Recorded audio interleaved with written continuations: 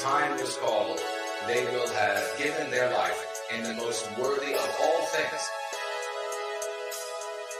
in the only way that can truly demand the life from you, and that is in service to the spirit of the West.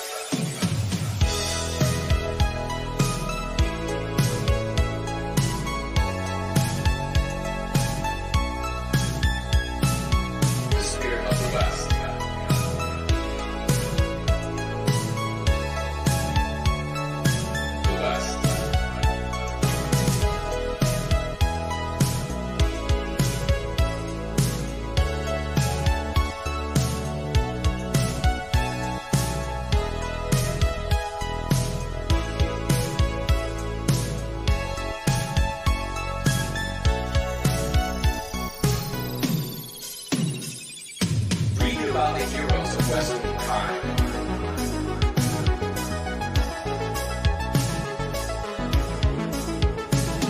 Throughout all of our history,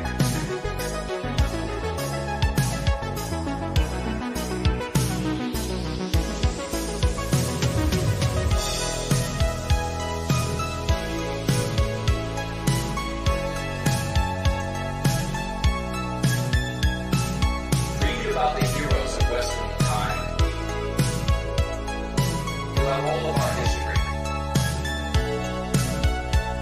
In the midst of combat, bullets flying by, they were able to maintain their composure, and they knew that if their time was called, they will have given their life in the most worthy of all things, in the only way that can truly demand the life from you, and that is in service to the spirit of the West.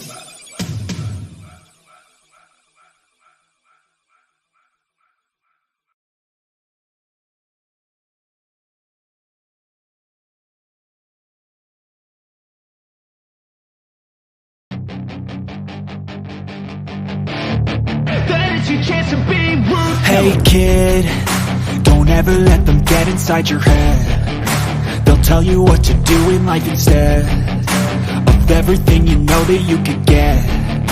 Don't let them guide your life towards regret. I'll fight for what I love with every breath. My past is filled with things I won't forget. I use them all to push me to my best. So treat the worst of times just like a test. If only I could go back in time, I'd tell myself that everything will end up alright. Just push yourself, test yourself, figure out what you like, and find your limits, don't be rigid, always work towards a prime. Surround yourself with open minds, people can change your life. A few friends with intent can help you feel alive. Find a passion, take some action, and with a little time, just be patient, make a statement, try to enjoy your life. They'll try to kick you while you're down. They wanna rise up while you drown. They wanna fill your head with doubt. They're silently scared that you'll figure it out. I'll make it look like I'm losing, won't bother hiding my bruises. And when they finally think you're wounded, then it's your chance to be ruthless.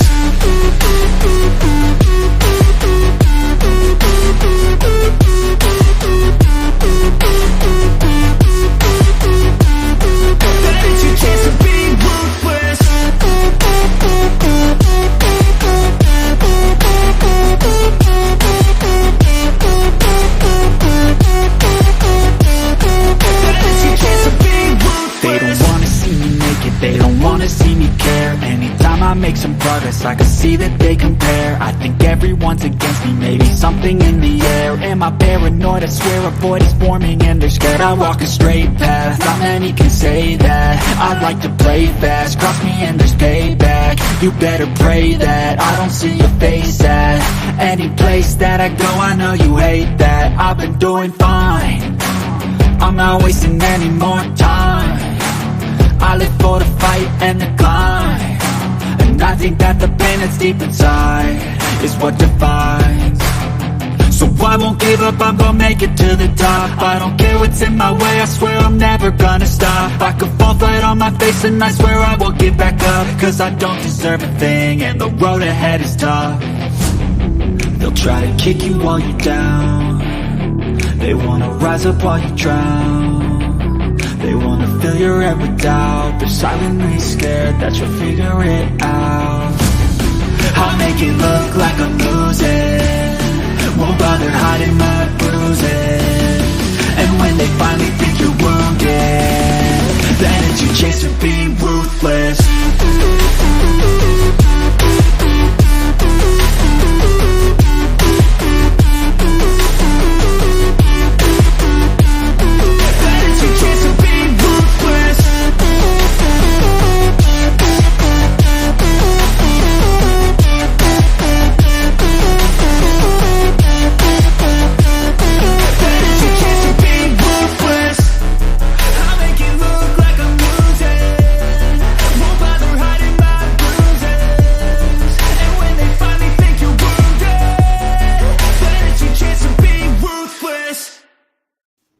I want to hear you all singing. When there's nothing left but the fire in my chest and the air that fills my lungs, I'll hold my tears and trade my ears for a glimpse at kingdom come. On the other side of misery, there's a world we long to see. The strife we share will take us there to relief and sovereignty. Oh my God, we'll have our home again. By God, we'll have our home. By blood or sweat, we'll get there yet. By God, we'll have our home. In our own towns, we're foreigners now. Our names are spat and cursed. The headline smack of another attack, not the last and not the worst. Oh, my fathers, they look down on me. I wonder what they feel to see their noble sons driven down beneath a coward's heel. Oh, my God, we'll have our home again. By God, we'll have our home. By blood or sweat, we'll get there yet. By God, we'll have our home. The road is dark, the way is lost. My eyes, they strain to see. I struggle forth to find a friend to light the way for me. Oh, brothers, can you hear my voice, or am I all alone? If there's no fire to guide my way, then I will start my own. Oh, my God, we'll have our home again. By God, we'll have our home. By blood or sweat, we'll get there yet. By God, we'll have our home. Oh, by God, we'll have our home again. By God, we'll have our home. By blood or sweat, we'll get there yet. By God, we'll have our home. Oh, yeah. Today, my thoughts on Twitter and Musk. Featured story today, body positivity is for women, not for lazy white guys with dad bods. We have also the great Yizz, the unifier, with us today. Going to be talking about her great victory and how we continue to have victories in this vein. We have a Go Free lesson of the day. It is, folks, the GFC of Virginia confronting Suzanne Fox. This is part 2 of our project several weeks back. I will also address during that section of the show Ye's Law, some of my thoughts, your comments, calls, and questions. And then you all know there's this. After the debacle with his wife at the strip club a couple of weeks back, Dave, also now known as Davy Baby by he and his very angry wife's neighbors, heads to Miami for work. After takeoff and with a million potentially divorce-related things in his mind, Dave tries to settle in for the long flight. He was having a polite conversation with the flight attendant when the captain began speaking. This is your captain speaking. I will want to welcome you to Air on the Run Airlines, flight 1062 to Miami. We're currently cruising at an altitude of 33,000 feet and an airspeed of 400 miles an hour. Oh my God! What the hell? What can we do? The airline jerks suddenly, and the PA goes silent. A few smooth flying moments later, the pilot's voice returns. I'm sorry, folks, but when I took my coffee from our new flight attendant, I accidentally spilled it in my lap. I know it must have scared you all, but I've ruined the front of my pants. Dave responded, "Oh yeah? You ruined the back of mine."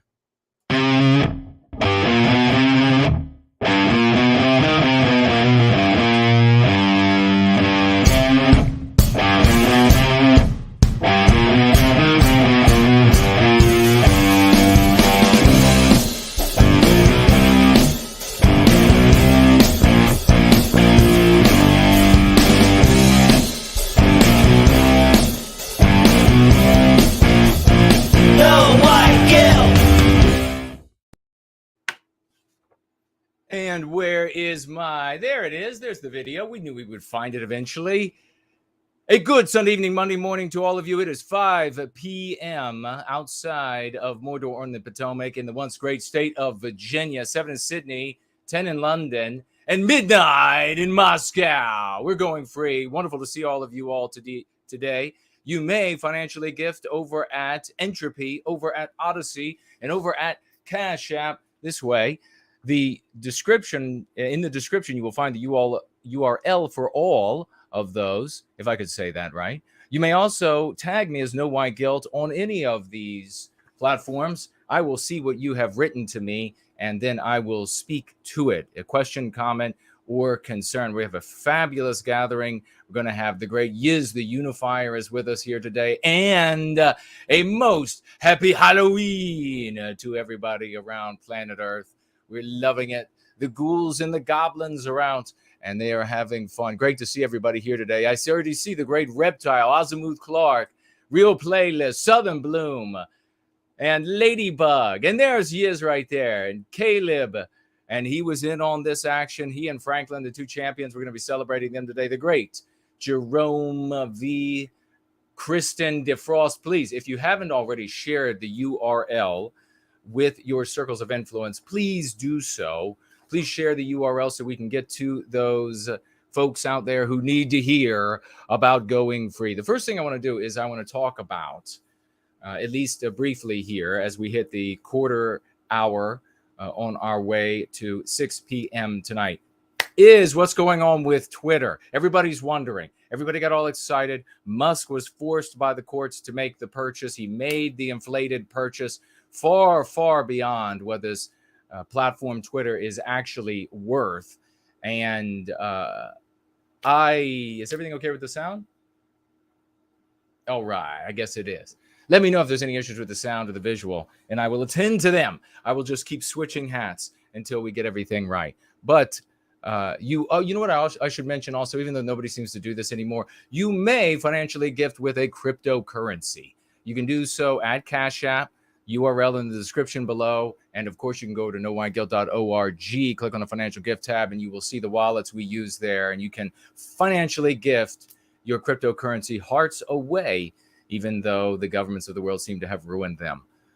What's going on with Twitter? Apparently yesterday was the biggest ban in over a year that took place on Twitter. And Musk tweeted himself that there have been no changes to the content moderation at Twitter. I think some people were hoping or believing, or anticipating, expecting that he might just walk in there and flip the switch and no more content moderation, at least for a time, and no more, and everybody who is banned gets to come back. Well, apparently that's not the case. In fact, he has tweeted himself the other day that nothing has changed in content moderation, and it won't change until, in fact, I think I have the verbiage, the specific verbiage here. Content moderation, there is going to be a content moderation council with widely diverse viewpoints. No major content decisions or account reinstatements will happen before that council convenes. So apparently he hasn't gone through and allowed everybody to come back. And what does a diverse viewpoints, what does that mean for the content moderation? I guess ultimately everybody's going to have to wait and see. There is a point here, though. There's a very important point. If you were getting banned because of your phone's identifier or IP address or something of this nature, and that's how you were getting caught for making a new account, and they just automatically ban for that reason, that I'm not speaking to that issue. What I am speaking to is this. If you are still talking in such a way that gets you banned from social media platforms, your problem is you. You need to stop talking in a way that the anti-whites are looking for, i.e. the villain in their story. The purpose of saying anything that contradicts the anti-white narrative is to put an end to the anti-white narrative, is it not? I mean, do you want to just sit around and complain forever about the loss of the control of our destiny? Or do you want to actually make a difference in the world? So I've had these people, and a couple of folks I got impatient with, because this is not just the past couple of days, but over the past couple of years, people who came in and said that they're going free and they're implementing the go free method in their lives, and yet they're on their like 18th Twitter account and getting kicked off of Facebook and getting kicked off of all of these different platforms. Your problem is you. You're not actually implementing the go free strategy. Now, there are, if you're going into other territory, into other subjects, say you want to talk about vaccines or something like this, you can take what you learn in the go free method and what you, by way of that learning and the go free method, how to properly understand the anti-whites and how they behave in power. You can take that knowledge and then you can use your own brain and then apply that to another subject matter and talk about that subject matter in a way that is not going to elicit the interests of their artificial intelligence, that is not going to make them storm right down into your home. Now, if you're doing all of these sorts of things, your home online, if you're doing all of these sorts of things and you're still getting tagged by them, then perhaps it's something else, and I'm not speaking to you either.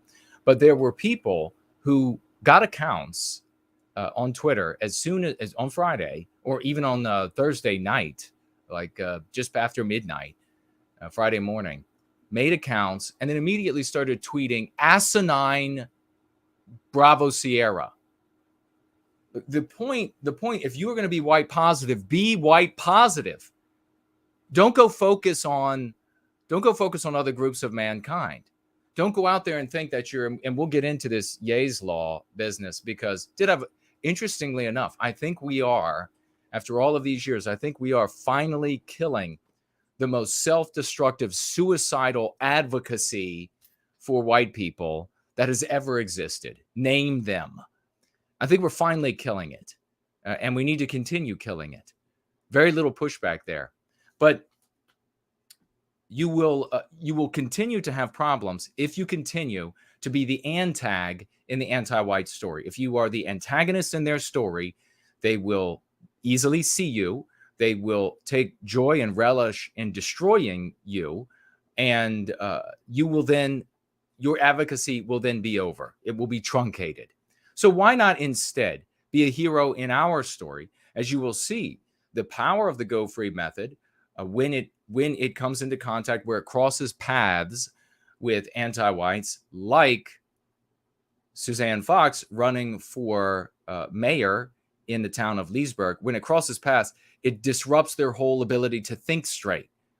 It absolutely confuses them. They are totally nonplussed and can't move forward. And we'll be sharing that video in just a little bit. So don't go anywhere. You're really going to enjoy that. But if you have any questions about Elon Musk and what's going on with Twitter, what might happen, I'll just say this, throw them out there, put them in the question widget. Financially gift, they'll absolutely be read. But I'll just say this. We don't know what's going to happen with Musk in the short or long term. We can anticipate some things broadly, and that is that we're going to have our greatest freedoms on Twitter in the first 6 or so months. Increasing pressure will be applied to him on that particular platform to by every node where people intersect or interact with that platform will be attacked. There will be a pressure, social pressure placed on him. There will be legal pressure. These pressures will go beyond the platform of Twitter. And so ultimately, if we were going to forecast anything, we would have to forecast the likelihood of conformity to anti-whitism. Might we even end up in an environment where they intentionally try to craft something that it looks like a resistance, looks like a controlled gab, if you will? Who knows? But we're going to have a span to make hay. And that span has begun, even though no content moderation has changed. If you can get back onto Twitter, or if you haven't been there before, the offenses, the things you could tweet that would immediately get you suspended or what have you, are, even though the content moderation hasn't changed, the typical things that have gone beyond the kind of things that people really complain about and get really angry about, the things where clearly human beings are involving themselves in interpretation, those things are slackened. Make hay now while you can on Twitter. We need to get to as many people as we can between now and maybe 6 months, and cognizant of what's actually taking place on the platform. As many of the same stringent rules are in effect and in place, tweet as a white positive person. And then if it changes, if it becomes a little bit more free speech, continue to tweet as a white positive person. Don't suddenly start talking about other races of man and what they're doing and how awful they are or something like that. Your heart's in the wrong place and you need to heal. And with that, I will get into, and Sloth's pointing out here that, of course, there'll be the economic pressures that will be placed. And I think, was it GM? Who was it that already said that they were going to withhold buying any more ad time until they are guaranteed? And he just had to put out this massive sum of money. He just had to put out this massive sum of money to purchase this platform, infinitely more money than the platform is worth. And you will discover that. But he's got to make lots of money. He's got to make lots of money for himself and his investors, and he's got to do it quick. So I expect to see other things. I mean, maybe we'll see on Twitter a new part of Twitter that is like YouTube-like. I mean, he might have to branch out in many different ways, but do not anticipate. Don't get your hopes up. You're definitely not going to be saved by a billionaire. You are definitely going to have to work from this point until we plant you in the earth, or from this point until you get cremated. You're going to have to work from this point until the end to recapture our destiny. Sorry, it's just reality. Sorry, nobody's going to come do it for you. And you're going to have to be smart about it, which is what we do here in service to white well-being. The great Fornull is in here saying, no white guilt, did you see that Warren Baylog came back to Twitter and his first tweet is a picture of Hitler and some German phrase? Well, that is fucking stupid. Good for him. Yep, that's really going to appeal to a lot of white people. Real Playlist says, you sound great as usual. Well, thank you. That's just my opinion. If he's going to go out there and he's going to prove me wrong, and he's going to talk about Hitler all day long, and Sig Heil and Roman saluting and goose stepping all day long, and then Make some, who knows? It's all God of the gaps. Get from there to what, like a political army that takes over the government. Well, then I'll be proven wrong when that happens. So Caleb is here. Great to see you. Elaine Sabatino is here. We're going to be taking a look at some. You can look around the room and you can see her lovely decorations.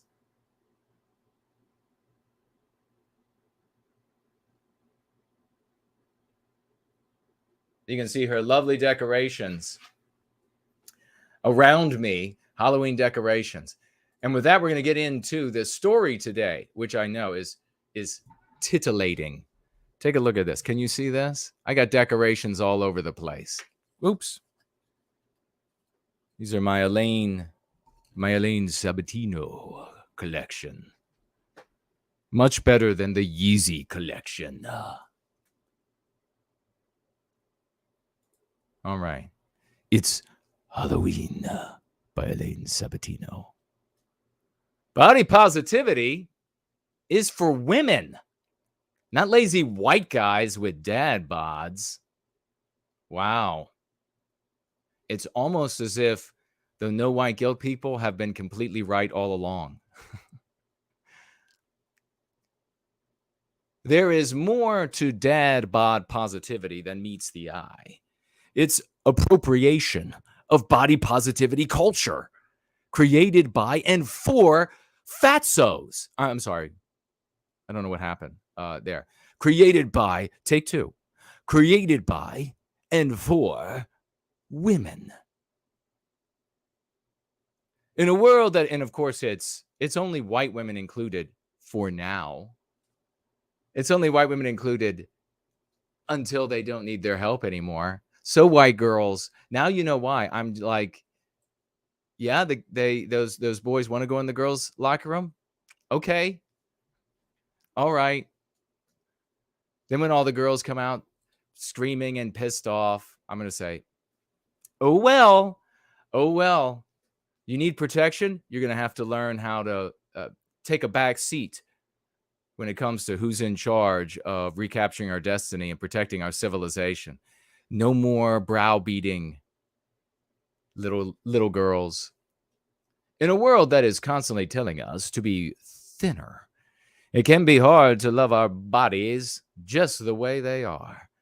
No, the world is telling you to be thinner. Look, you want to be attractive to others. Well, most people do, not everybody. Most people are just, I guess, or maybe many people, certainly the most anti-white among them, are just hideous monstrosities of human blobs. And they don't want to, I guess they don't want to be attractive. But the vast majority of people, to some degree, want to be attractive. They want to find a mate, and they want to be able to have physical fun with that mate. And it won't matter how much propaganda, how much anti-white filth you shove down people's throat as we reach the bottom of this first hour. How much of that you shove down people's throat to tell them that fat is beautiful. And remember, we believe here that there is beauty at every size. There's going to be somebody that finds you attractive no matter what you look like. It just happens to be I don't understand it. Trust me, I really don't understand it. But maybe that's why we used to have institutions for such people. Anyhow, there's beauty at every size. And even though that's the case, the vast majority of your options are going to find hot people to be hot. If they're attractive, they're going to find them. If they're in shape, they want them to be in shape, just like you want the other person to be in shape. I mean, let's be honest. If you want a role to squeeze into, then I guess it's justified for you to argue that somebody out there should want to squeeze into one of your roles.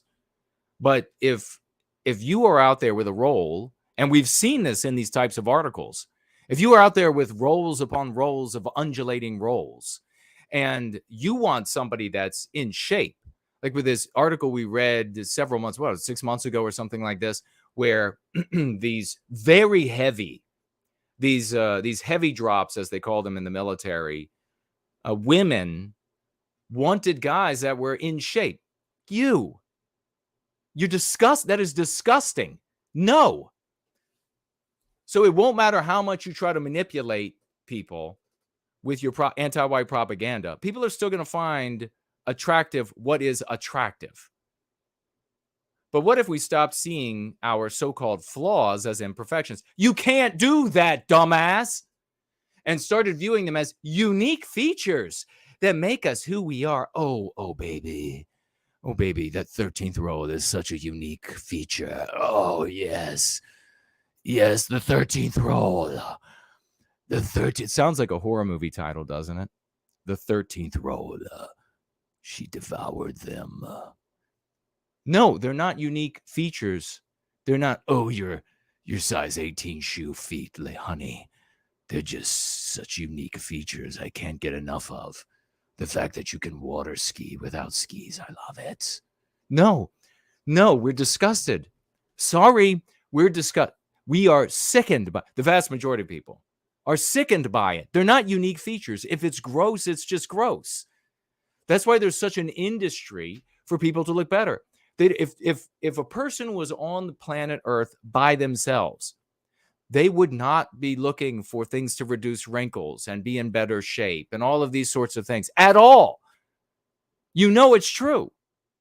The reason for it is because they want to have others sexually interested in them.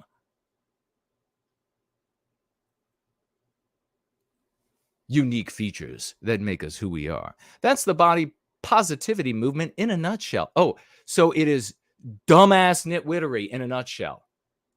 It is dumbass nitwittery in a nutshell. What if we stop seeing our flaws? Oh, honey, I just love the way your bottom lip hangs over your chin. Oh, yes. Or, when people you see these girls all the time, they do this. I don't know what's going on. White women, stop this, white women, stop this. They get these lip injections over and over so that they look like they have a sphincter on their face. Don't do that. And even worse, it seems like it's going away. I haven't seen it very often, but are these white women who will get, and I see it on white women. If it's happening someplace else, I don't. Maybe it is. But I really see it on white women. Not only is it dumb to get these giant lip injections and your mouth begins to look like a sphincter, and I guess maybe that's appropriate because it's largely just a lot of shit that comes out of your mouths.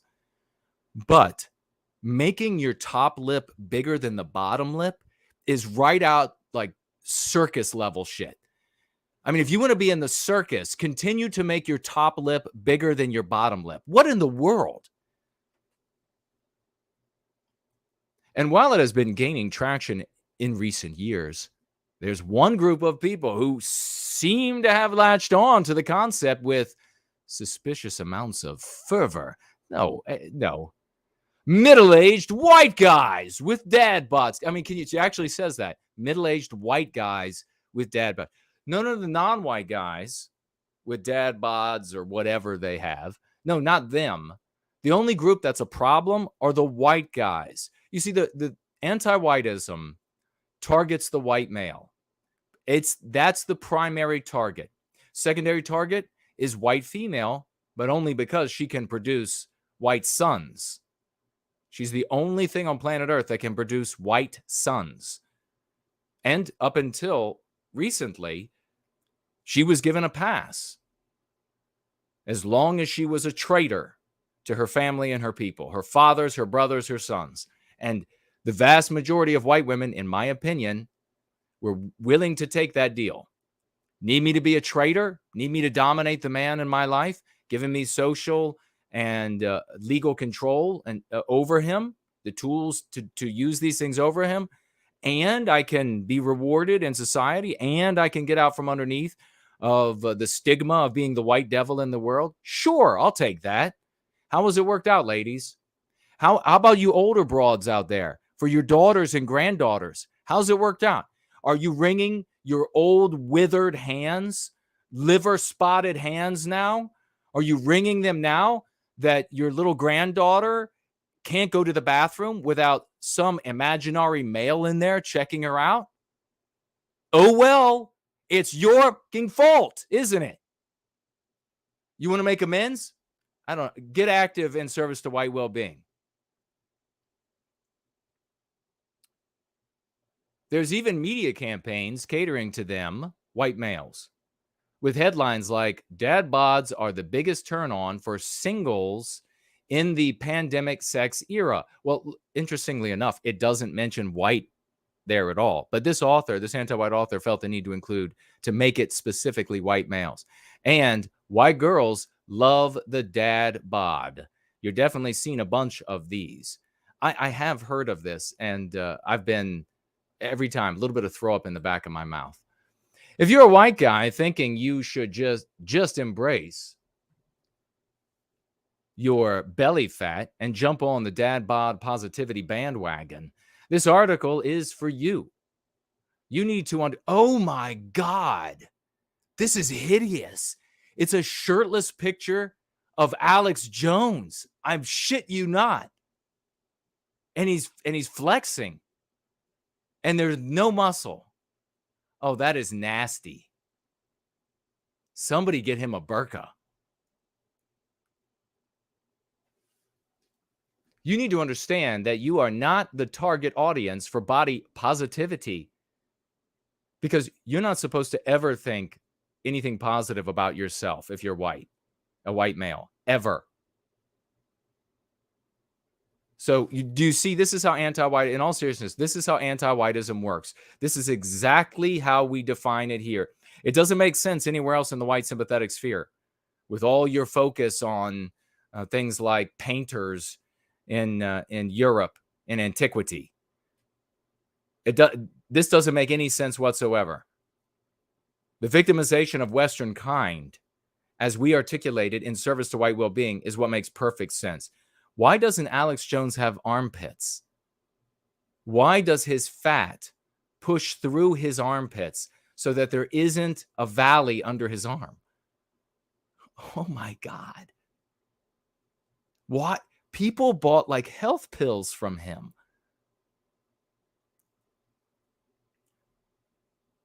You need to understand that you're not the target audience for body positivity. You were supposed to hate yourself, white man. Do you get it?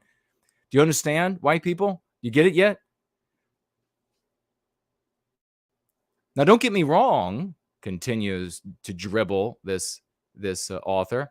It's nice that people are starting to accept themselves for who they are instead of succumbing to societal pressure. Although, let's be real, most dad bods probably wouldn't even consider going shirtless at the beach. Thank God.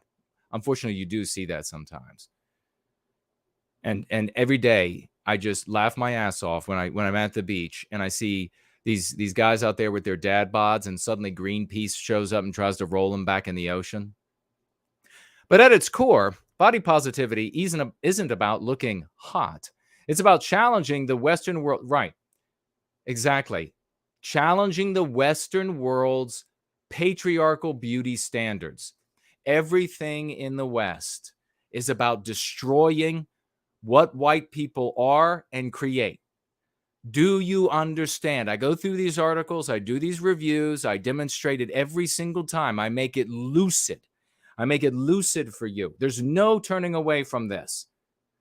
This author, this anti-white, is saying it right here, plain for you to see. It's not about looking hot. Where does hot come from? Well, it's in the heads. It's like the concept racist. It's in the heads of everybody, right? That's where the concept hot comes from. It's in the heads of everybody, sometimes other places. But it's in their heads. And why is it there? It's genetic. We're looking for matches genetically. It's the same reason why when you get a bunch of sparrows at the bird feeder, for some reason in a generation or two, you don't have all like muddy sparrows. You continue to have all of these beautiful colored and shaped and plumed sparrows. We're looking for our matches to the best that we can. They want to take that in a Western world and say that's part of a Western norm, something that's just genetic and instinctual. It's our norm insofar as when white people are looking for mates, it's our norm. But black people also look for mates in their community. Jews also look for mates in their community. But there's only one community here that has to be white erased, and it's white people. So if something stands in the way of a blowfish, of a blobfish getting sexual satisfaction, they're not going to blame the Jewish genetic urge to find a attractive mate, or the black genetic urge to find an attractive mate, or the Arab genetic urge to find a attractive mate. No, they're only going to blame white people. So suddenly, this thing that's uniform, not just to human beings, but to all animals, suddenly becomes the fault of the white race. Once again, we're right. But then the author specifically says it's about challenging, and by challenging, they mean white erasing, destroying. It's about challenging the Western world's patriarchal, more of the anti-white hatred of white men, not all men, white men, because what men produce Western civilization? White men, of the patriarchal, in my opinion, of course, of the patriarchal beauty standards. And that challenge by definition has to exclude, the challenge by definition has to exclude white guys to stay authentic. It's about challenging the Western world's patriarchal beauty standards. And that challenge, by definition, has to exclude white guys. Of course, this lie, I guess, waxes into a lie now to stay authentic to women culture. There's no such thing. That's a way to tease white women away from the white males. By definition, it has to exclude white men because why? Because the target is white males. Because white males are supposed to be victimized by this. Because our expression of beauty is supposed to be victimized by this. And by the way, this is a much bigger subject than just whether or not you can get your rocks off. Because beauty is a virtue.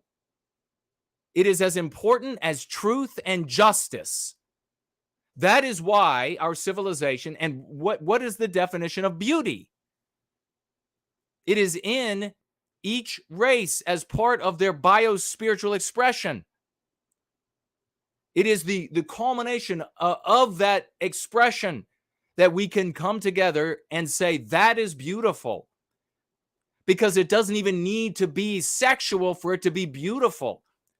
It's in our biospirits. It's what we produce onto the world. This anti-white knows very well that to victimize Western kind, you must destroy its projection. And that is exactly what these anti-whites are doing. Also, I can't help but feel like this trend is the usual suspects culturally appropriating something. So, in other words, according to the anti-white narrative, white males and that white race, they're just stealing. All they do is steal. They just got a history. Do you want to continue to be in the anti-white narrative? Because when you argue with inside the anti-white narrative, think about it. Think about it. There's a whole history that you're going to have to deal with. Your race is nothing but thieves. Now go ahead and make your point. How can I? And you know, we've been here for decades, and there's still people who hear what we have to say, and they're still like, I don't know if I like the go free stuff. Now you go ahead, go back into that other narrative and deal with that history of being a thief in all things, in all ways. That was never meant for them in the first place. They have a history of thieving things, of purloining things, appropriating things that were never meant for them in the first place. They just stole everything, you evil white race. The body positivity movement was created by women. Specifically, white ladies, did you think you were getting a little bit of a pass? Do you think you were getting specifically black women? Specifically, black women. It was created by the black women. Bow to them, white ladies. as a brilliant, sassy, yet emphatic response to the unrealistic standards of beauty imposed on us by Western culture, meaning white males, white people, right? You don't have to abide by our standards of beauty. Just go be you. They can't do that, though, because they are inflamed and empowered with anti-whitism. So everything is about destroying the white race. This could be, this woman, this author here could be a black woman who could be Volkswagenish, and she's not getting as many sex partners as she would like to have in her community. And so therefore, I, no white guilt, have and my people's projections have to be destroyed. That makes a lot of sense, doesn't it? Just Crisco her into a porno shop and be done with it. It wasn't designed for privileged white males who already conform to their own traditional ideas of masculinity. It was meant for, and of course that would be a cut down for us. It was meant for those of us who often feel invisible and unworthy. Trust me, you ain't invisible. If there's anything invisible, it's like Olive from that Popeye cartoon back in the day. It's not you. Not you. There ain't nothing invisible about you. I mean, when you walk down the street, you're so big that you got gravity and smaller people orbit you. There's nothing invisible about you. This is a fictional person I'm creating, by the way. Nobody actually looks like that. Nobody actually has people that orbit them. Gosh. It was meant for those who feel invisible and unworthy. We feel unworthy because we don't fit into patriarchy, white supremacists. Actually, this person actually wrote this. What retardus said these things? Is there no name for the author? I mean, is she in hiding? The patriarchy's white supremacist definition of beauty. Whatever. You're just angry because there is anything other than bloated porn. Sorry, your community doesn't like you as much as you would like them to. Well, I'm all for people loving their bodies, forgetting who the body positivity movement was created by, and for feels problematic and sus like it's some kind of 4chan operation against feminism. But she was really high on spice in her food. Remember, free bleeding? No, thank God. Yep, I'm getting those vibes from all over this dad bod positivity thing. No, never heard of that. So can we please stop pretending the body positivity movement is for everyone? It's not for you, white people. You white women, if you're willing to really betray the men, then yeah, but not you white guys. You are the victims. White women, your sons, your husbands, your male cousins, your uncles, your fathers, they're the target. Get on board with us so that when Jason and the white well-being community leads Western kind back to the recapture of our destiny, those folks will remember you as evil bitch traitors. Body positivity is for women, actually writes this, led by black women, to celebrate our diverse shapes and sizes and to finally feel like we belong in a world that has always told us we don't. You know what? I feel, coming to the end of this article, and we're going to get to the random question of the day in just a moment, but I'm feeling like, there aren't enough people out there that find, let me just break this down for you on this Halloween Eve here. I'm really feeling like I'm going to open up for a moment. I just want to open my chest up. You can see my hurt and my pain inside. There's really just not enough people out there that find muscle, shredded, firm, lean, fast, well-endowed, genius, handsome white men as attractive as I would like there to be in the world.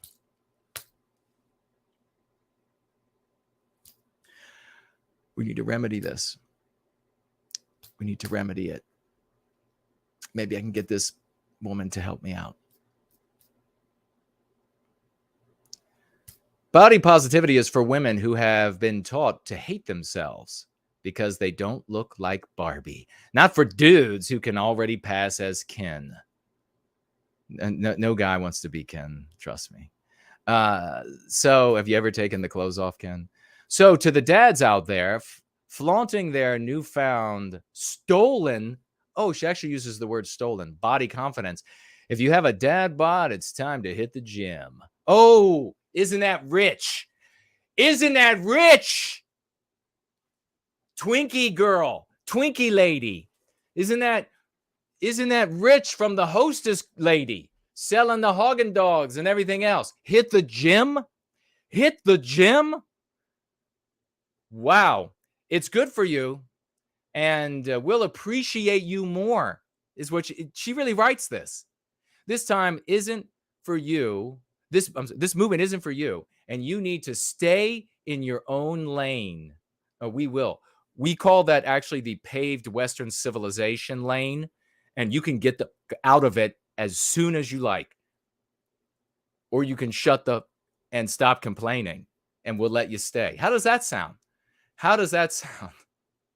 Stay in your own lane. Yeah, we'll take that shimmering paved highway over bridges, over impassable parts of the environment from coast to coast, continent and continent, over lakes, over mountains, under lakes, under channels. We'll take those lanes. You can have those like animal trail through the wood lanes if you'd like. You can have those. You can have the game trail. You can have the game trails in the woods if you like. Who actually wrote this? What, you want to bet it's actually like a white woman, a really big white woman? How much do you want to bet it is? There's no name. Did Alex Jones write it? All right, let's get on to the question. I bet you it's a white woman. I bet you it's an anti-white white woman. And I bet you that as there's beauty in all sizes.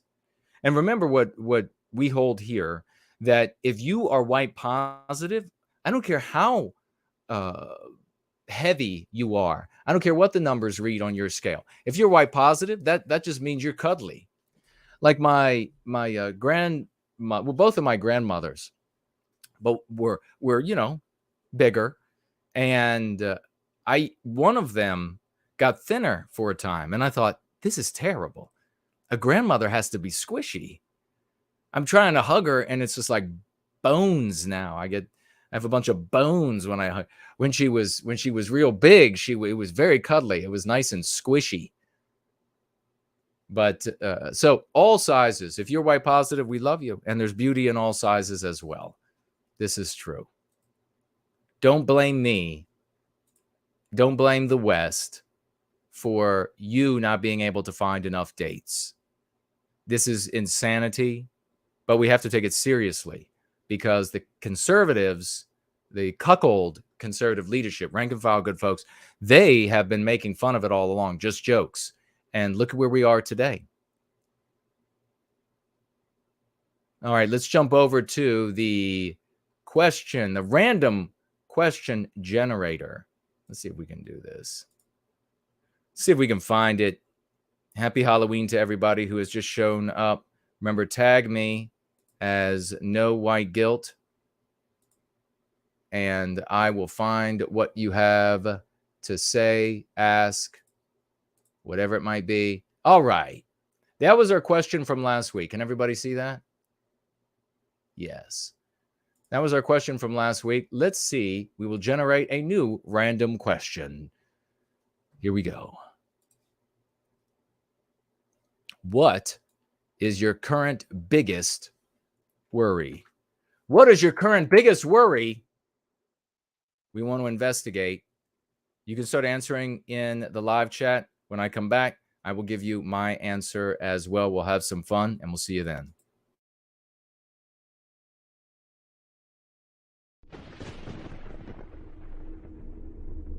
Happy Halloween and white well-being.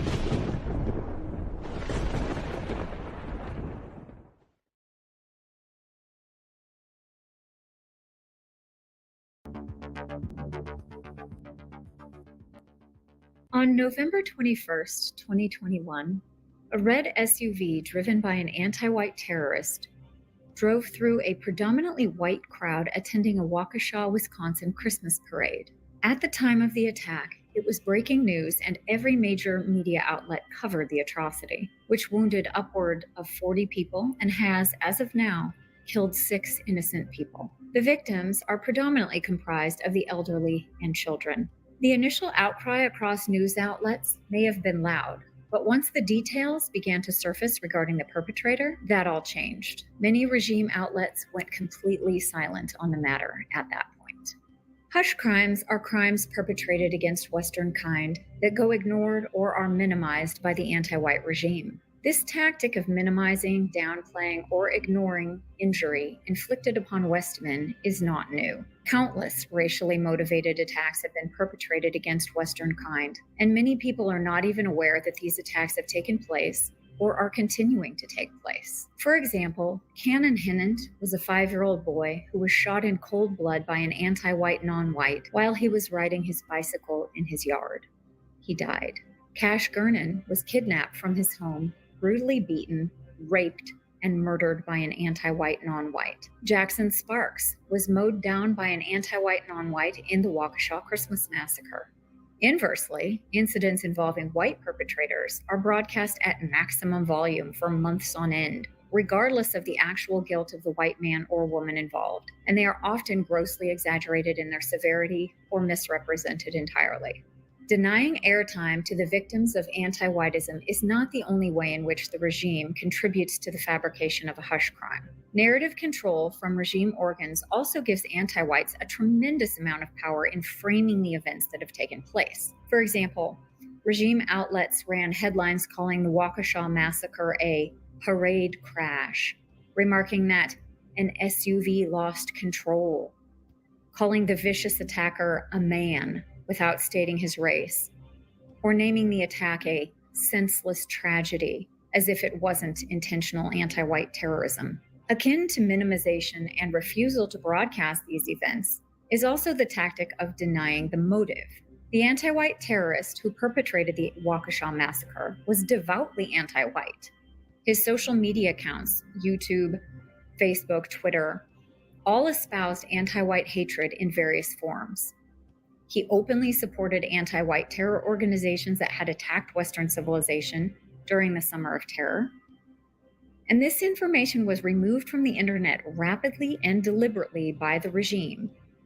Thankfully, not before people could find him and download the information for themselves. Nonetheless, thanks to the stranglehold on the flow of information and the ability to construct these anti-white societal narratives, the regime denies any anti-whitism from this terrorist. One may be inclined to ask why the regime would undertake such actions, or point out the seemingly hypocritical double standards of these institutions, and demand fair treatment. That's not going to happen. The regime will not cave anytime soon to pressures or outrage for a very simple reason. The regime is pushing the ideology of anti-whitism, the same ideology that filled the Waukesha terrorists with racial hatred. The Waukesha massacre is a byproduct of the anti-white programming that the regime propagates. By rightfully identifying this attack for what it is, anti-white terrorism, they would undermine the very narrative that they seek to spread.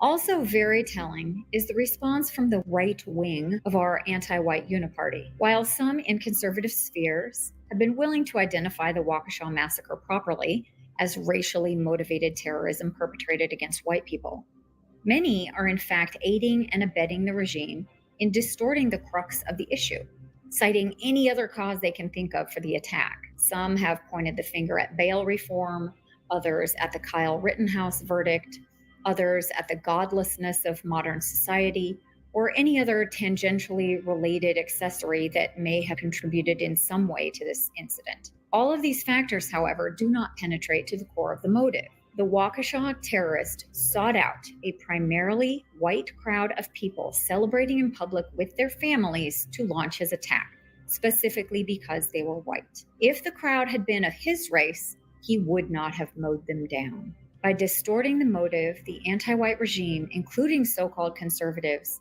contribute to the propagation of hush crimes committed against Western kind.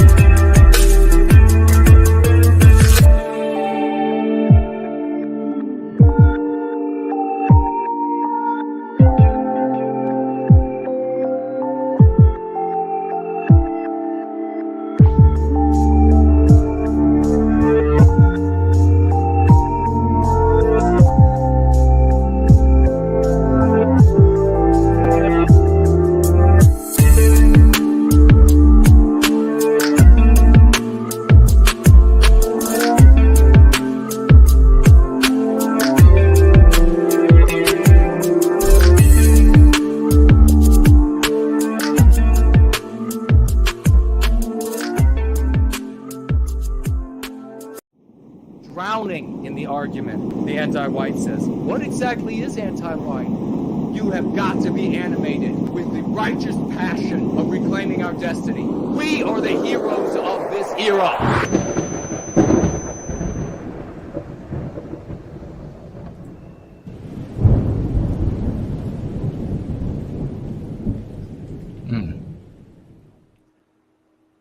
And we are back. Have you all been answering? We're going to have Yizz on very shortly, probably about another 10 minutes or so. And then after that, don't go anywhere, because we are going to review this video that I have put together with no sleep whatsoever to try to get done so that we could have it today ready and be able to enjoy the Virginia GFC's operation. Where we went and watched these the mayor and mayoral candidate running for the office, their debate-esque opportunities to speak, and we approached both of them. You saw the first video 2 weeks ago, and that was the Democrat. And today we're going to look at a video. Now this one's longer, much longer, about 13 minutes, I think, and the other one was like 4. Because we get to talk with Samantha a lot longer, and the purpose had changed, and we'll talk about that when we get to it. But let's see, has anybody answered the random question of the day? Did anybody find, what's your current biggest worry? What is your current biggest worry? There's the great Mrs. Jess Horse, and Sail Away is with us, and the great Elaine Sabatino, Face is here. Franklin said, woo, sleep deprivation. Sudoku, you're going to like this because Samantha, Suzanne Fox gets very upset at points. And I'm just like, so go ahead. Go ahead, lady. Get your panties in a ruffle. I'm not going to jump. But the great biospirit of the West is here. My concern is aging and becoming dependent on caregivers who may be anti-white. Now, that is a completely legitimate concern. It's happening all over the country. And these videos, they keep appearing of these anti-white folks in these care environments, and they're just brutalizing the old folks. And you really have to, you're confronted with a situation, especially if you're a woman, where if you didn't produce a family, and again, not every woman is going to be able to have children. That doesn't mean that herself, that doesn't mean that she can't end up being a mother to children. There are other ways. But if you're one of these women who specifically you're like, I'm going to be anti-white, I'm going to be in a half male, and I'm going to get out into the world, a simulacrum of a male, and I'm going to get out into the world, and I'm going to take advantage of all of these opportunities, these preferential treatment and special privileges, and not have to be responsible for my actions largely. And then you get to the end of your life and you're getting raped and brutalized in the old folks' home. Whose fault was that? There was no guarantee that, especially with your participation in anti-whitism, that we were going to continue to live in a Western country with Western norms where people doing such a thing would be executed if found guilty. No. The jungle is always trying to creep in to your civilization. It always is. It's the law of the jungle. That's what the world operates under. And you have to continually hack back at the vines. And if you decide to undermine those in your society that are trying to do that, which so many of you have, then you end up in an environment like this. So won't be people there to take care of you. Euro Yankee is here. Great to see you. Prime time. Trigger warning. Hey, take the opportunity to head out if you're not answering the question. Your current biggest worry. My current biggest, if you're not doing that, you need to head on out to your circles of influence and drop the URL. Tell folks that we are live and that we're going to be discussing this video shortly. And we're going to be talking even more shortly with the great Yizz the Unifier about her huge victory recently with a bunch of other champions. So take the opportunity. My biggest worry is right now is that, as I was saying, there just simply aren't enough people that find attractive. I mean, everywhere I go, this is just you look at this package. I don't know. But, or maybe my biggest worry is that the junk food stuff at the grocery store will run low. And then I may potentially fall prey to some very hungry hippopotamuses of the welfare variety. Like, you get at the zoo, you get welfare.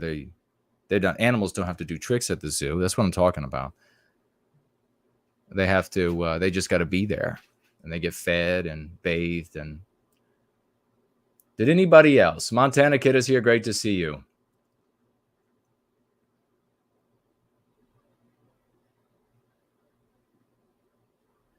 Yeah, whoever was the voiceover on that Westman Media was fantastic.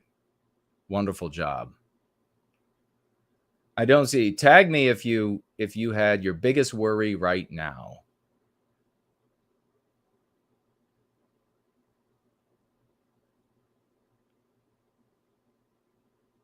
Who killed alternative contrarians? The biggest worry is who killed JFK?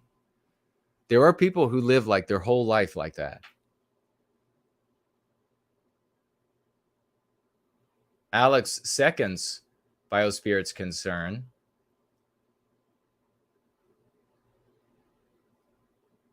Slot says biggest worry is health related, but less personally. My biggest worry is if my work is erased with me and never achieved does not survive. Yes. I know what you mean. Absolutely know what you mean. And when it comes to personal health, you just invest to stay away from the things that are harmful or will exacerbate things that are wrong, and invest a little bit. You don't have this occupy your whole world. The positive things that you could do maybe to remedy the issue, and you can make it be like an ongoing thing that you experiment with, maybe different things, but then you compartmentalize it so that, okay, I'm going to have this much time. I know it can be hard, especially if it's something crippling.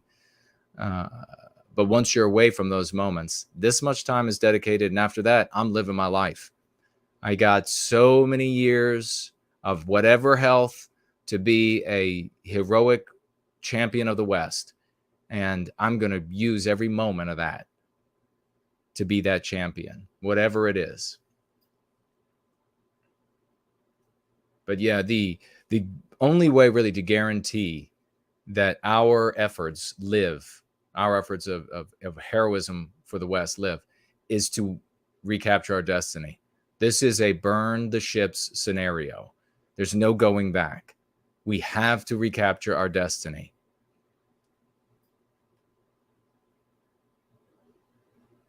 A lot of folks concerned about ending up in an old folks' home with a bunch of anti-whites that are going to treat you horribly. Elaine Sabatino saying her mother was abused by an anti-white, non-white caregiver. Yeah, it's absolutely true. It happens all the time. We see the videos all the time.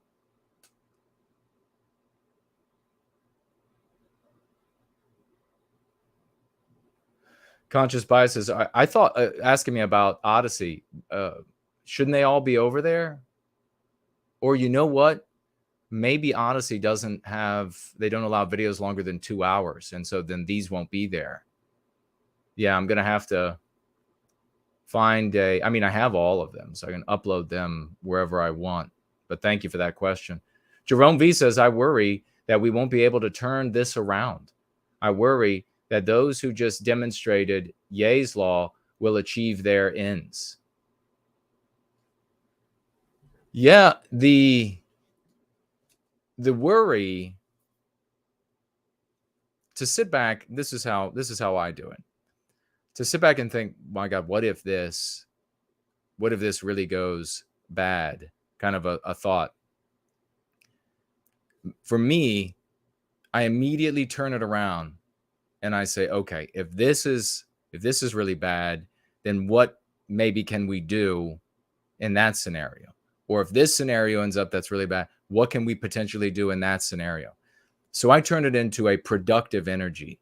Worry is only useful when you can use the energy to be productive. If it's not turned to productivity, worry eats you alive. Especially when it's something outside, something too big to do anything about, like a meteor hitting the planet, or a hurricane that it's too late to do anything about, or that you worry that you might wake up and it might be a hurricane or something like this.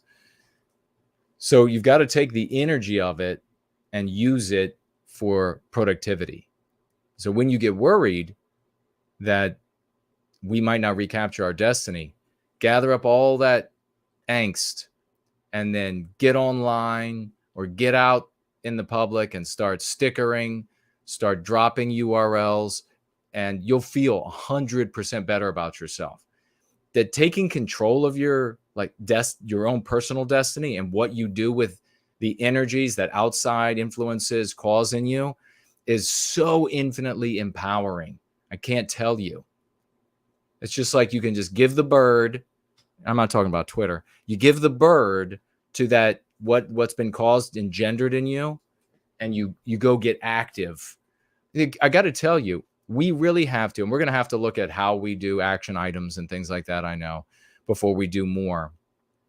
But I've got to say again, I was just sent another video because I was talking about Nick Fuentes remaining relevant just by yelling at his audience to go and advertise, to go and use his name.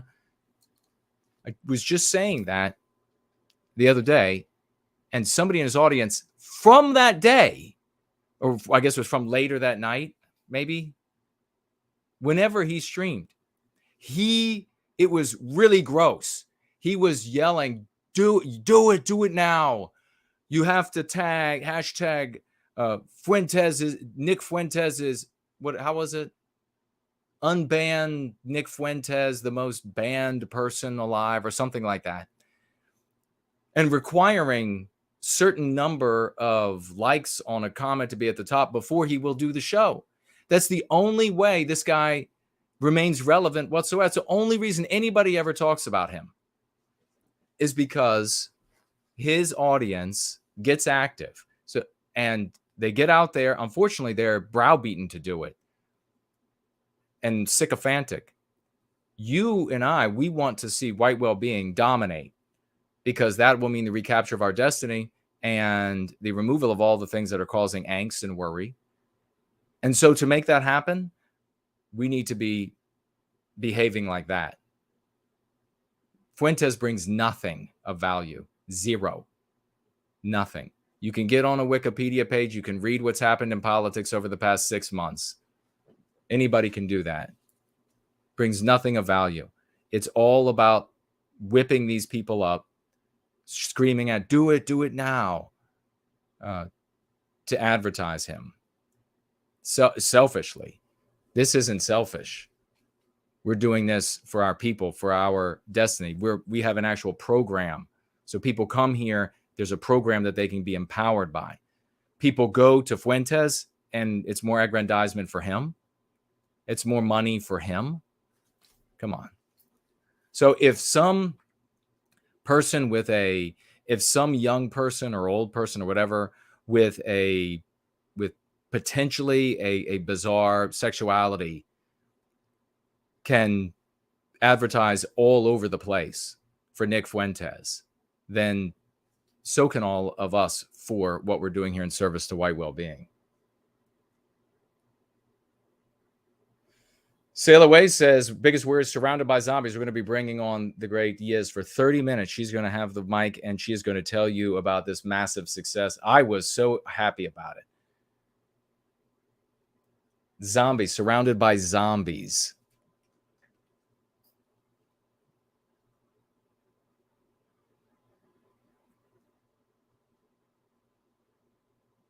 Diamond Dust says, the only nice dad bod I've seen is on Putin. I don't know if he even qualifies for a dad bod, just an older man who is in shape. Yeah, he definitely is in shape as an older guy, without question. Steve is asking if I'm friends with Ramsey Paul. Well, we've been on each other's shows in the past, but then he kind of once again moved further away from white sympathy. And so I don't know if he would associate with me again. And Elaine Sabatino even pointing out that it was more than one anti-white caregiver, that non-white, anti-white caregiver that abused her mother. Helios Abbott is here. When my mom passed away, I will have no true friend. When my mom passes away, I'll have no true friend or ally left in this world. Wow, brother. You got all of us. You got all of us, man. Get involved. Are you in a GFC yet? Get in a GFC. Are you in the general chat on Telegram? Get into the general chat. Get involved in the outreach team. These are the best human beings you'll ever meet. They don't have to be down the street to be wonderful people in your life.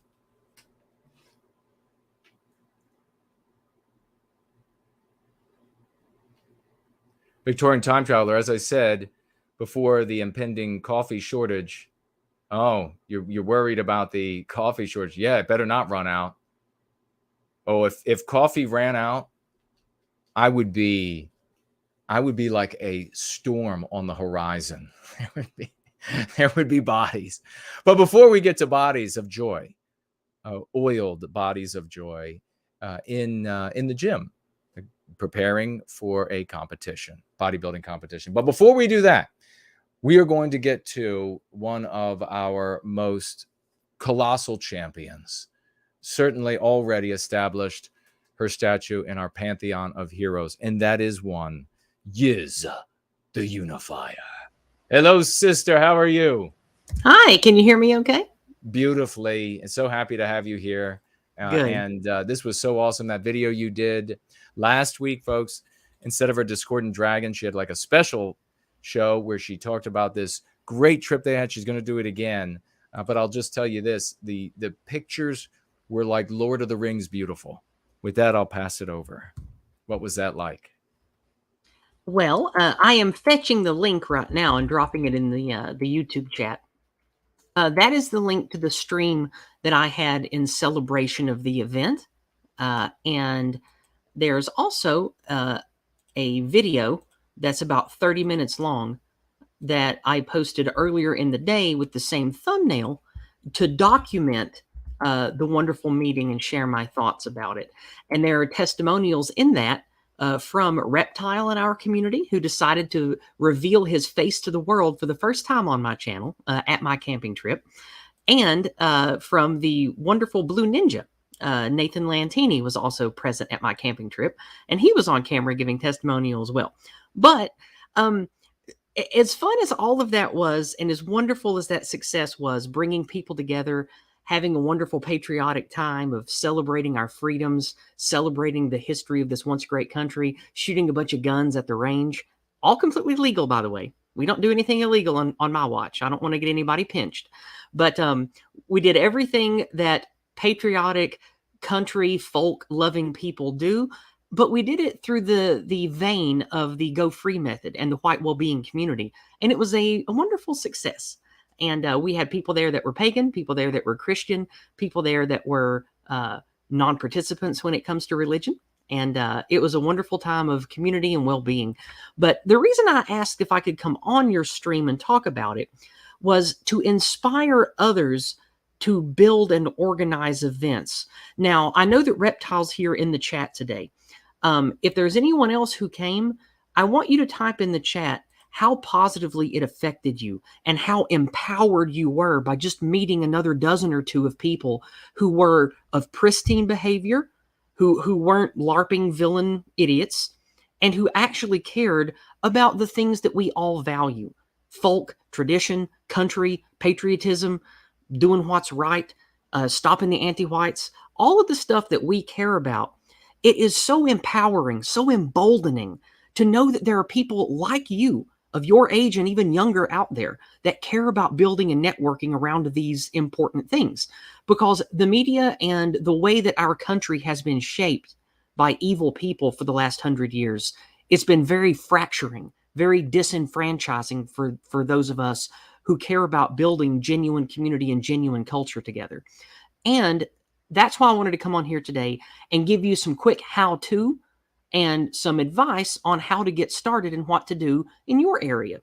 So, Jason, you and I can talk back and forth in just a minute. I've only got a couple of minutes of things to get out here, and then we can talk, okay? So, the first thing to remember is there are people like you out there, even if you live in a very anti-white dominated city. Even if you happen to go to a university and you see anti-whitism and other disgusting things around you every day, there are people that think and feel like us all across our countries, especially in America.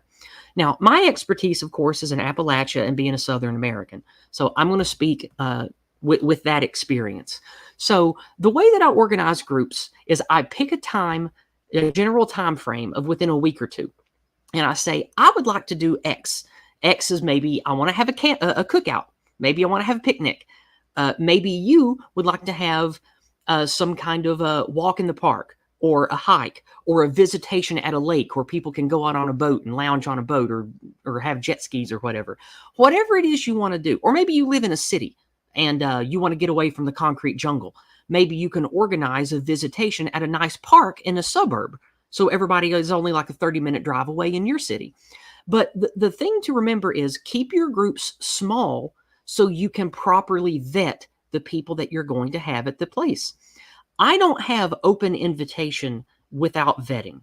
When I organize events, I ask in open forums who's interested, and I don't pressure them. I let my email address and my social media be known for those who are interested. That's casting a wide net. You can do that at work by putting up things on your bulletin board. A lot of workplaces have Facebook groups and other or sometimes private digital exchanges that you can meet people. And don't say anything in an environment like that will get you in trouble. Don't say, I'm throwing a picnic and we're going to complain about how the non-whites are all bad for us. Don't say anything crazy like that.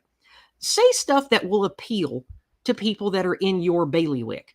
Talk about, I want to have a meeting for people who want to talk about video games before they got ruined by modernity. Now, the people that care and that are aligned with us, they're going to know what you mean. And other people aren't going to care or take notice, especially people like feds and meddlesome anti-whites at work.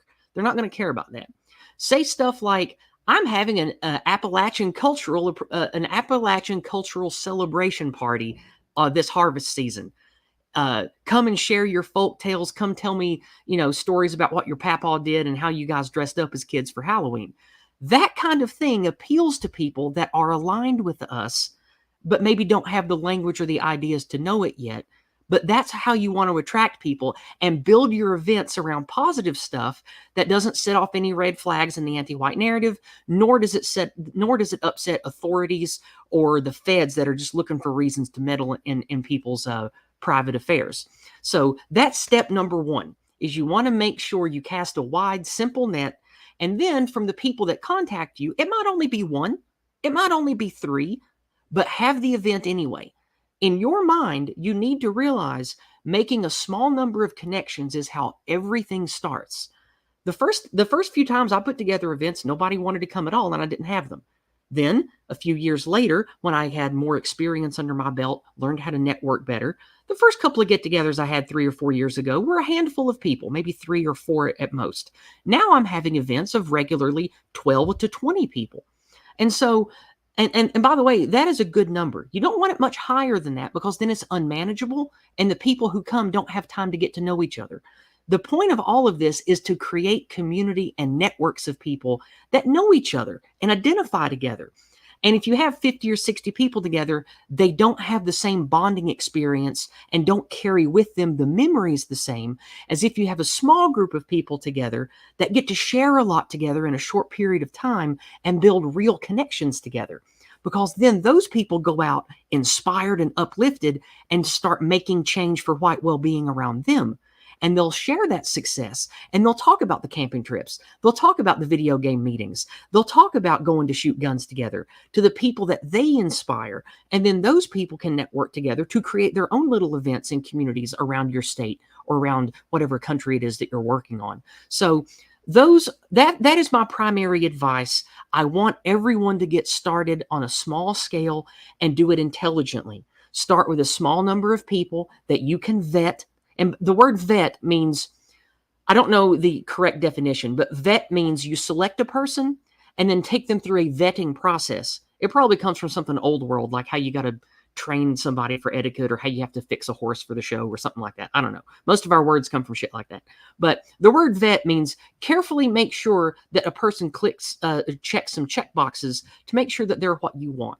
You don't want any ant-nat foolishness. You don't want low IQ groiper nonsense. You don't want people that are obvious feds or malcontents coming to mess up your event. Just easy things like that can be handled in a simple voice-to-voice conversation. You can do it over the phone. You can do it on cam, things like Facebook and Discord and all of that. Get to know for just a few minutes the people before you invite them to meet up in person at one of your little group meetings, whether it's a Go Free Club or just a one-off event. Do a little bit of vetting with each of your people and do the things that I said previously in the last 6 or 8 minutes. And please be inspired, because this is how it starts. We have to start building culture and community because everything's been shattered and taken from us. The only future and culture that our progeny will have from this point forward is what we build together now. So that's the end of my inspiration and encouragement to all of you to organize meetups, to make Go Free clubs, and to do the things that I think are valuable to recapturing our destiny, which is building real community. And with that, I'll wrap it up and turn it over to you, Jason. You're muted, by the way. You're muted. You have to. Thank you for that. Marvelous. I wanted to say that Reptile expressed my sentiment perfectly. He says, Yizz is understating just how awesome it was. All caps for awesome. And the pictures don't do it justice. I tried to do my best. When I was watching this video, folks, I got to tell you, you could see the energy in these champions. You could see the determination in them. And the environment is absolutely pristine where they were. It was a immaculate and wonderful time for folks to be able to come together. I can't wait to participate in one of these. I've been to the picnic that Yizz had, and that was fantastic. This was, I could tell by the energy and by the spirit that was engendered there, the photographs of that scenery, just an absolutely uplifting, invigorating, and also a way to instantiate the actual efforts that we are engaged in here in service to white well-being. These are events of people coming together. And incidentally, I'm going to give maybe a little bit of a hint when I talk about a little bit later in the gathering, phase 3, just that for the organizational entity coming together and creating the GFCs. This sort of thing is fundamental to this next step in this process of the organizational entity. So I was so excited to see that. And could you try to convey, I guess, some of the camaraderie that you all were experiencing? And also, folks, listen, one of the biggest ways to maybe break down some of the walls that people have when they are confronted with white sympathy of some type. First of all, you have to be white positive. But to be able to be in a fun environment like this, to be in nature, and to have that camaraderie, it's a wonderful sort of a salve for the wounds that anti-whitism has inflicted on us. But please speak to that if you can. Well, except for one person, Nathan Lantini, I had met everyone else who previously in person who came to my event this fall. Well, let me make sure.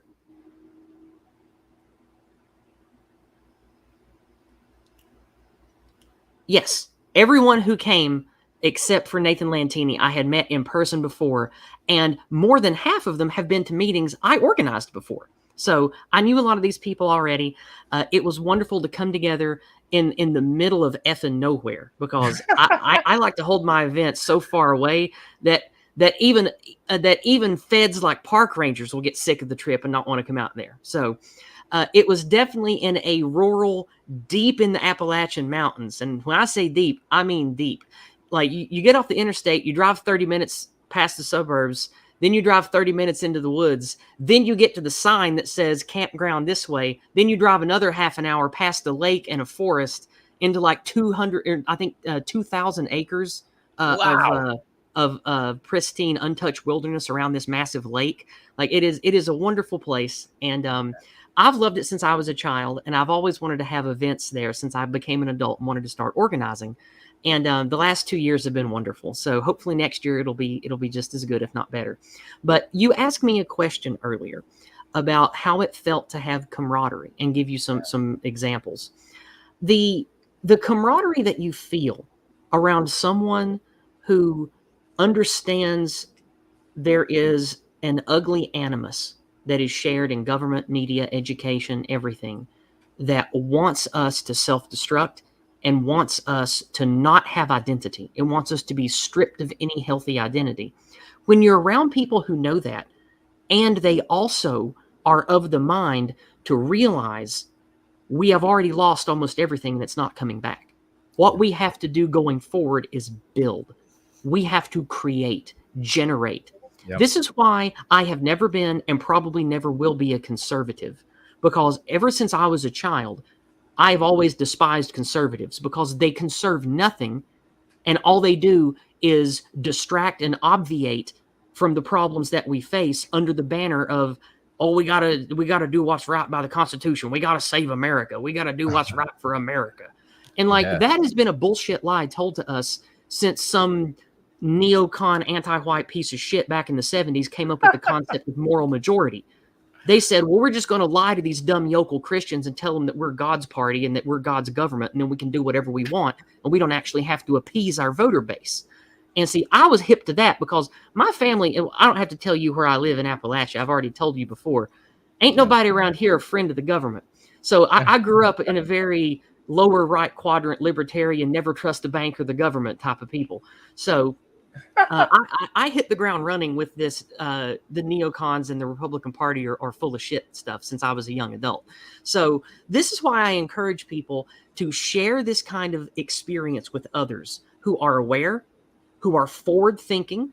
And I don't want to use the term progressive because that's so cancerously used by the anti-whites. But like, you want people who are of a constructive mind and realize that we are up against something that isn't impossible. The poison that's sickening all of us, the anti-whitism, it relies on our, what's a good word? Placidity. It relies on our placidity to just zone out and go with the flow and be okay with our demise. And that's why those of us who speak up and use the Go Free lexicon, that's why we are so powerful in the face of this evil. Because if you have an evil little gremlin in your closet that's poisoning your food, when you open the door and shine a light on him and say, this little troll is poisoning our food, I would like him to stop doing that, wouldn't you? That's what the Go Free method is to all of this. There's no defense against it when you actually confront the evil being done to us in the correct way and don't play the villain and step on the landmines they've laid out for us. And when you're around a bunch of people who get that, even if they're not going free and using our lexicon, because some of the MAGA dudes that I hang out with, the patriots, they are of the same mind of this is all bullshit. And all of this political back and forth, it really just hates us because we are the quote real Americans. Like, you know how they talk, the little boys and all that. Like, you know, you're from the same. But they aren't exactly going free, but they get a lot of the things that we get. And when you share camaraderie and testimony with a bunch of people like that, you know that you're not alone. And just the 13 or 14 of us there sharing stories, dozens of other people came up in conversation of, I know so-and-so that does this in our area. I know so-and-so that does this. So-and-so starting a business where I live, or so-and-so where I live, he's white positive and he has a small farm and he trades eggs and does this kind of thing with his sheep and all this other stuff. And this is how real community and real culture is built, by like-minded people coming together. You can look at the peoples who survived during the ugliness of all of the wars. And I call them all the anti-white wars, all this brother war nonsense. The people in Russia during the Soviet Union times, the people in Germany during the Third Reich times, the people in Italy during the fascist times, the people in France being bombed and warred over from every side, the people in England during the horrible wars in the early 1900s. During this horrible time, all of our ethnicities, we had to labor under war and oppression of a magnitude far beyond the keening of most people today. And they still created art. They still went to church. They still had gun clubs.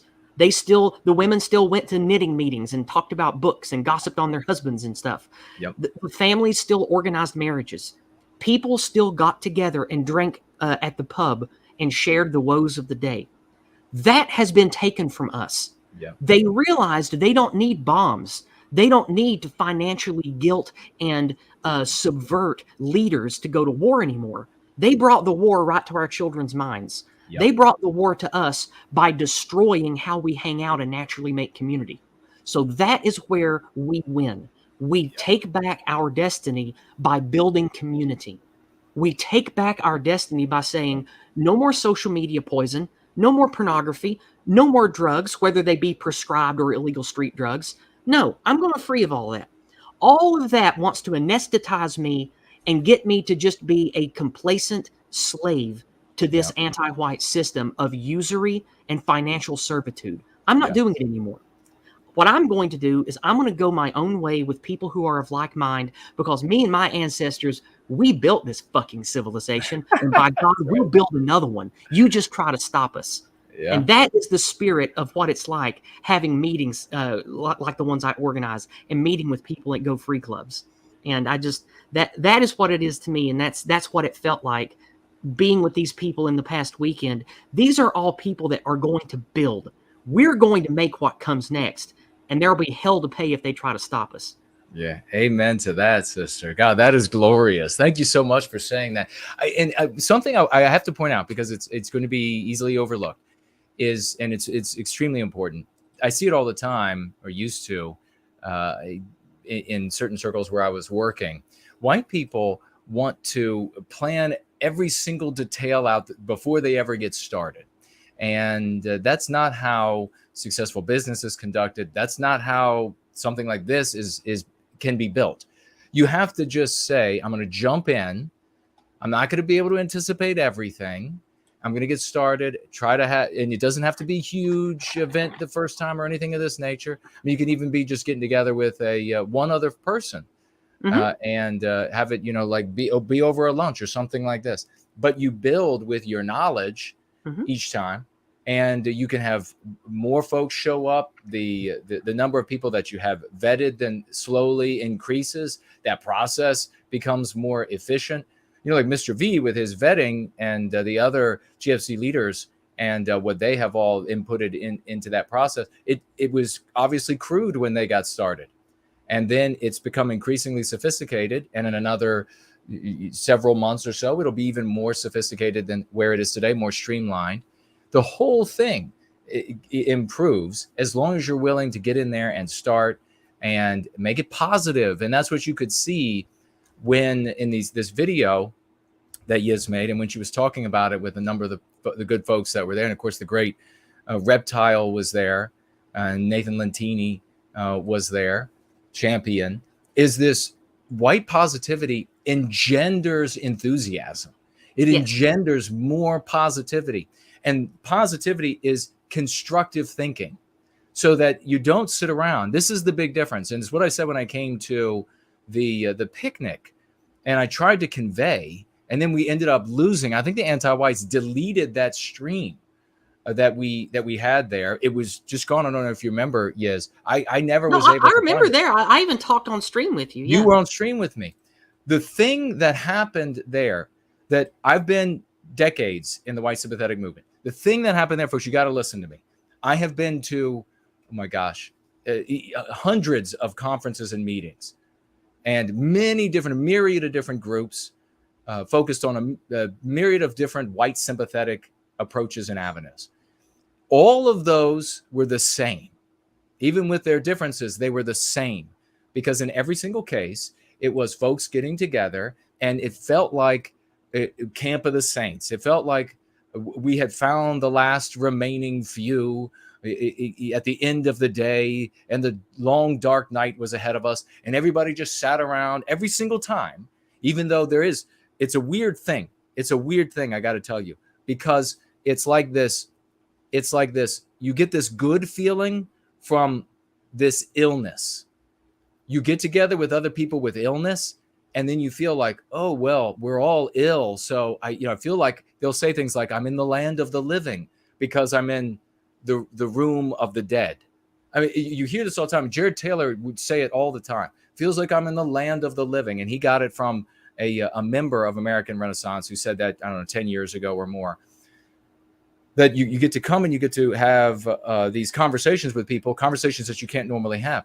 But it's this bizarre, meretricious illusion of comfort and reward or health, because everybody is there. Everybody there has a defeated mindset. Everybody there is white negative. Everybody there is excellent at talking about all the different ways that we've been defeated and all the different ways that we can't advance. That's what negativity does. That's what in general, that's what white negativity does specifically. When I went to Yizz event, the picnic, when I went to Yizz event, we were all white positive. Everybody that were having conversations with me were white positive folks. It was a fundamentally different environment. And they weren't dumb, low IQ losers. No. Because I vet for people who are smart and motivated. That is my number one selector. Even above going free is, are they smart and motivated towards things we in the Go Free group are motivated towards? Because they can pick up the lexicon as they go. I would rather attract people who are already motivated in doing at least tacitly white positive things and then help them with the lexicon along their way, instead of taking someone who's just an unmotivated nobody and trying to turn them into a somebody. And by a somebody, I don't mean somebody that's got 10,000 followers. I mean people who are actually doing things, building businesses, raising families, making their own churches, doing things that are actively, positively creating culture and creating new trade, new academia, new books through the lens of what we would call white positivity or Western positivity, but what they just call, Western values or saving the West and all that stuff. I select for people who are already motivated and intelligent enough to have stepped over the usual trap of blame this group, blame that group, dissect history, all of that trash. Like, I select for people who are already not doing that and who are also motivated on doing something constructive. Then I try to influence them and show them the successes of the Go Free method personally applied, and let them witness the external Go Free method applied of building a Go Free community. And I've had a lot of success with that in the last 2 years. Like, just recently, I don't know if you heard Monday or not, you heard people that are not from the Go Free community, that are not from white sympathetic communities, using Go Free lexicon and understanding what it means, like keep it Promethean, using the phrase "no white guilt" as a curative. Like, I have people in my influence that do that, and they're not even going free. They don't even have the book. They don't even listen to Jason, but they understand the value, and they learned that from me in my meetups and my organizing. They learned it from my streams. They learned it from the people around me that I surround myself with and associate with, both online and in person. So I encourage all of you, do it. It's not rocket surgery. You can do it. You can meet with friends. You can talk about things in a positive, relatable way. You can do it. Use the Go Free method, and also whatever it is you're passionate about. Maybe it's guns. Maybe it's pets. Maybe you love cats and dogs and you can bond with others over that. And then you can talk about whatever else. Maybe you're really passionate about the Christian faith and you want to start a new church or find a new church that's full of white positive people that aren't infected by the anti-white pause. Maybe a lot of things, but you have to start meeting with people and socializing and building the networks we're going to need to create businesses and families going forward. Because that, again, I know I sound like a broken record, but that's what they're taking from us, is our ability to franchise, our ability to propagate naturally through communities and families. That is under attack from technology and all kinds of other advances of an advanced civilization, even if there weren't anti-whites everywhere at every corner trying to use all this stuff to destroy us. But guess what? They are.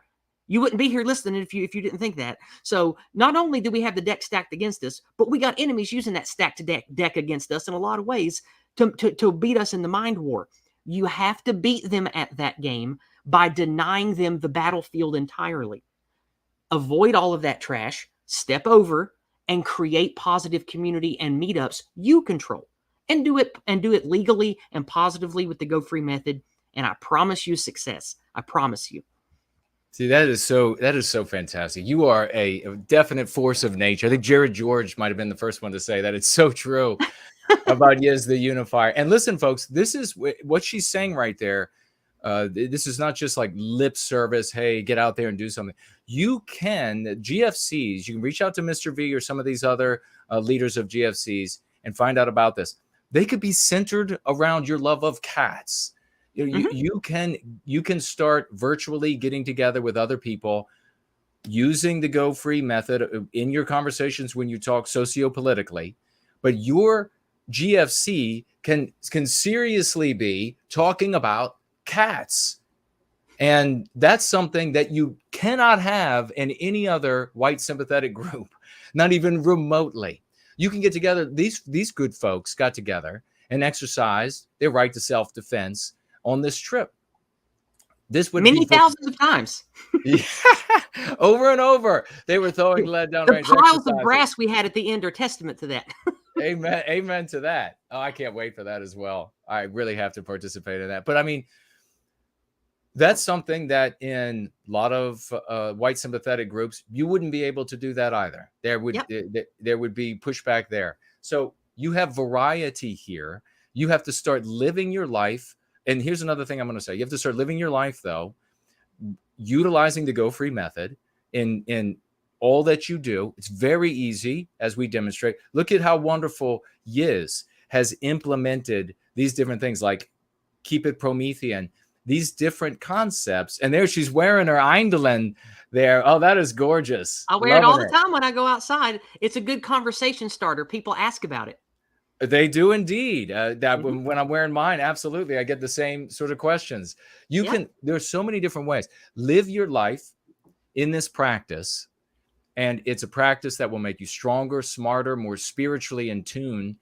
It's a practice that enables people to exercise in their religions in a way that they haven't been able to do so before. It's a practice that enables people, atheists included here, that enables them to understand the world far better than they had prior to the practice.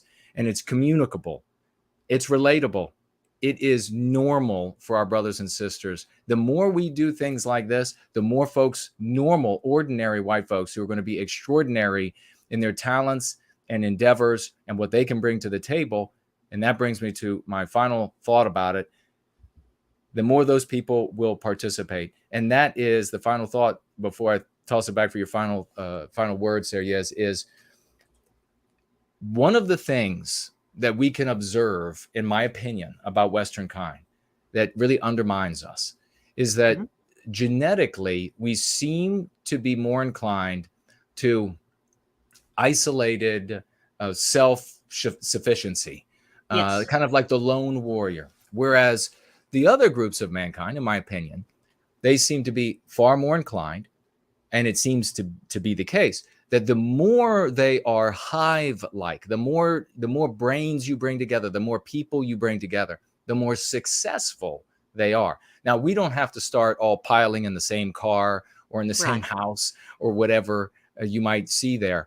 But when it comes to our recapture of our destiny, we have to be the best at hive mind. We have to be the best at bringing all the brains together, everybody contributing, submitting everything to the scientific method, utilizing what we have that works, and then making sure that that suffuses all that we do, and ensuring that that advocacy, that practice makes its way into our ordinary lives, so that you don't have like this is my socio-political thing and I'm going to keep it apart from everything else in the world. No, if you're a baseball fanatic, it is there with you in your conversations about baseball. If you are, going on about cats or camping or whatever it might be, it's there in your conversation about those things. It has to become that, or it can never be who we are. And if it's not who we are, if it's something we're just like playing at a certain point in our lives, or a certain day, or certain time of the week, or whatever it might be, then it's never going to be enough. So I'm so excited about it. God bless you, Yizz. You are just superhuman. But what are your final thoughts before we let you go today? And of course, you're always, whenever you want to come on, you're always welcome. Well, I appreciate that, but I didn't have anything in particular to end with. I wanted to present the first things that I did, just to encourage this community to organize events and do things responsibly and intelligently, and that does lead to success. And I thought that me opening with that would lead to a healthy conversation about some more meta reasons that our community does what we do, and it was great. So I didn't have anything to end on. But I do appreciate you letting me come on and hopefully use your platform to inspire everyone in our community to do what matters. Build, create. We have to make families. We have to make babies. But what comes after that matters even more. We're already going to be outbred by numbers no matter what. Yeah. What we have to make sure is whatever babies we have going into the future need a successful, healthy framework, not just to survive, but to thrive. You need healthy, insular communities, a positive vision, and most importantly, you need to have people working together and creating culture, or your children will grow up to just be mongrels or anti-whites themselves. So that's why I say my new tagline that I put up on my channel earlier this year is, to recapture our destiny, we must build community. So go forth and build, everyone. Build in person, organize events, start creating the framework of what future we're going to have. Because whatever it is we have coming in the future is only what we start making now. everything else has been taken from us. So I would rather have a good future, wouldn't you? That's beautiful. We'll end on that right as your camera goes out. We love Yizz that was my Unifier. fault. I accidentally smacked the cord out when I dropped my hand there. Oh, well, Promethean hails to you, sister. And we will be right back. And we're going to be talking about that video, Virginia GFC.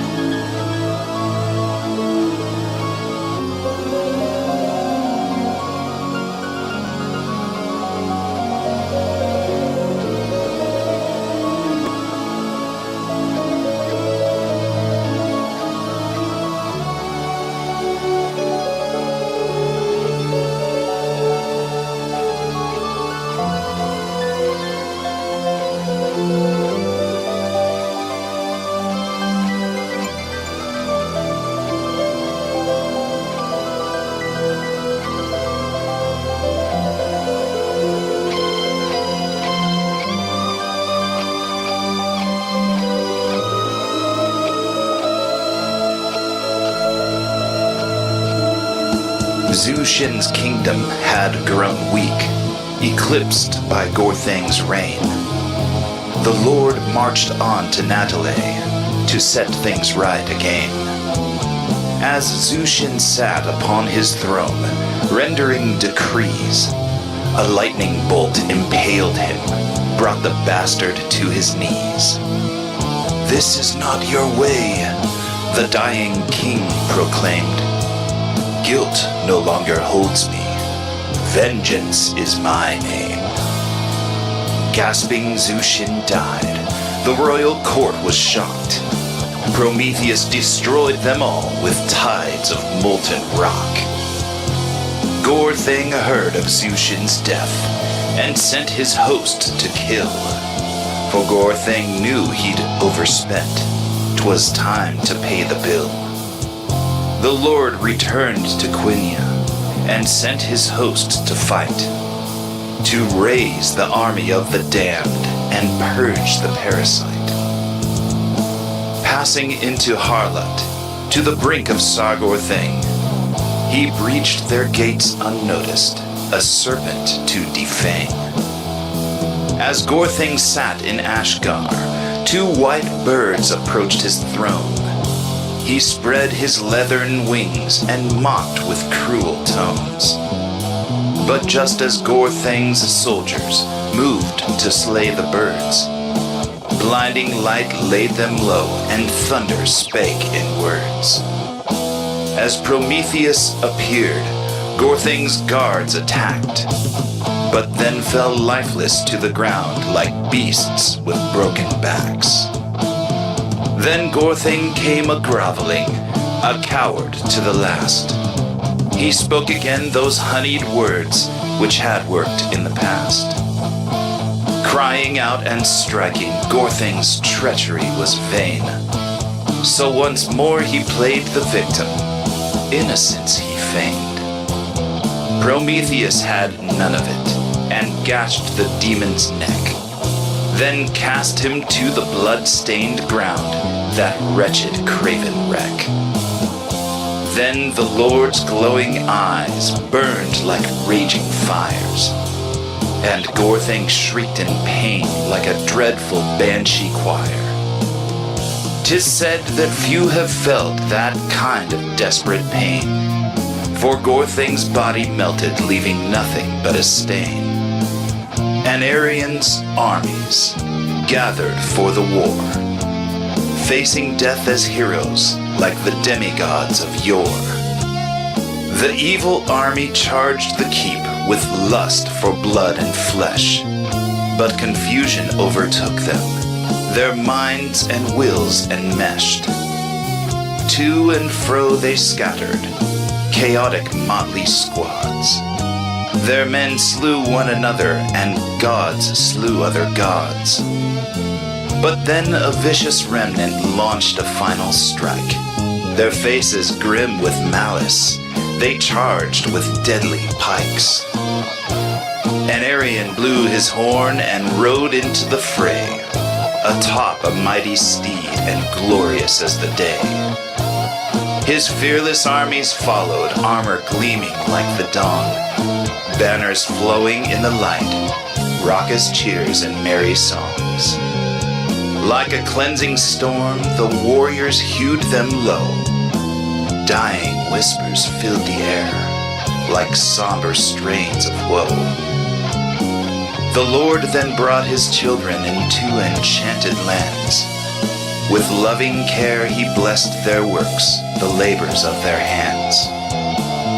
Through untold generations, the sacred choirs still sing of the glory of Prometheus and the courage of the king.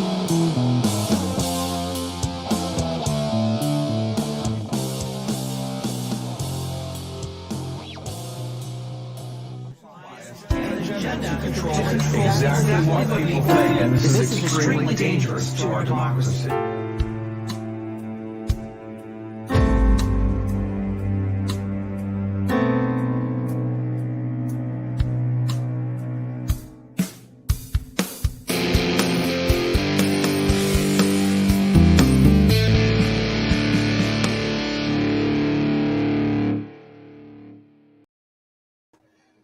And we're back. Please let me know if the mic is working all right.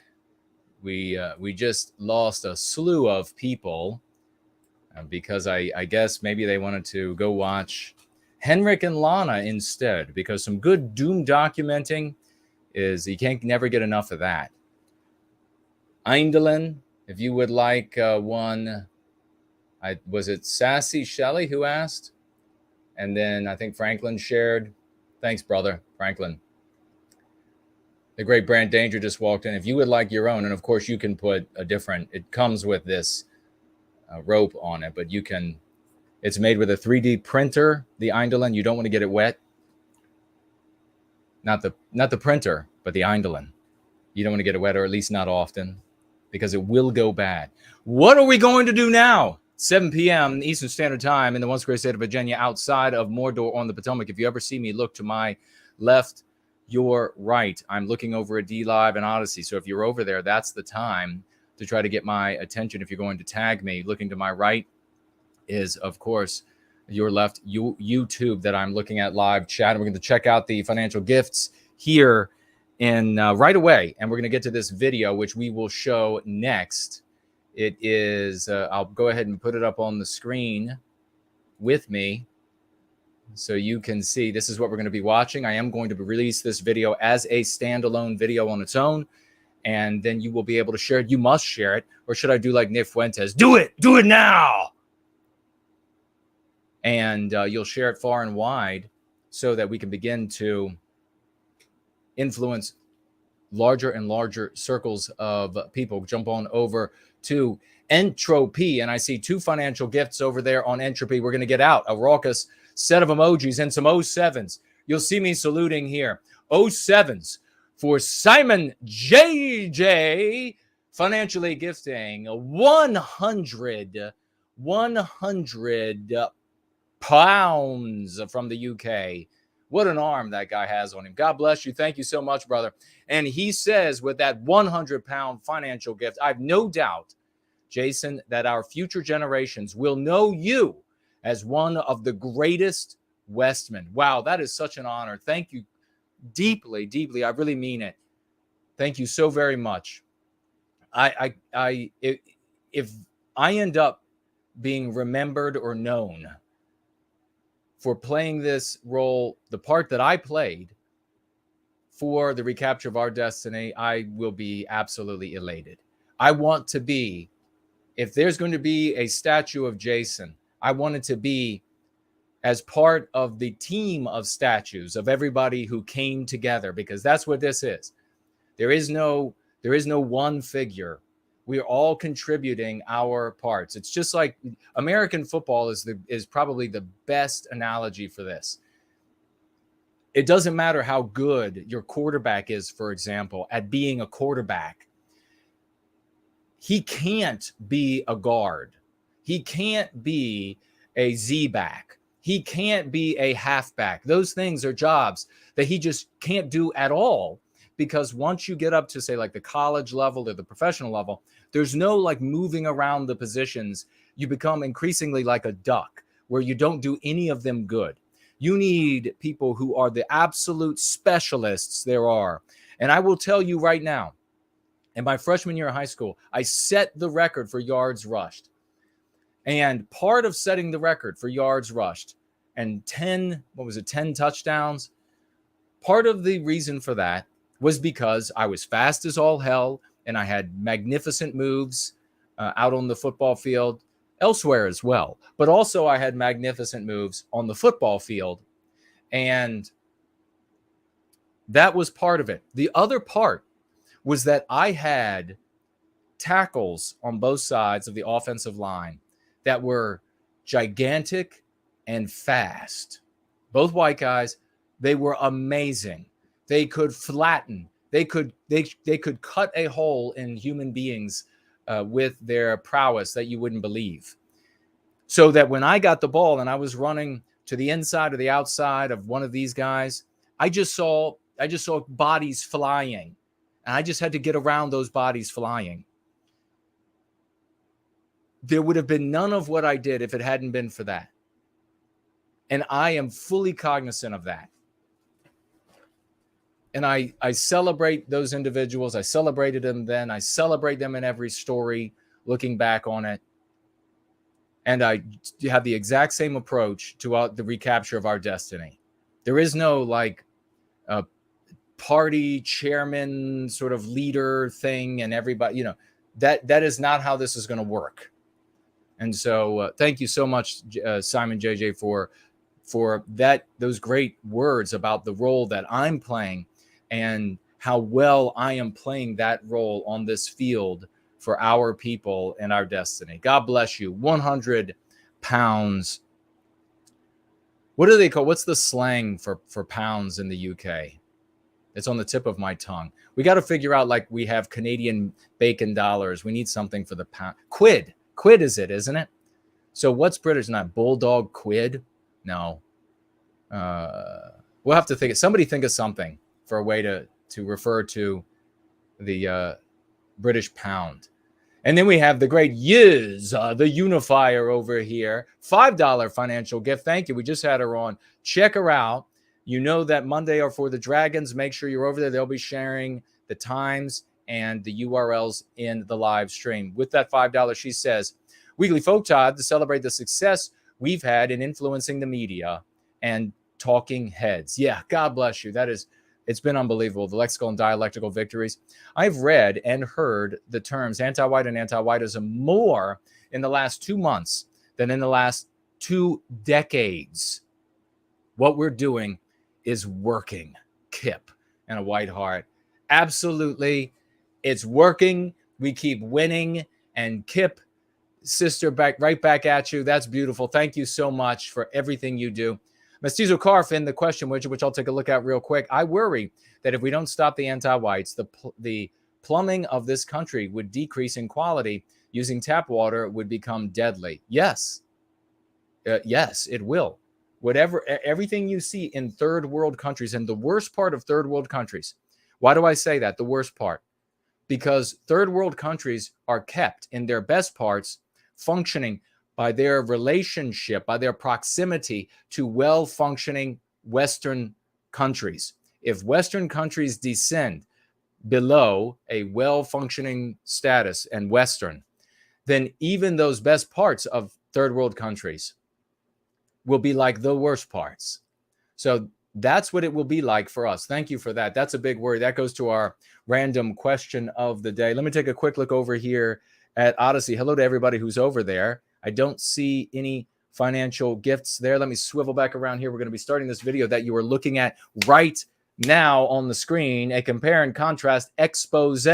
Democrat and Republican, a project of the Going Free Club of Virginia, GFC. Franklin's your leader, Caleb, and then yours truly. This is part 2 of 2, covering the Republican. You, of course, can see there the Democrat that I spoke to in that nearly 4-minute long video that said that we have to, as a people, as a government, as a society, we have to look differently when she was talking about white erasing white employees from the employment of the town of Leesburg, voted by, what was it, Forbes, three years in a row, the best place in America to live, Loudoun County, the richest per capita, I believe is what it is, in the country. This is no podunk environment. They're white erasing people there. She said it was a horror for there to be so many white people employed in a predominantly white part of the country. What do you think was the Republicans' response?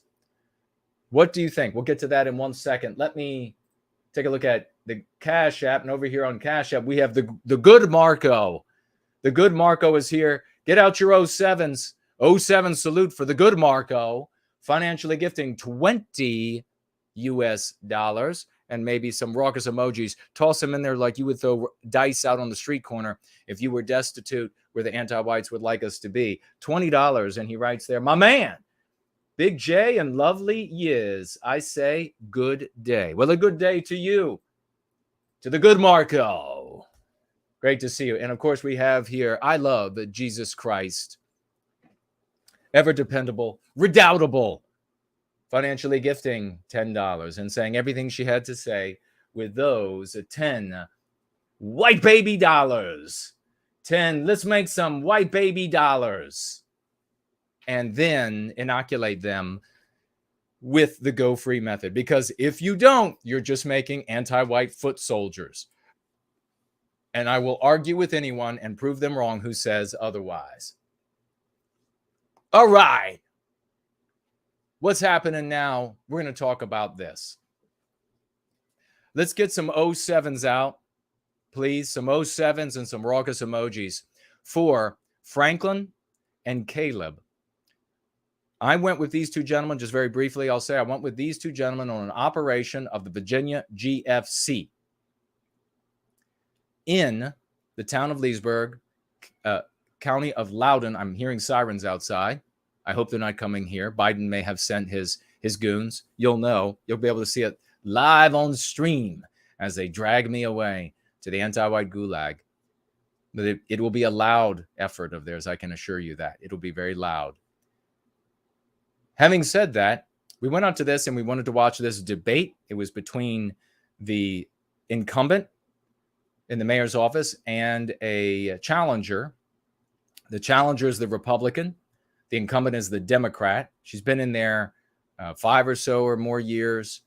She and the council on which the challenger, Suzanne Fox, is a member, they instituted this anti-white diversity task force and created an anti-white diversity commission, or I guess it went the other way around.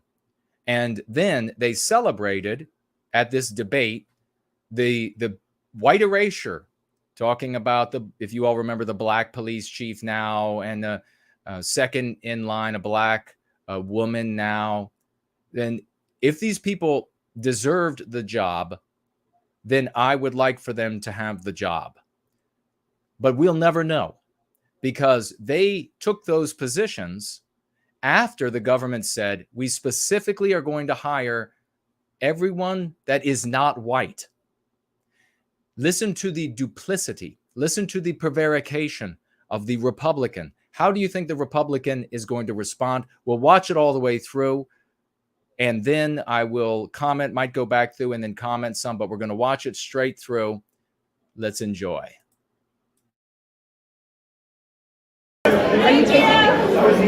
Oh, yeah. Okay. I see your double teaming. No. Leadership of the NAACP, we have been able to get a few things done. That they're guilty in our school? Issue with the fact that you're double teaming me, I'm not. me that Not at all. and reporting me to try to get me to say that our policies are anti-white, which they are not. But to tell you the truth, I'm just very annoyed.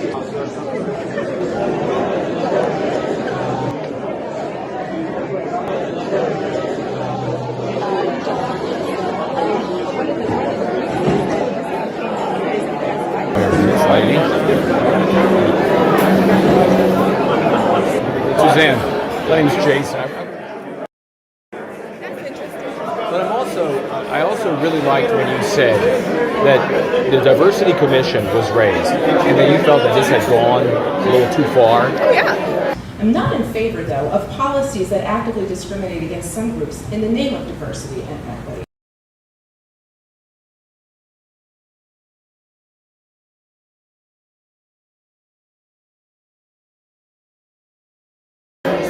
Ultimately, these things are anti-white, are they not? I mean, because they're seeking to hire people based on race and excluding one race to achieve that outcome. I don't know if it's anti-white. I just, what my gut feeling is that no matter what race you are, if you're qualified for the job, you should take the job. You should get the job. You should be in the running. Yeah, everybody should be in the running, not just one particular race. I do agree, however, that, are you taking it? Oh, yeah. Okay. I see your double teaming. No. I just heard this. I was talking to Colin right here. I heard the conversation. Okay. Really good, yeah. It's not. That's not the way it is, though. I think the most qualified people should get the jobs. Yeah, I think so as well. Would you speak out? I asked Mayor Burke, and she seemed really reluctant. But would you speak out against openly anti-white policies and call them that if you were elected? I am not sure that is the purview to speak out against anti-white policies. I won't speak out anything that divides it. I will speak out, though. I would say, look, I don't want any sort of divisive policies coming into play, and I see that as a divisive policy. Right. This anti-whitism has become such a problem everywhere. And I know that politics is supposed to, they say global and then work local. I mean, this is where the mayor, in my mind, is where like the buck stops. The sheriff is like, it says, we're not going to allow that here. People are going to be judged based on what they bring to the table, rather than we're going to exclude a group, in this case, the white race, and we're going to go look elsewhere for employees. And then to claim that was some kind of a victory, that we've totally like white erased the white working force here. You're not going to get me to say this is an anti-white thing, because it's not an anti-white thing. It's not an anti-white thing, I don't believe that it's an anti-white thing at all. When they're excluding white people on the basis of their race, that's not anti-white? I don't think, tell me the evidence that they are excluding people on the basis of race. What about the other races that might be excluded? The job offer for Leesburg goes out, and then everybody can apply, irrespective of their race, which shouldn't be considered as they apply. And then this commission is instantiated, and those people then go out to look for people of every race but the white race. I don't know about that.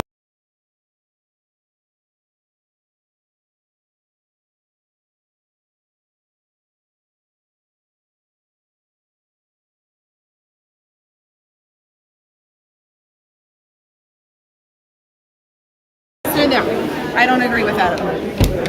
Don't agree with it not being, or with it being anti-white. What if they were excluding some other race? On the basis of what? On the basis of their race. So if it were blacks, would it be anti-black? If they were saying we have all black employees now, and so we're going to go look for employees of other races. You are not going to get me to say our policies are anti-anything. It's not. What would it take? What would it take for you to say something's anti-white? How much do they have to discriminate against women? You guys have it easy. What about us men? You want me to give you a threshold? Yeah, but what would it take, because you're saying that you won't say it's anti-white, what would it take for you to say that it's anti-white? Putting our kids in the street and telling them that they're guilty in our schools? I take issue with the fact that you're double teaming me, telling me that not at all. and reporting me to try to get me to say that our policies are anti-white, which they are not. Because we love our children. We love our children. I'm not doing this for me, and I can tell you he's not doing it for him. We do it because we love our children. It's nothing about money. We love our kids. We don't want them to be victimized. That's it. That's it. We love our kids more than anything. They're told that they're a villain. Imagine you're in a story and you can't escape you're a villain. You're born guilty. Imagine that. Imagine that. Who's telling them that? I know I'm not telling them Have you been to school? Have you been to schools yet? Have you seen what they're teaching kids in history class? That were slave owners? Have you seen that? Absolutely, I know what's going on. Imagine being a kid and you don't know what to say to that. Imagine you're a villain. You're born a villain. Imagine that. Nobody's born a villain. Everybody's born equal. Everybody has equal opportunity. I agree. And that's the state of our... I agree.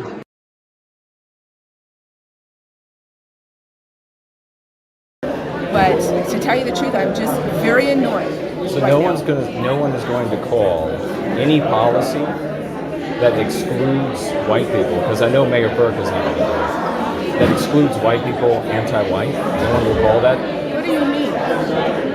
When you say that there are too many white people, when Burke was saying, I looked around and there were all these white people that were employees. Was the word she used. So then horror, was the word she used. I'm sorry, what? She used the word horror. To our horror. Yeah. So to our horror, there were all these white people. And so we remedied that with this. And to Mayor, I'm not going to defend Mayor Burke and what she just said, but that's not the only thing she says. She says things about too many men. She says a lot of different things. I'm not going to defend it, but I will not stand here and say that I am advocating for pro-white policies, which I feel like you're trying to get me to say. No, I just said everybody should be judged on the basis of what they bring to the table. I agree with that. Not based on their race. I agree with that. And so this is what Mayor Burke is celebrating, right? That they've instituted this commission, and now our workforce is far less white. That's wonderful. Well, that's people that were discriminated against on the basis of being white. And so I'm just wondering, will somebody say this is anti-white? I just don't see the evidence. But you have to have the entirety of the job selection open to the totality of the population, including the white race. And if it ends up being there are 10 jobs available, 9 of them go to white people because in those instances, those are the best people for the job, then it should be those people, right?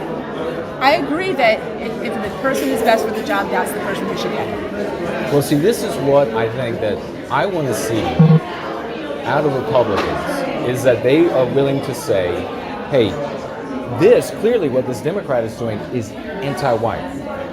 This policy is anti-white. I think it's anti-human being. I don't think it's anti-white. But it is. You know it is. Well, that's the way I look at it. Well, it could be the way you look at it, but your constituency are suffering as a consequence. Suffering how? White and non-white. Because you don't end up in an equitable conclusion when you've set up these policies that discriminate on the basis of one's immutable characteristics.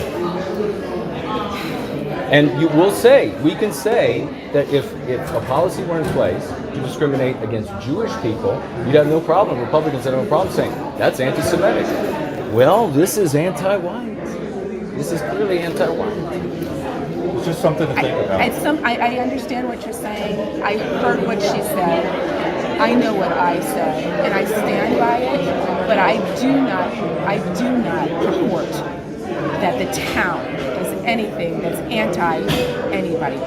If it does, if it comes up, then I would not support it. Okay, so let me get, you will, if they decide, like if Burke decides she wants to do something that clearly says like in her office, we're going to not be hiring these white people because we want to reach this goal that is far less horrific, where we're going to have non-white people. They may be wonderful folks. I'd ask her to explain her logic to me, because that would be a very difficult. I don't even think that would be allowed, honestly. Well, it seems like she did it. Like she made it happen. I'm looking at our staff. I don't see it happening. But if somebody does do something or propose something anti-white while you're mayor, and we hope you get it, since Mayor Burke is not the right person for the job anymore. If someone does propose something that's anti-white, will you be able to say, hey, that's anti-white? I will be able to say that's incredibly divisive, and I will not support anything that is divisive. I am not going to try and divide people against one another. I just won't do it. I don't think it's right. I'm not going to browbeat you. Just one more question. Will you tell me the reason why you won't say that something is anti-white when it is? Tell me why you think it's anti-white. I don't understand. You're saying what she said is anti-white and what I said is... What she said is anti-white. She's celebrating... Well, okay, I get it, but I didn't say what she said. Right.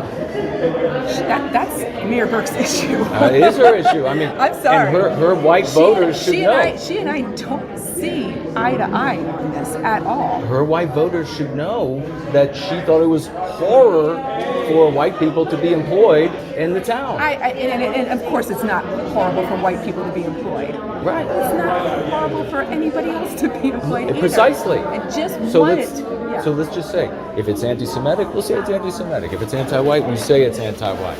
If it's anti-black, we'll say it's anti-black. Well, yeah. I understand what you're saying. I mean, that's fair across the board. That's fair for everybody. You're going to say, if it's anti any of these groups, you're going to say it's anti that group and it's ugly. I don't support that. Because I'm in favor of... Well, I did say I don't support that. I said it right there in my comments. I will not support anything that discriminates against any group. Right. Any group. That's wonderful. And at all. And for me to say, to single out white people is a disservice to our community. That's not going to happen. I hope you'll think about it at least. So that Republicans really need to learn that if they're able to say anti-Semitic or any of these others, that the time has come, the day has come. The discrimination and persecution of white people is omnipresent. We all know it. We just are afraid to say it because we live in this cult. So maybe you'll be the one that is brave enough in Leesburg, you'll win, and then you'll be the one who's brave enough to finally say, if something's anti-white, you'll say, hey, that's anti-white. I'm against anti-Semitism too. And therefore, we're not going to have that in this town. I see what you're saying. Thank you. That'd be great. I appreciate it.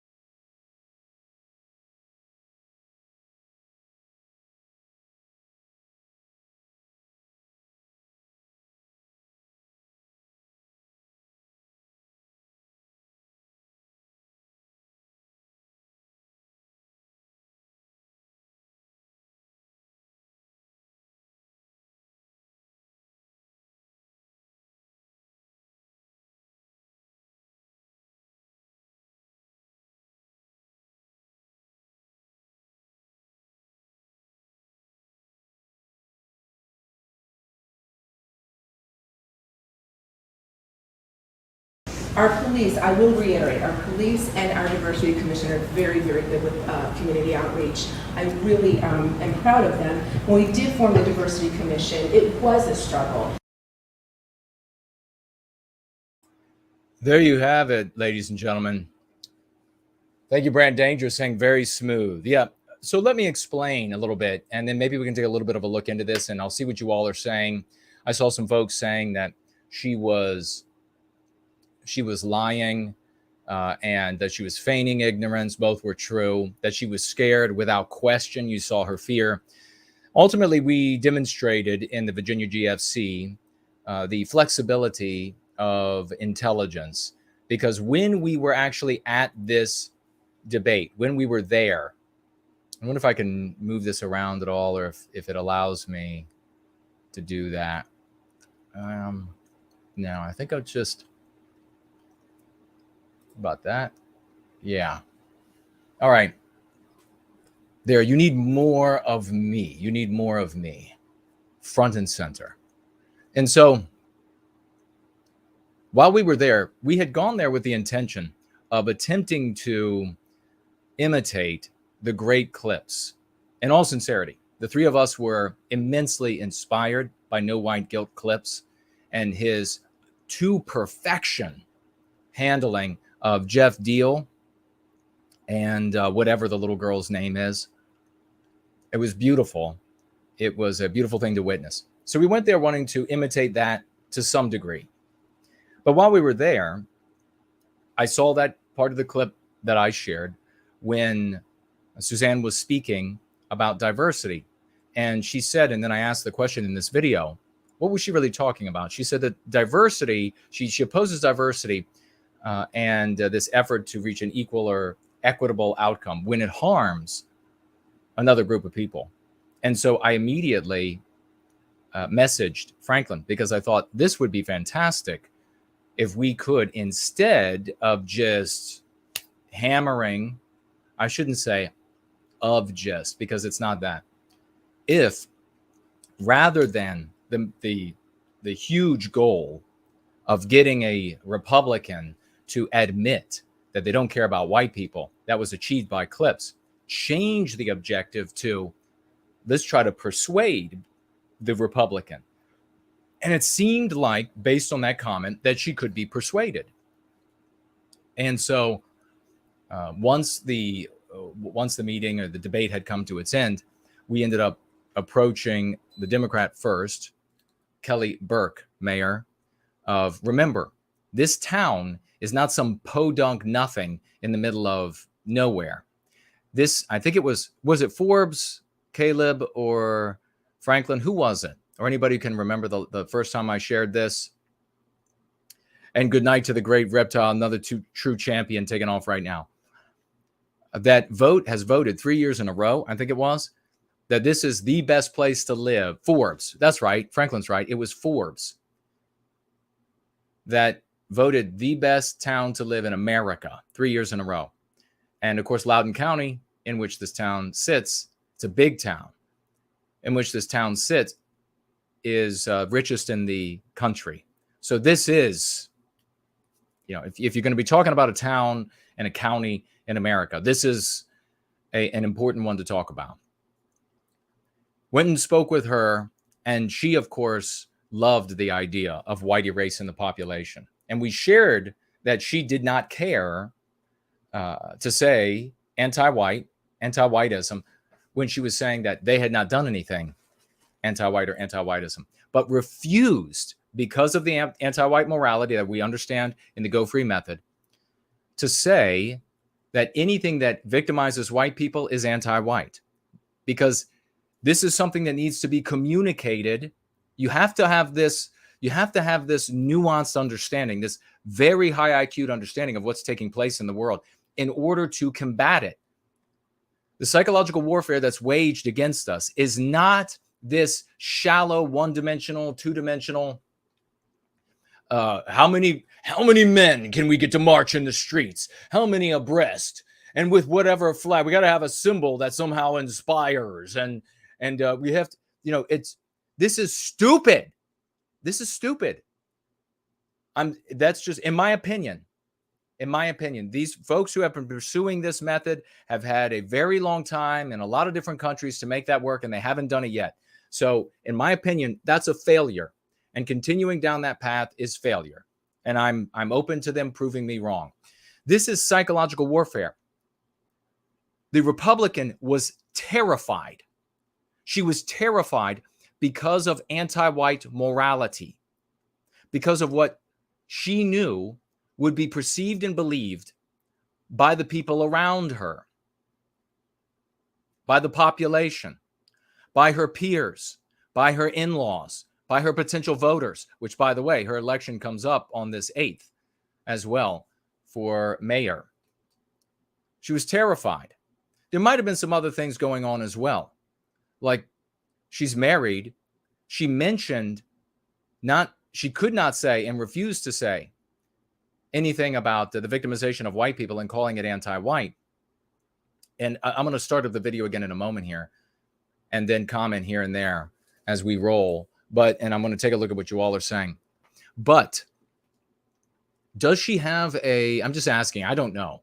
Does she have a non-white spouse? Does she have non-white children? Are these the non-white groups that might be discriminated against in favor of other non-white groups? Because she did ask, what about the other races? Well, there is no issue with any other races. You can only achieve a less white outcome by discriminating against white people, for God's sake. This is obvious that she's lying. It is obvious that she knows what's going on. And what else is obvious is that she knew that she was behaving immorally. She knew that this double standard, whereas think about this for a second. Normally, when a white sympathetic of whatever variety engages with an anti-white or a vague out there, the anti-white is able to advance a double standard, hypocritical position with righteous conviction. Are they not? That always overcomes the hypocrisy of it. Nobody has ever achieved anything by walking away from a conversation with an anti-white and saying, look at how hypocritical they are. And why is it? Does anybody ever ask, why is it that they don't achieve anything by talking about the hypocrisy when white people are very affronted by hypocrisy? Why is it? Because it's seen as a moral imperative to victimize Western kind. So a hypocritical position, a double standard position is acceptable. You can't just say then, well, that sucks. I'll just keep pointing out the hypocrisy. Why did it take us to come along to advance that? But fortunately, we live. We are. And therefore, we are changing this game completely. We'll take a look at this. I'll have you notice how many times, I tell you, this just gets me bent out of shape. It gets me bent out of shape because how many times do I have to argue something with reason, logic, and evidence? Now we have it on video of what we knew. If those people out there, and you know who you are, were you intellectually honest when I have made, and with people in this community, when the champs of this community have made the arguments, were you intellectually honest when they use reason, logic, and evidence about the effects of the go-free method relative to every other method out there on the listeners to these arguments, not just the participants, not just the interlocutors, but on the listeners? That brunette woman in the background, that was her ally. That was a woman on her campaign. Did you see her agree with me? Did you see her ally, her campaign participant, agree with me during that film? Oh, it was fleeting, but we got it on video, and God bless that woman. How many of those people in the white sympathetic sphere were intellectually honest with you? People who we understand that anti-whites aren't going to be intellectually honest with us. That comes with the territory. But why are our friends, our supposed friends, not intellectually honest with us when we point out to them? You're not going to be able to go to somebody and say, could you imagine going to Mayor Burke or the contender in Suzanne Fox and saying, I got my cell phone here. Let me just show you that Ye just pointed out that all of this other group, that a lot of the media is controlled by this other group. Let me just point that out to you. Well, I wonder what these people would say. I wonder how it would land, more importantly, on the audience hearing that conversation. Let me show you. I also have this tweet that I just made of this painter. And wasn't he right? What do you got to say about that? Or how about the arguments of this is just some hypocrisy that you won't say that. You know X, Y, or Z. How about those arguments? So our friends should not be intellectually dishonest with us. And for all of you out there who have felt the consternation, even the fury at people who are supposed to be our friends, who are stonewalling us. You know, by the way, it's very interesting that a lot of these folks who are supposed to be our friends in the white sympathetic sphere are supposed to be saying, well, that's reason and logic and evidence is all true. I like this other way. I mean, it's the inertia. They're supposed to be doing that. But then they they stonewall us. How many of those people stonewalling us are the same ones talking about Ye getting stonewalled and how wrong that is to stonewall the black nationalist rapper, son of a Black Panther, and lamenting, complaining that he's been stonewalled by some other race of human beings, or some other people, I guess you should say, of human beings. How legitimate is that? Everything I have said has been fact. Let's take a look at this, because it is important to talk about. I'm going to look at your comments. Are you taking it? Oh, yeah. Okay. I see your double team. No. So this is where it began. That was Caleb. And this is where it began, her irritation, her getting vexed and angry with us. Jennifer P. is here. Great to see you. Cool Papa J Magic is here. White Wolf is here. Eric is here. Franklin says her husband is white. So now we have that as fact. Her husband is white. Does she have adopted children? That might be harder to find out. Euro Yankee, the great Euro Yankee, which, by the way, Euro Yankee. And have I said before about the women in this community? You see these women who sometimes they'll cycle in here because they think they're going to be able to dominate in white positivity and service to white well-being the same way they've dominated outside of this sphere. And they hear me say, look, women are not supposed to be leaders of a battle, of a fight. They can be organizational leaders. None does that better. In fact, all these women that run away, that say, my God, he's just hating on women or whatever.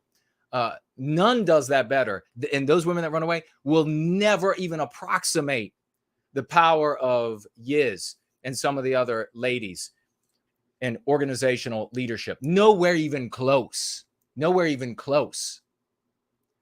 But in one of our action items, and we're going to review these action items again, how we look at it. The other day, Euro Yankee was here. Clearly, the laurel of kicking the most ass when it comes to the action item, it's definitely on that day, goes to Euro Yankee. She says, Jason and Caleb did an excellent job, really well handled. Thank you very much for that. And I'm sure if Franklin had been engaged in conversation, he would have as well. Let's see what you all are saying. Please tag me. Please tag me with your comments.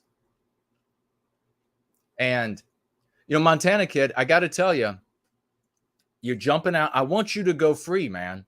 I want your heart to be pure and beautiful. It doesn't matter what this woman calls herself. Not one iota.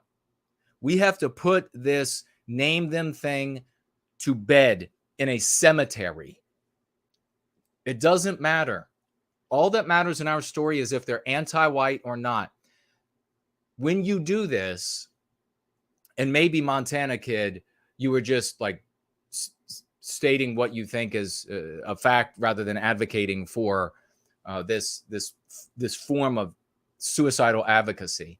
This is probably what you're doing, is just pointing out what you thought was a fact, like out of habit. When you do that, you empower them as the center of the story, and you become an orbiter. And you are not sharing an opinion that can influence the group opinion of a group of people, because we don't have a people. The Great Fornall says, great work, No White Guilt, Franklin and Caleb. This is awesome. God bless you, brother. Fires in the live chat. Yes. Naterific says, awesome. Western Kind Art says, she is such a coward. Yeah. Brand Danger saying, very smooth, brother. Yes. Cindy Ben is here. Roger is here. Is that B Hill is here? Great to see you all. Tag me, tag me.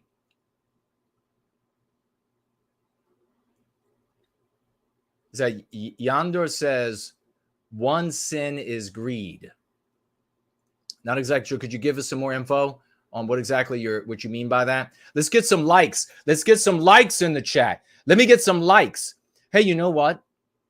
Maybe we'll pull a Fuentes for a moment, but on the other side of the coin, where the heroes are celebrated. I have tweeted about this and gabbed about this show, and specifically about this gathering, and specifically about this segment not long ago, very recently. If you have not liked and retweeted or liked and regabbed, then do that now. You can leave this running and you can go do that now. Let's get as much attention to the life-changing, literally life-changing work that the Go Free method is. If you said something, you might say something that's brilliant. Amma is here. Great to see you. You might have something brilliant to say in the live chat. I will repeat it if you tag me and I'm able to see it. Unfortunately, I don't have the savantish ability that Carlisle has, where she can just see all of the words and it's like instantly, and it's there. I can't do that. Arturo says, I liked it a long time ago. Thank you so much for that. Big salutes to you. Gnome is here. Let's get everybody liking and retweeting, regabbing, Facebook as well, if you're over there.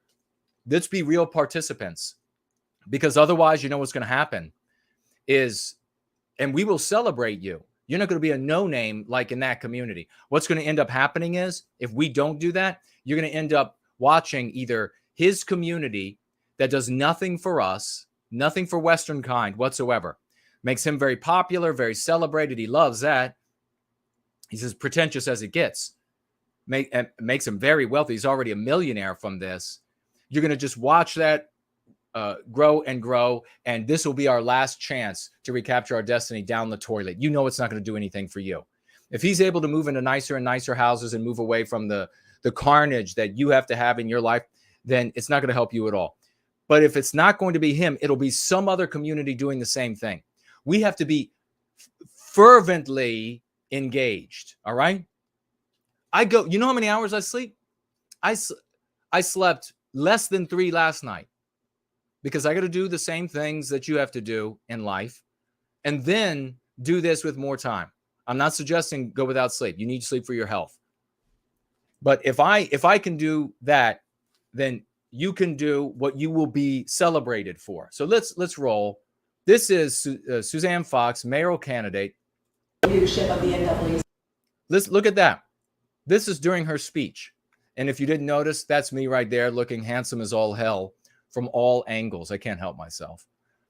She says, with the leadership of the NAACP, we've been able to get a few things done. What do you think the NAACP does?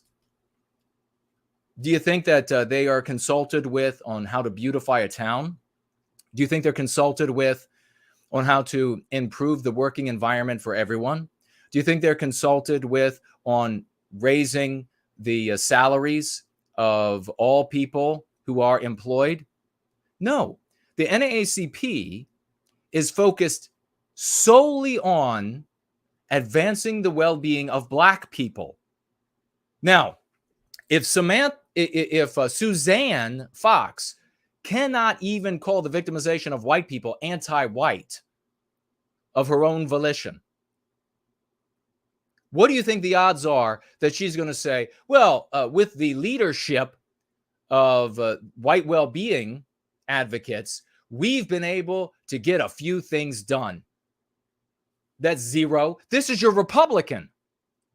This is your Republican who's supposed to be the alternative to the radical anti-whiteism of Democrats.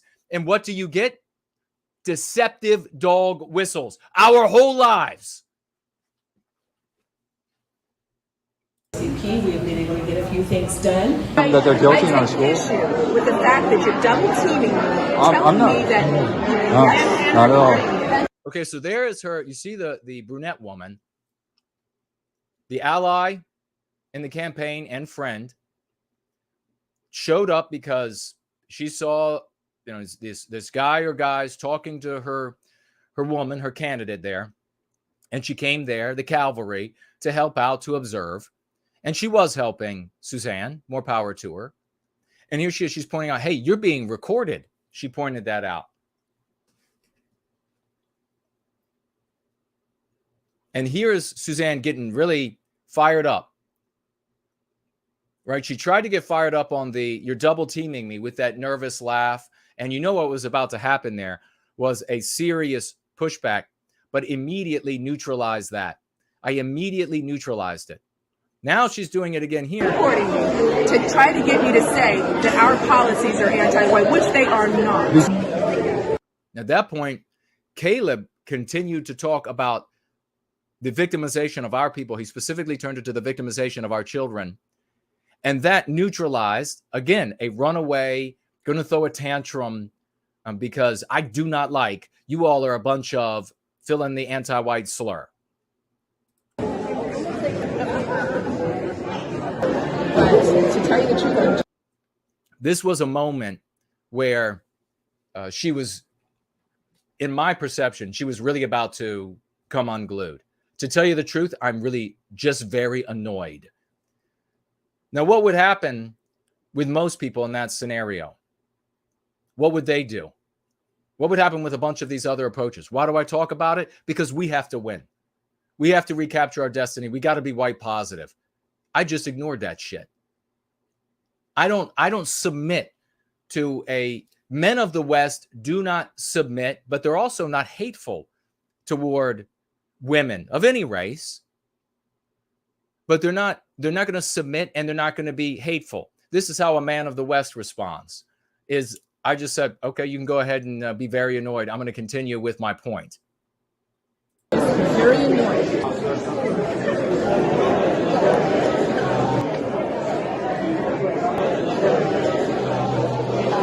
That was the reporter that was speaking with her.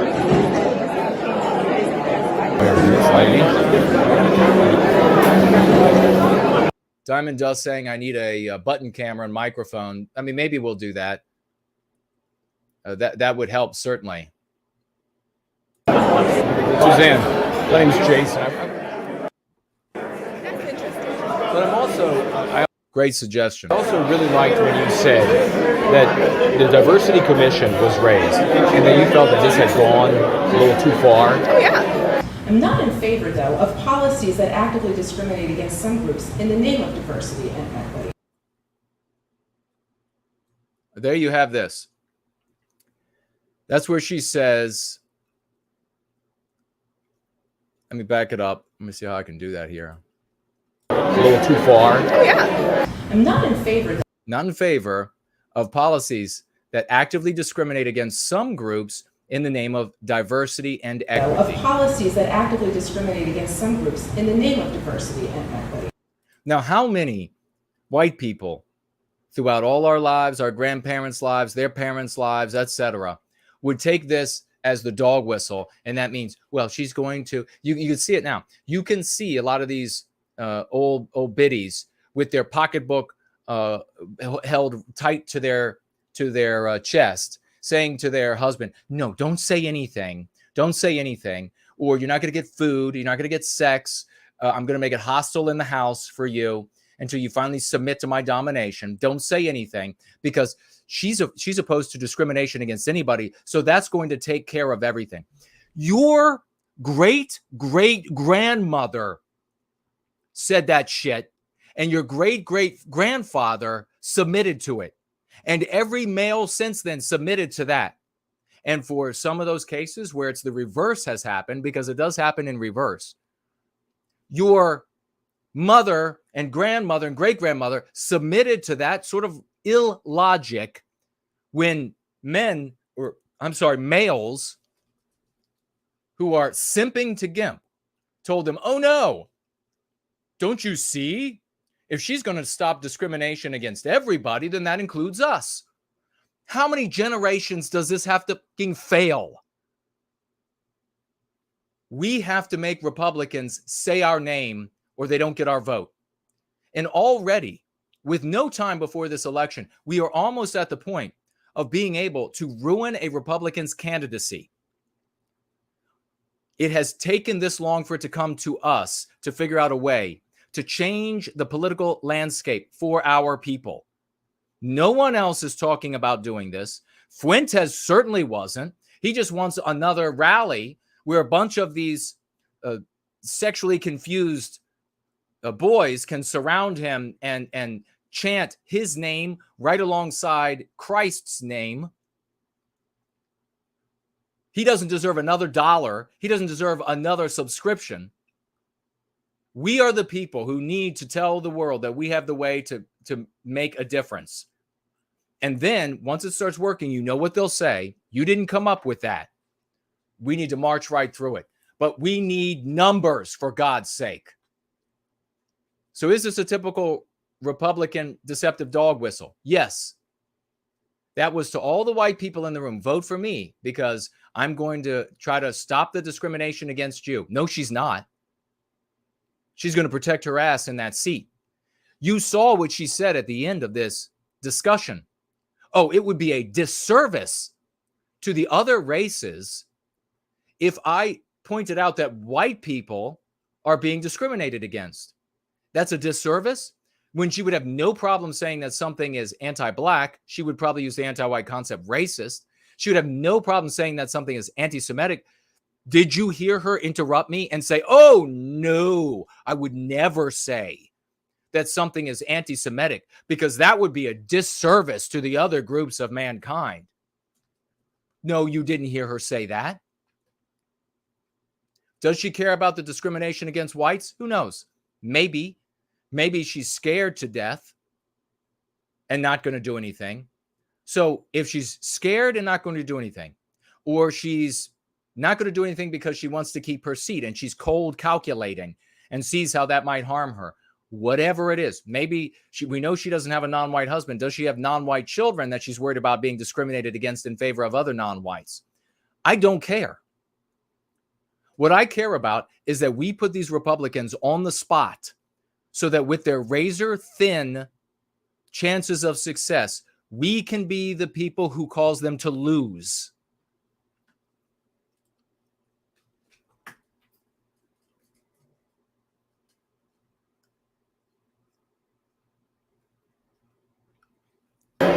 Ultimately, these things are anti-white, are they not? I mean, because they're seeking to hire people based on race and excluding one race to achieve that outcome. I don't know if it's anti-white. Did you just hear that?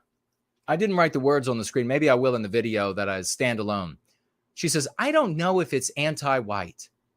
Of course she knows that it's anti-white. We're not going to go through the whole video like this. We'll save some of it for the next Going Free or a roll-in, maybe a roll-in, so we get a different time of day.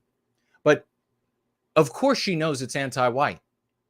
When you say your problem is too many white employees and you want to remedy that, so you institute something called a diversity commission that creates a diversity task force, and everybody knows that diversity means no white people. There is never an instance in Western civilization when they say, we need some more diversity. Let's get some white people in here.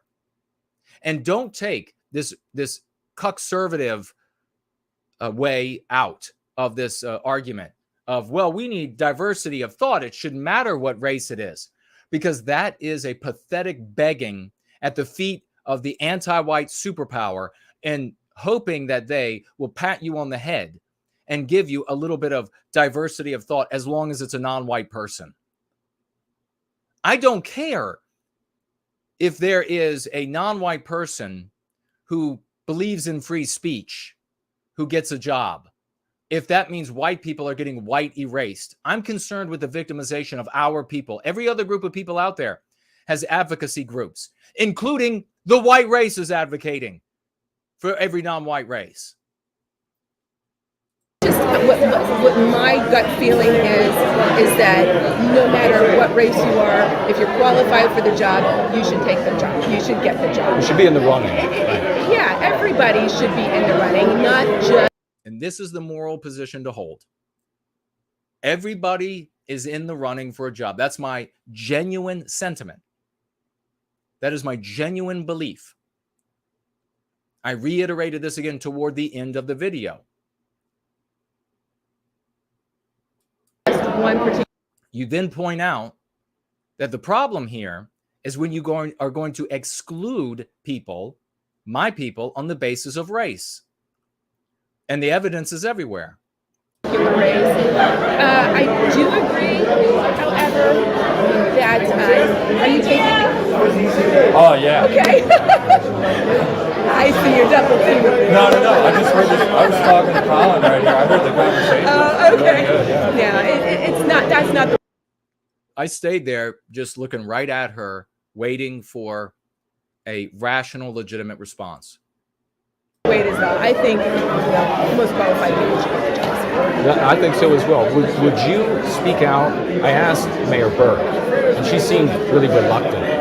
But would you speak out against openly anti-white policies and call them that if you were elected?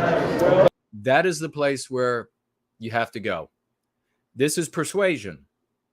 If you're going to have an opportunity with a candidate, this is persuasion. Because they're going to say, as we have discovered, they're going to say, well, nothing we're doing is anti-white. Okay. If something anti-white comes up, are you going to call it anti-white?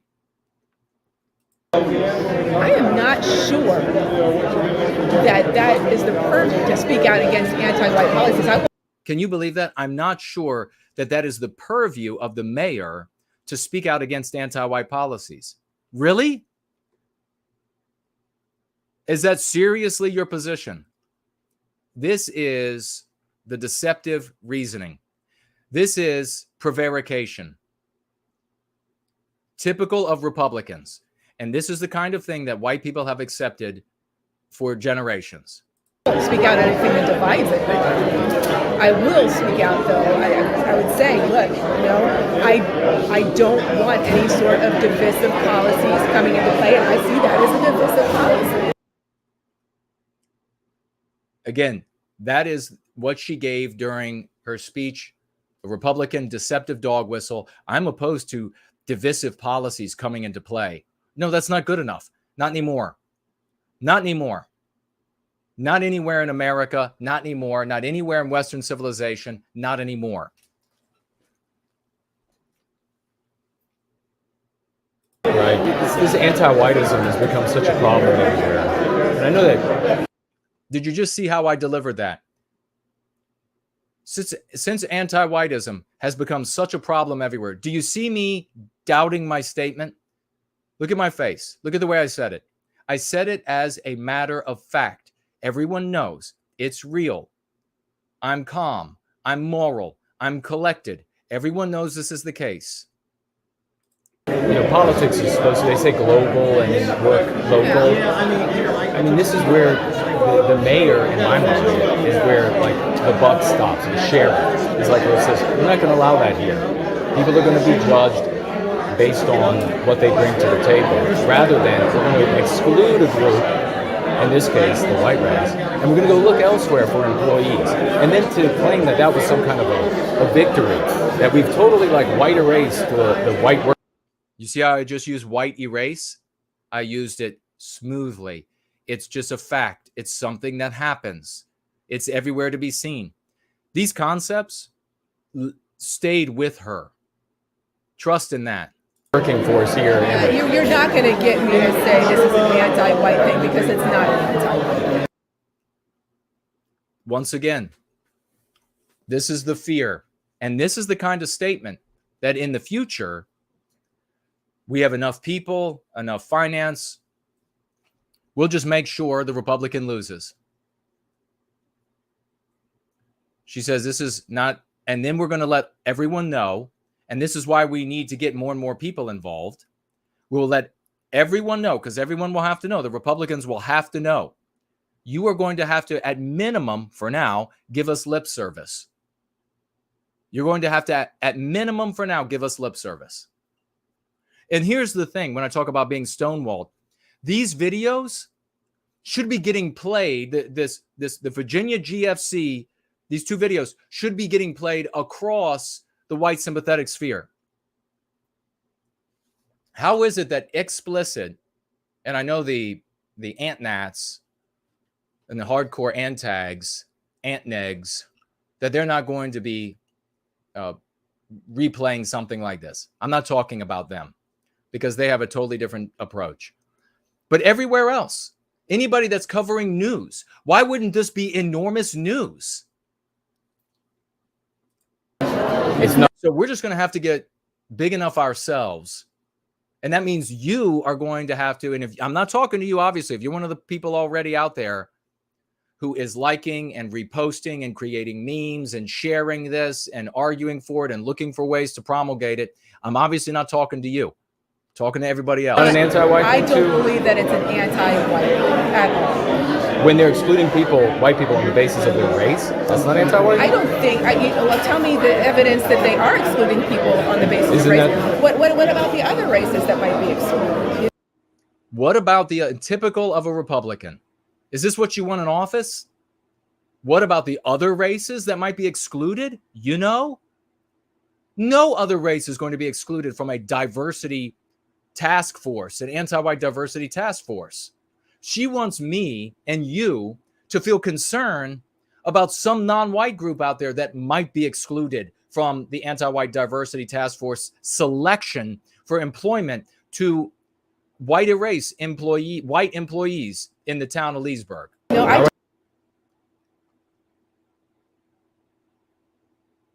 The job offer for Leesburg goes out, and then everybody can apply, irrespective of their race.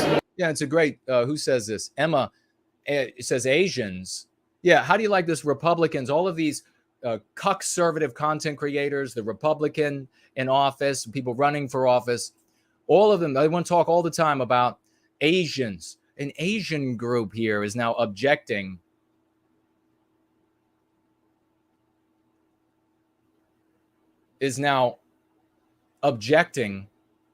to some possible discrimination. And then they make that a big case because they refuse to talk about white people. How would you like to have that as the rest of our existence in Western civilization? Your advocates, the people who are supposed to be standing up for you because you voted for them, concerned about some trifling, trivial cap that they put here on Asians for a week at whatever university or school that they then immediately removed.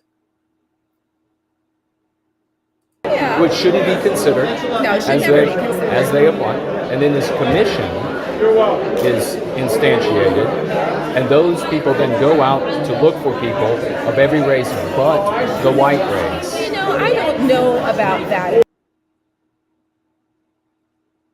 She's saying she doesn't know whether or not the anti-white diversity task force went out to hire people who were non-white. That's what it existed for.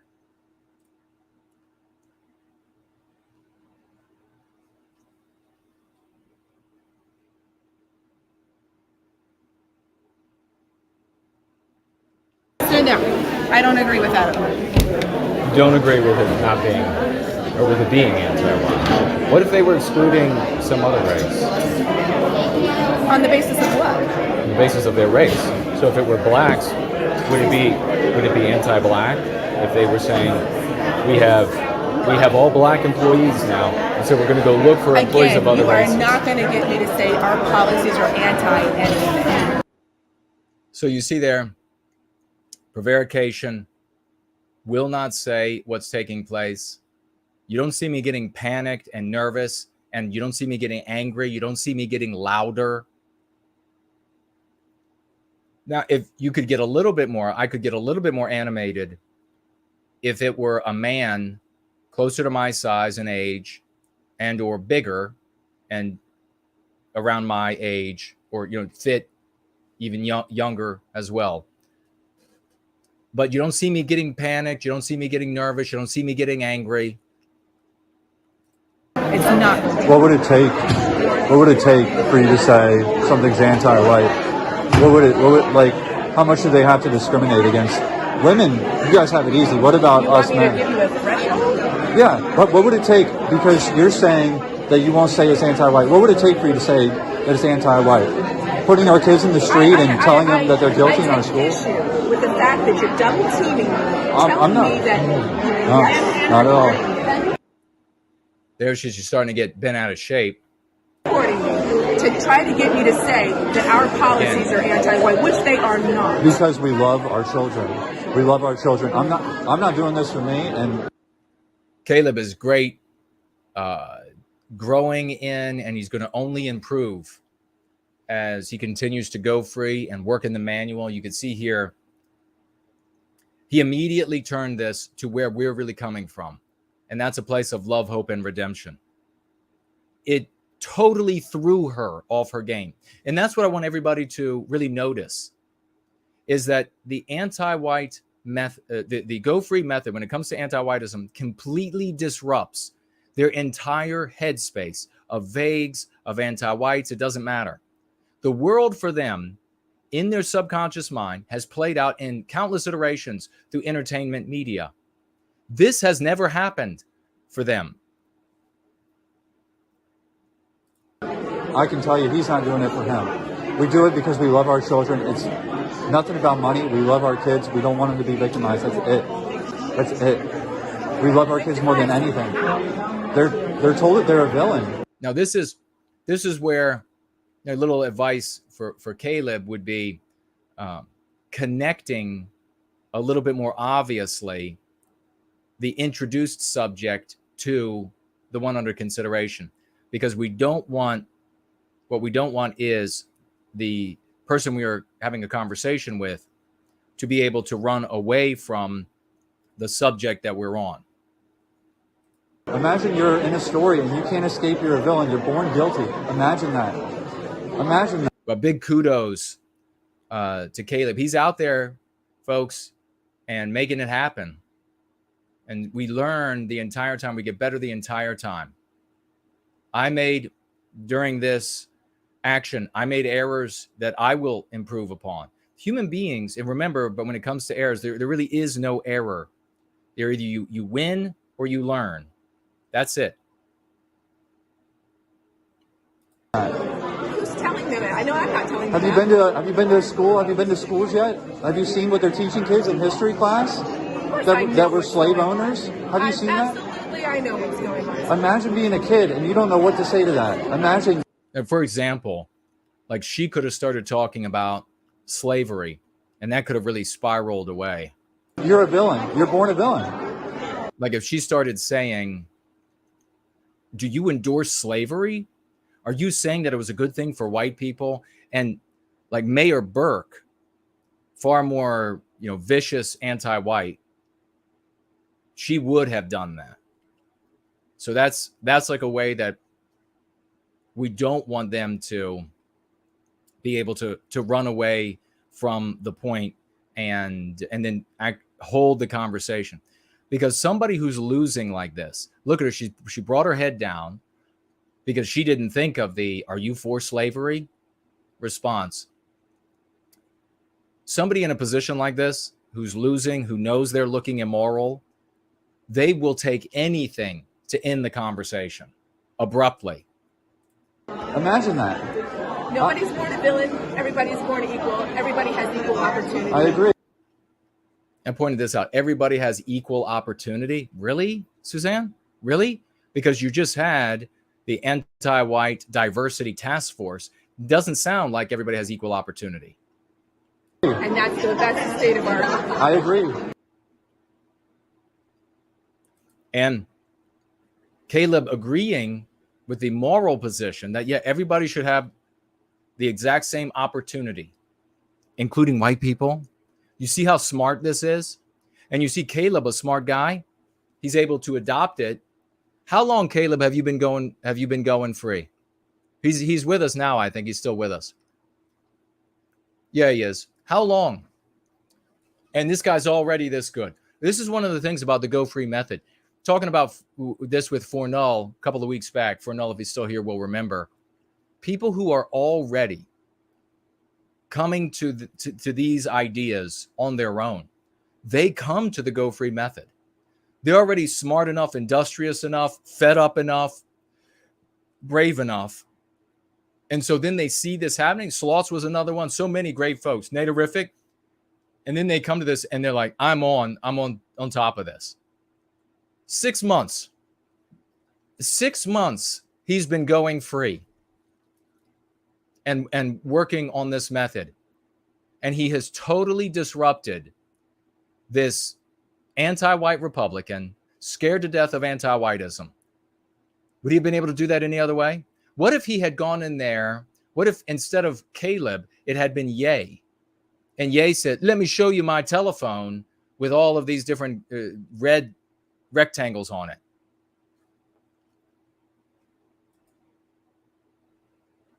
But to tell you the truth, I'm just very annoyed. So right no now. one is going to call any policy. So you see it, you see what I did right there? She wanted to end that conversation. I don't give a shit. But I'm moral and I'm kind to her, and I continue with the point. That excludes white people, because I know Mayor Burke is not going to do it. That excludes white people, anti-white. No one will call that. What do you mean? What do you mean? This is the playing dumb. You know who is the best at this? Sean Hannity. You know, when you are genetically equipped to do something really well, then you can do it really well. Sean Hannity is genetically an idiot. And so he plays dumb really well. But you see this in all of the Republican politicians. I'm not quite sure I understand. The problem with playing dumb is that it's very easy to stay on top of the person. Now, if you have the go free method, you can succeed that way. But if you don't, then you're not going to succeed. Say that there are too many white people. When Burke was saying, I looked around and there were all these white people that were employees. Okay, there, and I tried to do my best.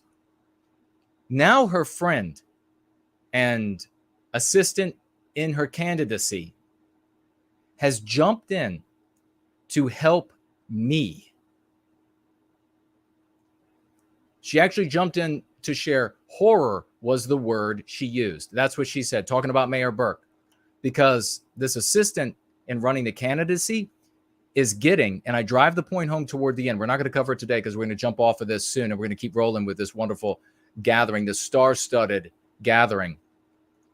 But you can see that the friend who came up, the ally who came up and said, hey, they're recording you. Hey, they're working against you, to come rescue Suzanne, is now saying, oh yeah, I get it now. We can say that Mayor Burke is anti-white. I try to drive that point home hardcore and at the end. And I could tell, I told you all, maybe the first time I talked about the event the very next day, that the very next time we were together, that I think the friend, the colleague, was getting it. And you can clearly see from this video, she's getting it. Suzanne should have just said, thank you. And then, well, if anything, you should have said that something that's anti-white is anti-white, right? But if she had gotten it, if she had understood, I can call Burke anti-white and turn off white voters to her. I can talk about this diversity task force. We would have achieved what we wanted to achieve there. And this would have been wonderful for our people. And specifically for those getting victimized.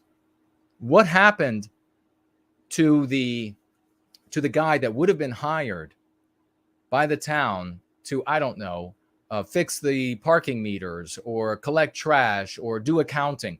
What happened to him and his family when he was not considered for the job because he was white?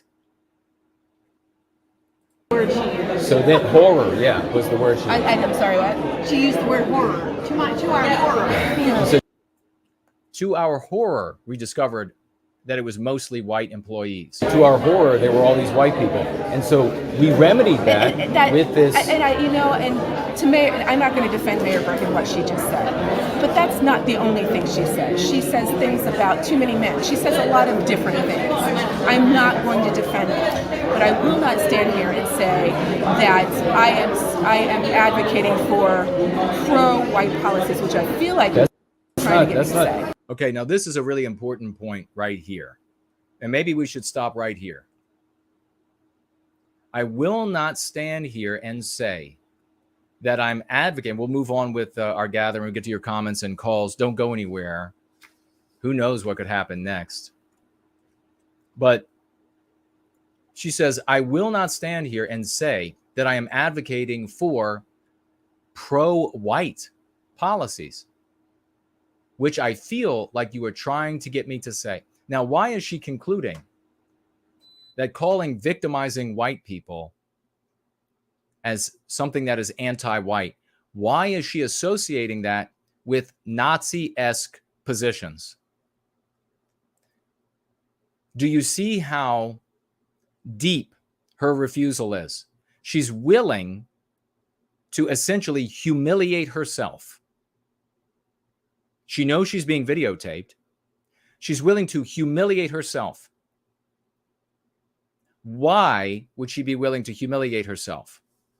Why would she be willing to look so deceptive? Why would she be willing to dissimulate on this childlike level of, were you in the cookie jar? Your face is covered in cookies. Your face and clothes are covered in cookie bits. Why would she be willing to go to that level? Two main reasons relative to this statement. Number one, anti-white narrative teaches the world, and therefore all of us, that to advocate for white people, to say, I don't want white people to be victimized, is Nazi-esque, some sense or degree. That's the first reason. That's the reason, the only reason that we should have to contend with. What's the second reason? Forno mentioned it earlier in the stream today. Because there are duped and manipulated white sympathetic advocates that will imitate, that will be the villain in that anti-white narrative. So that if it's not enough for this mayoral candidate to have this fiction from entertainment in her head, she could actually find somebody tweeting a picture of Adolf Hitler. And those are the kind of people that talk about the well-being of whites in her mind.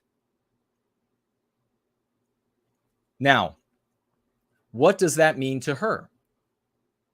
The Nazi-esque, what does that mean? Does that mean, what does she know about you? If she puts you in that category, what does she know about you? She knows that you want to murder whole races of people. She knows that you want to, now whether that's true or not, and it's almost in every single case, I imagine, except for people who should be in an insane asylum, untrue. She believes about you that you want to murder, genocide whole groups of people, that you want to deprive people of their employment or their business acumen and success. You want to thieve that away from them because they're non-white. That would be her conclusion, by the way, if you were to go to her and say, look at how many of these people are in the entertainment industry. Just look at that number. Well, what's the remedy for that, buddy? What's the remedy? Are you going to jail them all? Are you going to kick them all out of the country? Are you going to gas them all? Are you going to... No normal person is going to agree with that. None. You are seeing in this very moment the reason why you should not play the villain in the anti-white narrative. On video. The exact reason why there shouldn't be any of us playing the villain. Because no sane person, certainly no person with power, is ever going to give any credence to what you're saying. And rest assured, that woman that's listening to this, and it's not just that woman, there are others off camera. There was a guy as well, and we have video of a conversation with him. I didn't include it, that was listening to this conversation and was brought over like this. Would he have been able to be brought over in seconds after the conversation I had? And he, by the way, is another campaign worker for Suzanne. Would he have been able to be brought over if in any way we resembled the villain in the anti-white narrative? Now's the time to be intellectually honest. I will not stand here and say, so I will not stand here and say that I am advocating for pro-white policies. And by the way, I guess I'll end on this segment on that little bit. And that is that how many times have I told you all, what does pro-white mean to the general public? That's where the definition matters, not in your head. And I have given space for those folks out there, and they still were not intellectually honest with me. That, okay, maybe pro-white, maybe white nationalists in your head means something noble and beautiful and whatever. But you have a population of hundreds of millions that thinks that pro-white, white nationalist, etc., all mean Nazi, white supremacist, murdering non-white babies, liquidating half the population, warfare, disruption of economy, disruption of society, the murdering of their non-white friends. I mean, my God. So how many points have I made over the years, all being confirmed and proven correct in this single exercise? Let everybody know about it.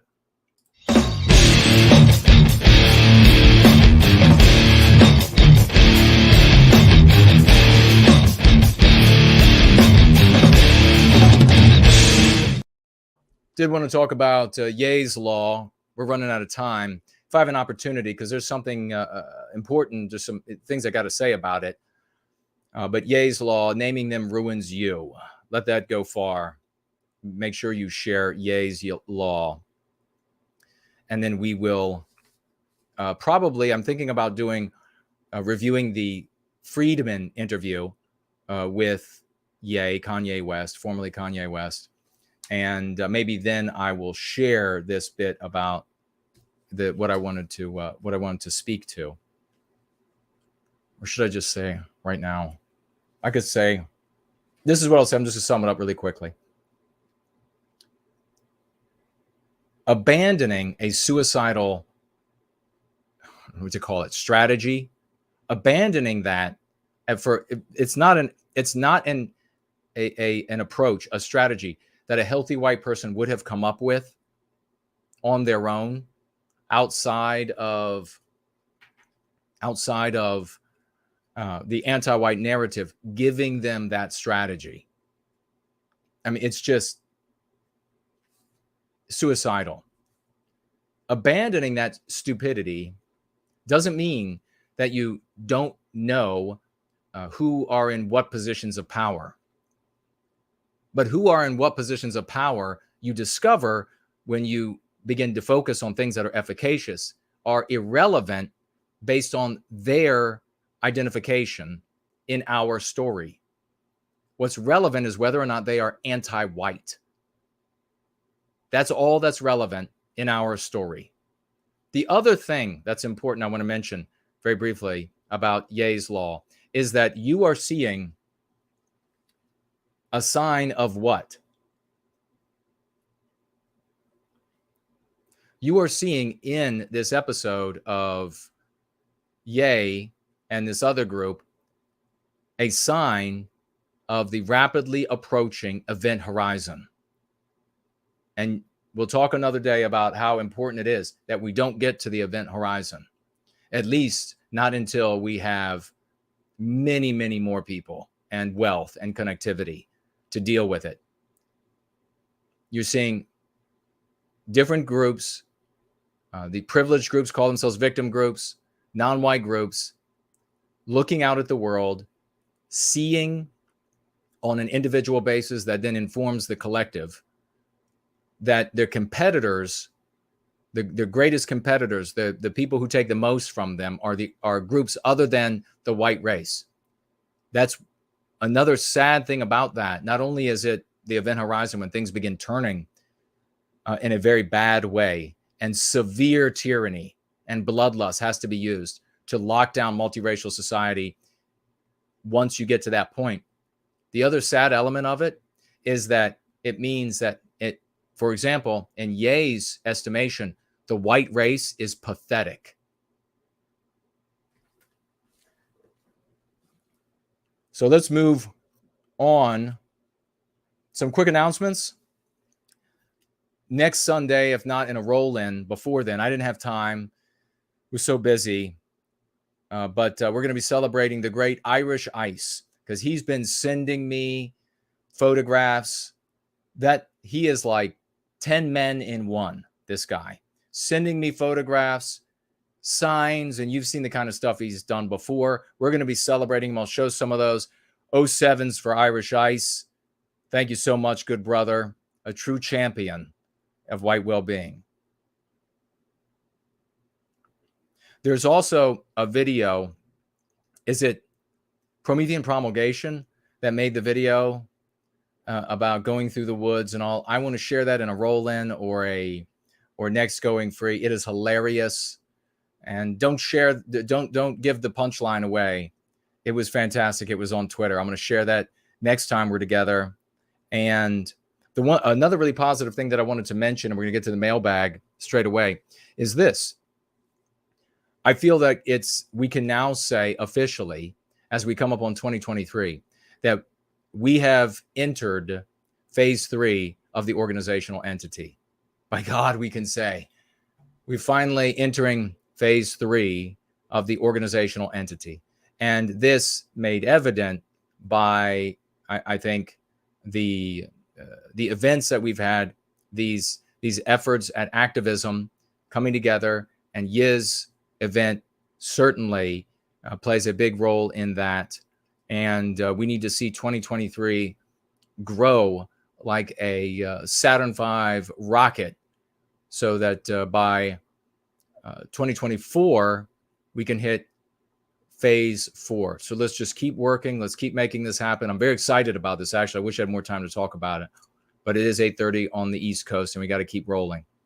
Jump over to the mailbag, and I have just begun digging into the great Elaine Sabatino, and she sent you folks. It's just so many cool things for Halloween. You're seeing them on the room around me. You see this ghost over here. These are all things that I can share, and I can also give to you, and you can share, and you can put these sorts of decorations up. Next year, Halloween comes around. She just well, let's get some 07s. 07s for the craft Maven-esque skills of our very one Elaine Sabatino. She's got a beautiful letter here that I still have to open. She sent more of these. I don't know how this will show up if not. Oh, it works. More wonderful things that I send out with purchases, with books and things that people acquire. Just fantastic. You can see the pumpkin behind me and the cat, and there are little things like this. Thank you so much. It got here just in time. Well, I guess it got here just in time, but I really was just getting to it in time. This is the great Elaine Sabatino. Everybody has a role to play, and don't look at where you are in life, your intelligence, your money, your age, your time, your abilities or inability. I mean, maybe you're maladroit in most things. There's going to be something that you can do in service to white well-being. And this Elaine Sabatino is a magnificent example of somebody who says, I'm good at crafting, and I will contribute in a glorious way to white well-being by making these crafts that can be shared, loving things. And you saw that this is not just some sort of like a background thing that's happening and it's sort of quaint. Elaine's efforts led to an article that ruined the anti-white who wrote the article. And we were able to share that as well. Elaine's efforts end up going out to folks. I give some of the things away, and they end up in the hands sometimes of children. These sorts of things, these are going to last. These will be in people's minds. This is something very different. And this is a sticker on the back there. Peel it off the back. You can stick it on something. How is that going to land on people who are looking for the advocacy of whites of Western kind in the form of goose steppers? How is that going to land? It's going to take them completely out of the world as they know it. And what is that world? The anti-white narrative, their story. And what world do they land in? Our story, where we are the heroes, where it's moral to put an end to the victimization of Western kind. That's the only way. So God bless you. That is our great Elaine Sabatino. We love you. And we'll just put a little Halloween bumper. We're not going anywhere, though, so don't you go anywhere. Be right back.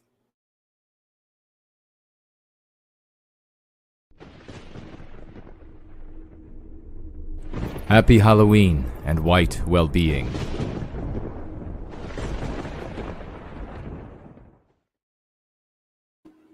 All right. Let me jump into some of these comments, and we will keep rolling. It's been a magnificent gathering. White Pride says this: I ask all proud white people to share this channel with your friends and families.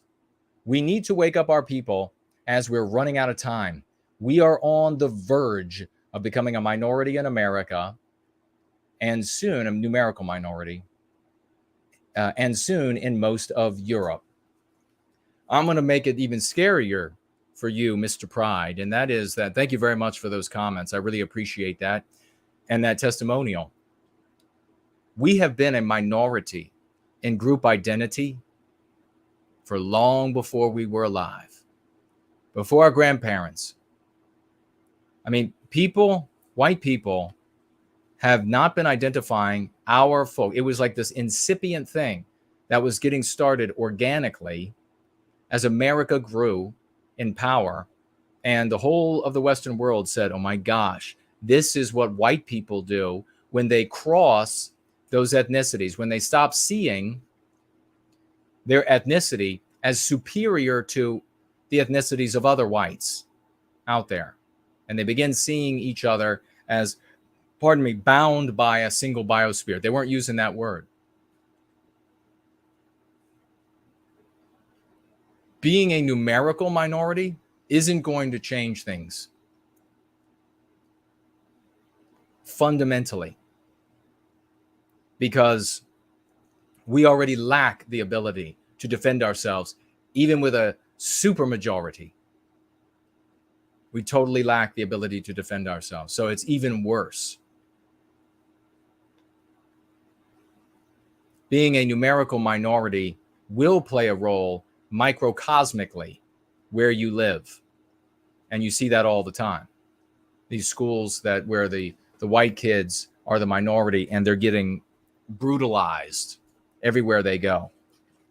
Benjamin says here, in line with the fabulous song by Pine Tree Riot, By God We'll Have Our Home Again, I said that Jason was the, quote, lantern bearer lighting the path through the fog of meme pathogens. Thank you so much for that, Benjamin. I really wanted to include that because I wanted to publicly say thank you. That's a very kind thing to say. And yep, I'm playing my part to the best of my ability. I hope it's good enough. Unmapped Insights says, an information-rich and entertaining stream, really quite the eye-opener. Jason mentioned an emotional female attacking him on Twitter. Loved how he described the current misfit, can't recall his hilarious descriptions, of female so-called leaders, and the weakling males used to stepladder for the masculinized women. Quote, weak men and wily women came to mind. A book with the title wouldn't sell now, but one day it would be an appropriate title to look back on history and realize how we ended up in this pickle. Quote, when feeble men let fickle women rule. That really needs to be the title of a book. That's fantastic. Thank you so much for that, Unmapped Insights. Remus says, I've argued, think about this. This is a great comment, very important. I've argued with a mob of Jason's Twitter haters. And though this sounds like such a cliche, I think that they're largely jealous of Jason and the Go Free movement on the whole. Some of them are indeed anti-white, but most seem to be genuinely in the white sympathetic sphere. Jason and men like him have helped my life immeasurably and have helped me to bring a few others to white positivity as well. So I can hold my head up high, knowing that even if I have done more for our people than probably, for knowing that I've done more for our people than probably all of the Go Free haters on Twitter combined. Yes, that was worthy of another reading. Thank you so much. The Republican Party to white people. We should be above race. Also Republican Party, we are the party of the Latino. Anybody have any doubt that they are anti-white? That was brilliantly pinned by the great Chopin. So true. We're above race. We're the party of the Latino. We're a party of the black voices, says Carrie Lake. Nathaniel Nelson, the great Nathaniel, the great Nate says here, the whole thing is giving me opiate crisis vibes. Not long ago, I think circa the beginning of Iraq too, doctors massively overprescribed opiate-based painkillers. When the patient supply finally got cut, there was a bunch of people who had become dependent on the stuff. Then many turned to illicit substitutes, which interestingly enough, lined up with the capture of poppy fields in the occupied regions of Afghanistan and an increase of illegal IV drugs on the ground in the States. Appalachia in particular was very hard hit by this, as I'm sure you're aware, Jason. Double check this conjecture with your regime news sources, of course. Wouldn't surprise me to find that this is something of a 1-2 punch technique.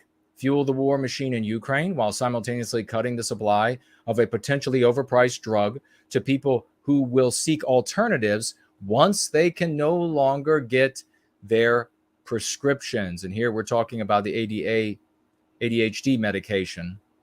Of course, with the border open, there's already an, quote, alternative supply in place, a la the cartel smugglers. Adderall. By a cursory web search, it seems that 7% of the U.S. adults are prescribed the drug. That's a lot of people. Desperate folks might turn to that instead. Yeah, let's hope not. And that's actually a brilliant consideration, brother. Thank you for bringing that up. That these people might not be able to get Adderall if this were to become something really substantial, where the short supplies, they're just somehow these companies aren't making them, supposedly, ends up with a bunch of people who were on Adderall then using illegal drugs that are readily available. Insight says here, I'm an hour and a bit into this, on fire video, probably only once in a century, a genius is born. I love this. Fit to wear the mantle of President of the United States of America. Jason is that person because of his big heart for his people, all people, and he's made of tough stuff. I want to remind you that the most beautiful thing, one of the most beautiful things, thank you so much for that, Unmapped Insights. That is very humbling. One of the most beautiful things that Fraulein said to me was when she was on her deathbed, when I walked away. It was the final thing she ever said to me before she died, was, I love you because you love us. I wonder how many white sympathetic content creators, thought leaders, organization leaders that can be said of. The rest who dally in politics are of average intelligence to the outrageously simple-minded. These scripted actors bow their idiot but loyal heads to any policy pushed forward, even when specific policies can cripple a nation. It's obvious we need highly intelligent Westmen in politics to reestablish order. The irrational, greedy, little leprechaunus would, of course, oppose such moves. Quote, where there's a will, there's a way, close quote. It's imperative we find it, just my 2 cents worth. God bless you and thank you for that. Sam says, everyone I used to watch are so boring compared to No White Guilt. God bless you, Sam. I really appreciate that.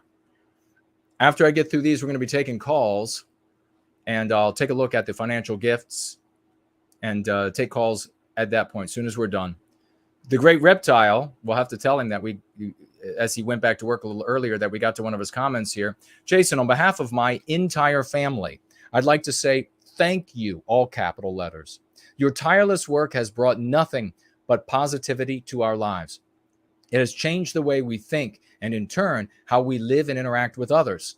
If it weren't for the life-altering practice of Go Free, life-altering practice of Go Free, there would be no community, nor the incredible friendships it's given us. This was evidenced by Yizz weekend campout. Folks from every walk of life were able to convene under a single unifying thought: love for our people. And I solely attribute that to all the work you've done for Western kind. God bless you, brother. Thank you so much. Reptile's got a wonderful family. He's a brilliant guy, a wizard of an artist, and all that he does. So God bless you. I really appreciate that. And this reminds me, reading this here, brother, that forever in the white sympathetic sphere, talking about doing this, advocating for our people in love, was seen as pathetic and wimpy. And I said, no, we get to decide what it is. And I decide that it's Herculean. I decide that it is powerful. I decide that it is puissant to advocate in love, hope, and redemption for our people. And if I need to drive the point home, I'll take off my shirt and we can have a fist fight. Because I'm not the kind of guy that is wimpy. It's a matter of will. Who decides who and what we are? And it's not in the way we look at it, it's not the anti-whites. The great First Last writes here, truth, truth, truth, and truth that, rather than backfires, is useful in freeing your mind and winning new people. Magnificently put there, a great insight by First Last, because there are other truths out there that when you share them, you don't do anything good for us. You don't do anything good for you. In fact, it's harmful for us and harmful for you. Sam again writes, quote, make another argument. Oh, this is quoting me. I thought this was funny from one of my other videos. He's quoting me, quote, make another argument to me about why a woman should be fighting for us, and we'll get you a tutu female genitalia, close quote. And then he wrote LMFAO. I was fired up. And here we have somebody who's here with us. Cool, Papa Magic. This stream was too good. Very informative and very entertaining too. Jason is definitely a visionary type. I thought I saw pretty clearly what was happening against our people. Then I found this channel. Not sure if visionary is the right word, but he's given me a whole new lens to see our situation through. There's the Christian lens and now a white well-being lens too. Also, I'd never take that $100 bet. You'll end up being right for sure. Also, I wanted to say, ever since I've been going hard on white well-being in comment sections on YouTube, I've noticed that a good majority of the replies are, quote, name them replies. Then when I saw our enemy is anti-whitism, then when I say our enemy is anti-whitism, people start acting like I'm some foolish child who doesn't know anything. It's quite funny, actually, but the implications are clear that people need your message. My comments are often popular, but the message about focusing on our victimizers are often ridiculed. Yeah, and that's exactly, brother, what I was saying just a moment ago. That when I would talk about love, hope, and redemption focusing on us, they acted like it was some sort of like effeminate thing to do. That you have to just focus on another group of humanity and hate them all day long. And they want this idiotic suicidal strategy of name them. That's proven itself. Nothing has proven itself more wrong. Nothing has proven itself more detrimental than the name them strategy. So anybody still saying the name them strategy is performed poorly on an IQ test of the real. Every day you face IQ tests. It's not just the thing you might sit down with a at school or a psychiatrist or something like that to take, or Mensa to take. Every day is an IQ test. Every challenge is an IQ test. And if you're still of the mind that the strategy is name them, you're failing. And I've made all of the arguments. And if you don't have any retort for that, if you can't overcome my arguments, then you have to change your position. That is the only white thing to do. And it is also the only moral and when it comes to men, masculine thing to do. So if you would like to talk with me tonight on the phone, let me know. We have one more financial gift over here on Entropy, and it is from the great Eric. God bless you, brother. And he says, with a $3 hopping dollars from down under, that Republican POS, I assume he's talking about Fox, could not make it any more clear that she doesn't give a shoot about Western kind. Well done to the Virginia GFC. I'm inspired. Awesome. That's exactly what Yizz was talking about. We were inspired by the great clips. And now what we did inspired you and will inspire others. And what we did has inspired us as well. We're going to be doing more. God bless you. Thank you very much for the testimonial and the $3 hopping dollars. Let me see if we got anybody on Odyssey. Nope. No financial gifts, and nobody's tagged me. Same with D Live. Let me check Cash App. Tag me in the audience, in the live chats, or get into the question widget where it won't disappear. Okay, nothing's over here on Cash App. Turning back around, we have Mestizo back in the question widget. He says, every single faction of the white sympathetic sphere, for whatever reason, are quick to support a, quote, white Asian alliance. Every sphere. Implicits, explicits, groypers, antags, etc. Wow.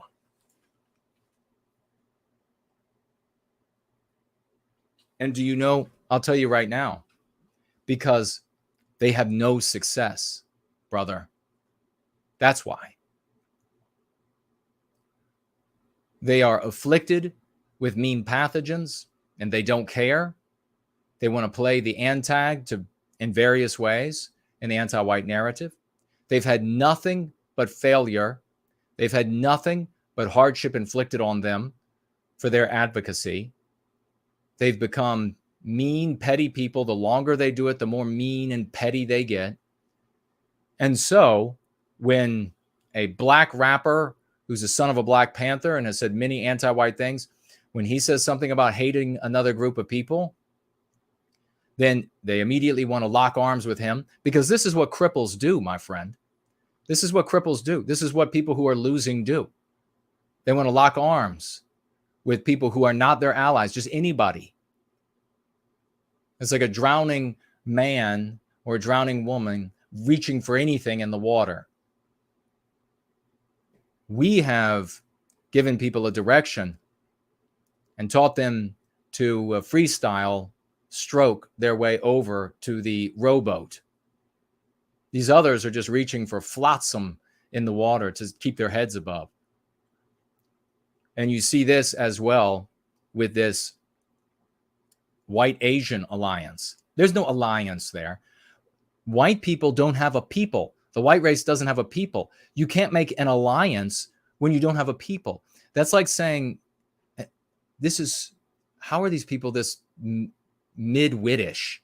Seriously, how are they this mid-wittish? That's like saying that you don't have a company that does anything. You have no company. You don't own a company. But you want to collaborate with Amazon. You want to collaborate with some other big company, with Nike, to do X, Y, or Z. You are insane. You don't own a company. Similarly, you don't have a people that you can form an opinion for that can be adopted by that people. So you can't form an alliance with Asians, and Asians are sure as shit not going to form an alliance with you. It just smacks of the sort of pathetic nature that I personally think is beyond embarrassing. It's effeminate. It's ridiculous. It's unmanly. It's a sign of defeat, especially reaching out to lock arms with people who want nothing to do with you. Could you imagine going to Asians? You want to advocate for the white race. And by the way, it's not even like going free. No, you're going to go there and you're going to talk about Hitler or whatever it might be. And they're going to take your hand. They're going to lock arms with you. You would be dead weight to them. You would be a detriment to them. You would be a handicap to them. You would undermine their efforts. How Mestizo, I got to ask you, how did these people who are following these misleaders, some of them are honest in their misleadership, and others are just, they only care about themselves and their wealth and aggrandizement. How is it that people continue to follow this? It's insane. It is insanely low IQ'd. Every one of these followers needs to abandon that. And this absolute cringing, what's even the word for it?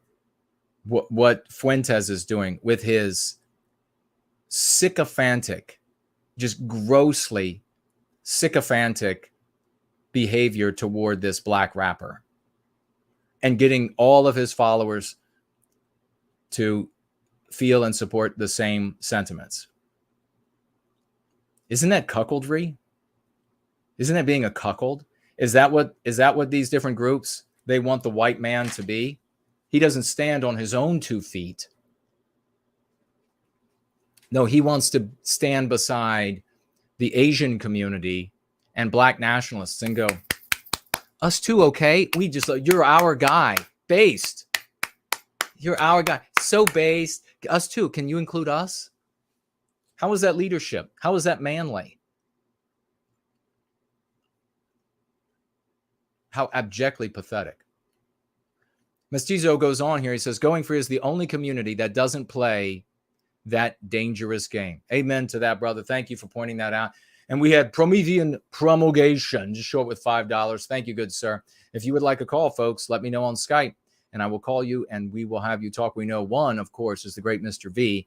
Who else is going to be on a call? If anybody, if not, then I'll just continue and rambling and talk to Mr. V, and we'll wrap it up. But Promethean Promulgation says here with $5, I recently spoke to a vague relative about an ant-nat relative. Oh, this is interesting. She said, word for word, quote, I thought everyone already knew that, close quote. Talking about tiny hats does nothing. Oh, how smart. How smart. Listen to this testimonial from Promethean Promulgation. He spoke to a relative of his who is a vague about a relative who is an ant-nat, which meant that this relative, this ant-nat relative, of course, is employing the suicidal strategy of name them, of destroy the white race strategy. And she said, I thought everyone already knew. Or this person that named them about those folks. I thought everybody already knew. Well, they do already know. They do already know that there is a group out there, and many of them also know about other groups who also work together, not as well, and help each other out within industries and across industries. Everybody knows. Everybody knows. Ye just told everybody that all the powerful people know. I told you that too. And obviously many of you knew that already on your own. The wealthiest and most powerful, all the politicians, they all know that there is not only one group of people, but a few groups of people that work really well together and that they will stand up for each other. They already know that. You're not telling them anything they don't know. So there's another reason that this suicidal strategy is just stupid. It's something that people with power and means already know. Why? Because they have to witness it in the use and exercise of their power, and if they have a business and the exercise of that business, they already know. And everyone in the middle class and the poor, there's almost nobody out there that isn't aware of this to some degree.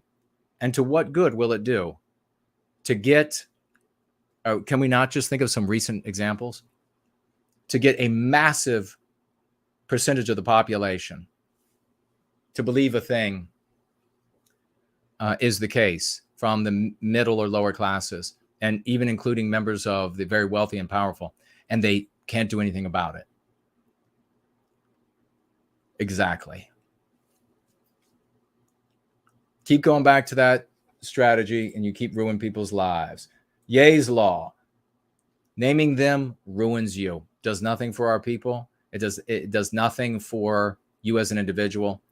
And in fact, nothing good for either. In fact, when you do this, your audience will see you as Nazi-esque, one degree or another, and everything that they've learned is associated with that. Now, good luck on overcoming that baggage. People are going to look back. When we recapture our destiny, kids in elementary school, like upper elementary, like 6th grade, certainly by middle school, they'll say, why didn't everybody just get it when the white well-being people were saying it? It's so obvious. Why did anybody push back against that? I mean, how low were those midget wits' IQs? We have a $5 financial gift over on Odyssey. Thank you so very much. Damn, I'm handsome on Odyssey. $5 from Humongous. Says, No White Guild, thanks for another great gathering. A token of my gratitude. I really appreciate it, man. I really appreciate. This was actually getting this gathering together because of making. I got some things going on, busy, and having to make this video. It's still not ready to be posted as a standalone. It will be as soon as I can make it so. But that video took tons of time. I mean, there's no watching TV. There's no, I don't do anything that wastes time. I go from one thing to the next. Every room I walk from, I'm taking the shirt off, putting another shirt on. I'm grabbing something. Everywhere I go, you should see how I move through the kitchen. There aren't any wasted movements. There isn't time for wasted movements. Everything I'll have several things going. I'll have the sink heating up, this thing cooking in the microwave, that toaster oven heating up, all at the same time. I'm pouring the drink while I'm pushing the fridge door shut with my knee. There is no I'm just I got nothing but time in the world. So I appreciate it when when folks do stuff like this. Humongous. $5 financial gift over there. First time I'm seeing you. God bless you, brother. Thank you for being with us. Make sure you tell all your friends and family that there is a way to recapture our destiny, and that way is the Go Free method. Let me swivel back around. I'll swivel around here on this Halloween. Are we all ready for this Halloween Eve? Are we having fun yet? And listen, I'm going to restate, even though it's always taken out of context. I love all of our people, even the ones that have gone down the wrong path and they continue to say stupid things, because we are like the priest or the preacher to the sinner. That's how I view myself and what we do. We need to bring them away from the things that are destroying them. And that can be something like being an antag in the anti-white narrative, but it can also be somebody who's white flighting into drugs just out in the world.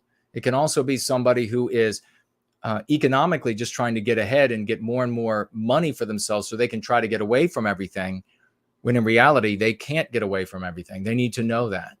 We're trying to go to our brothers and sisters. So even those that come back and they say, like, a couple of the messages I received where they're like, some have been respectful. Some have said, like, and I salute them for that, the respectful ones. They've said, well, I see your point, but I don't think you're getting the whole picture. And then they'll make an argument that was addressed by one of my arguments. So love them.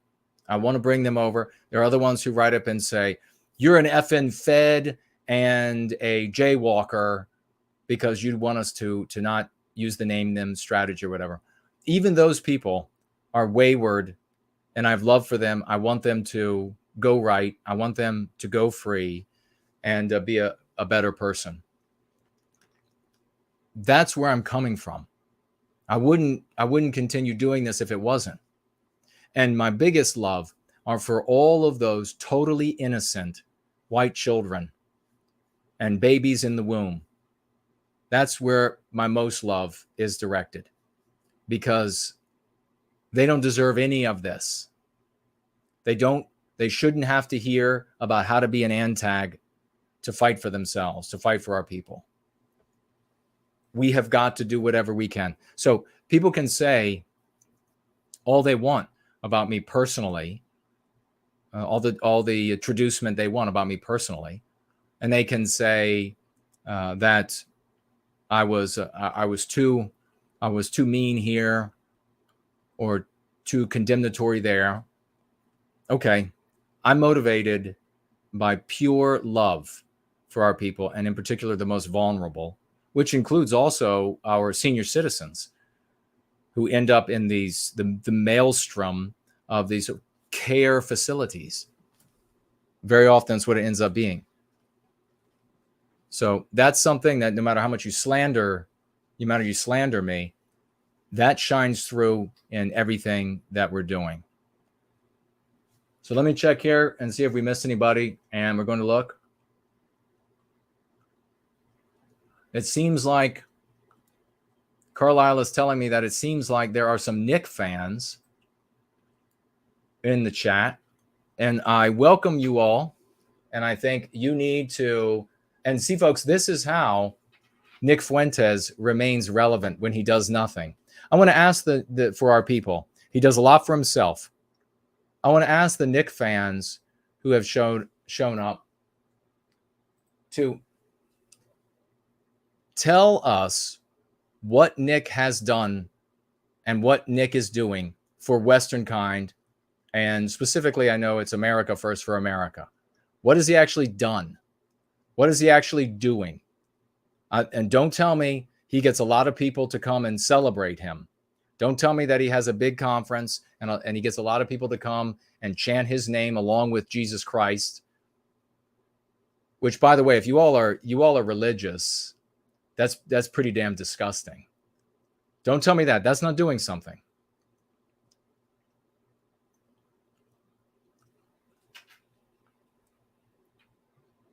So just tell me how.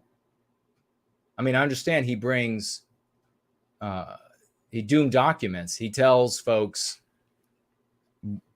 this bad thing is happening, and it happened, and doom documents. These are the bad things that have.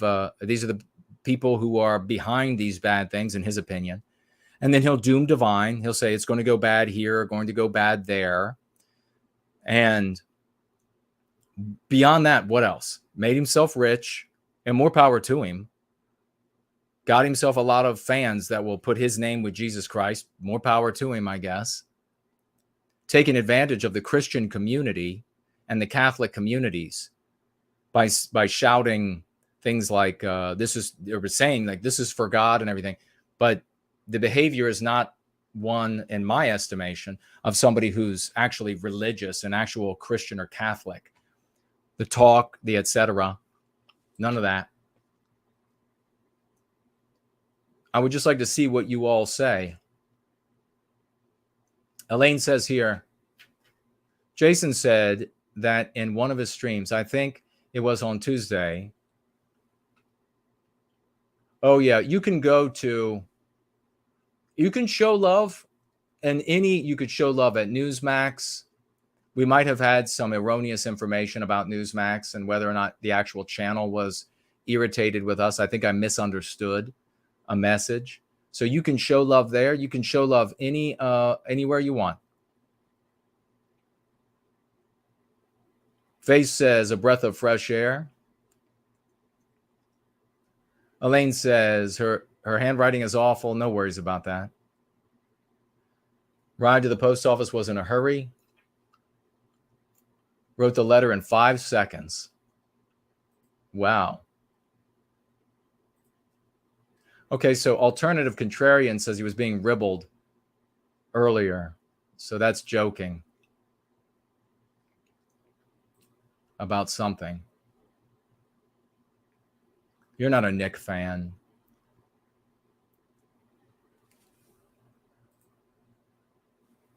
But this is how, I'm going to call Mr. V in just 1 minute because we're running out of time.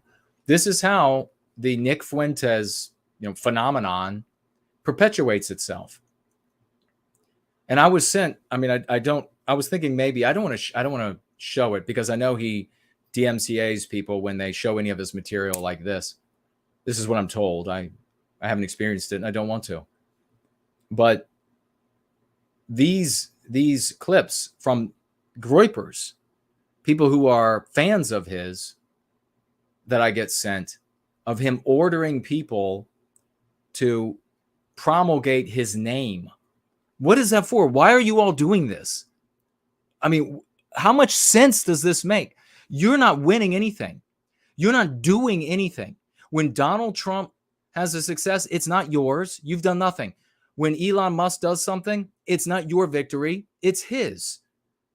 Applauding like a bunch of, retarded seals and claiming that it's your victory and you're back and then using this, the words used by the black community. I mean, this is just profoundly pathetic. It is profound cuckoldry. Stop. I mean, why spread his name everywhere? When he orders you to do this, why do you do it?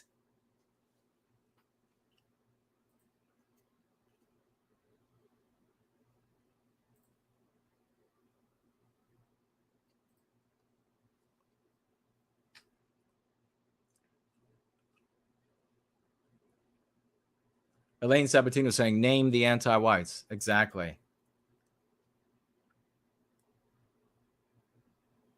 So, Jamie, you have to tag me. And then Arturo as well. When you need graphic web design, writes Arturo, I'll offer my services free on my spare time because I love what you're doing. God bless you. Thank you for that, brother.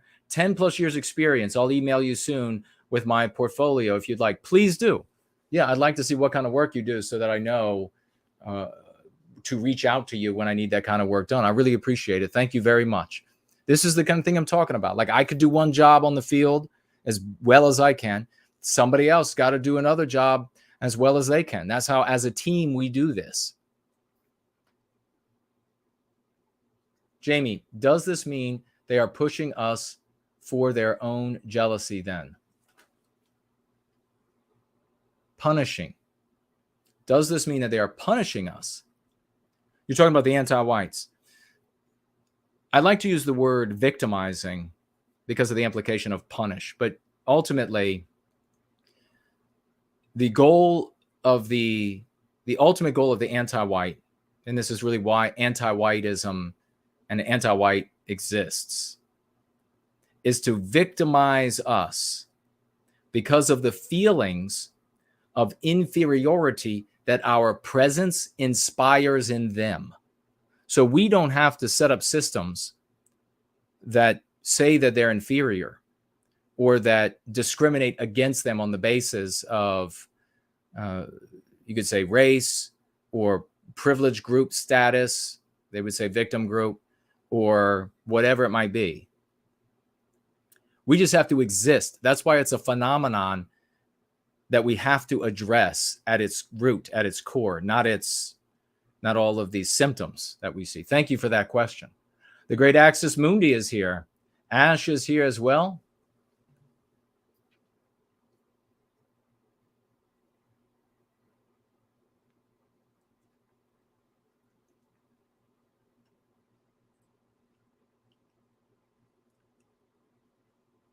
So, Sun? Is that Sun and Monkeys? Saying Nick is better than everybody else. Can you make an argument? Can you make an argument? Like what is better? He's made more money. He gets more poor souls to watch him and promulgate his name everywhere. That he just verbally abuses them.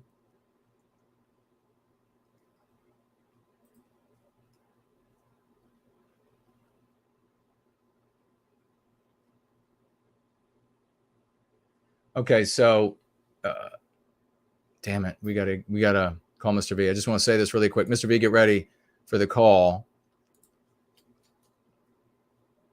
This person has made this Fuentes supporter has made this erroneous comment about, it's a fact that, I guess you're talking about Kanye, that's what you're saying there,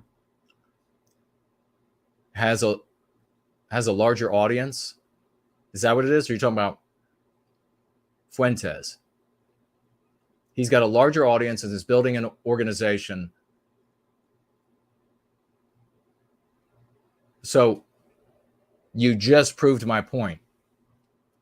He is doing nothing other than aggrandizing himself.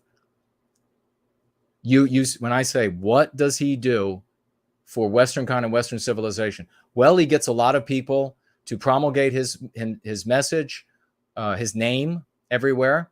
He gets a lot of people to worship him and to chant Fuentes and Christ. He gets, and he makes himself a lot of money. Okay. Anything else?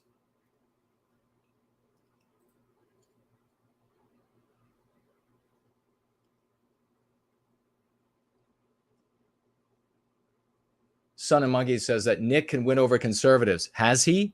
He hasn't won over. He's actually been thrown out of the conservative sphere. And he's certainly not going to win over conservative people like we demonstrated here today. You're not going to be able to go in there and hate on another group of mankind as he does. It doesn't matter if after the fact, it's so disingenuous and lacks so much character that after all of this hatred and negative things he says about a group of people, he then tacks on at the end, I'm a Christian, I love everybody. Wow. And you follow somebody with a character that bad? That says a lot about you.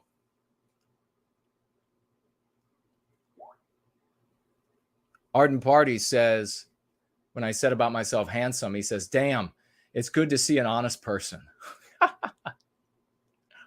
All right, we're going to call Mr. V. I want to give him some time. Arturo says, oh no, I already got that one. Did this thing move on me? Arden Party says, no, almost no one is beyond redemption or deserves to be abandoned. Exactly.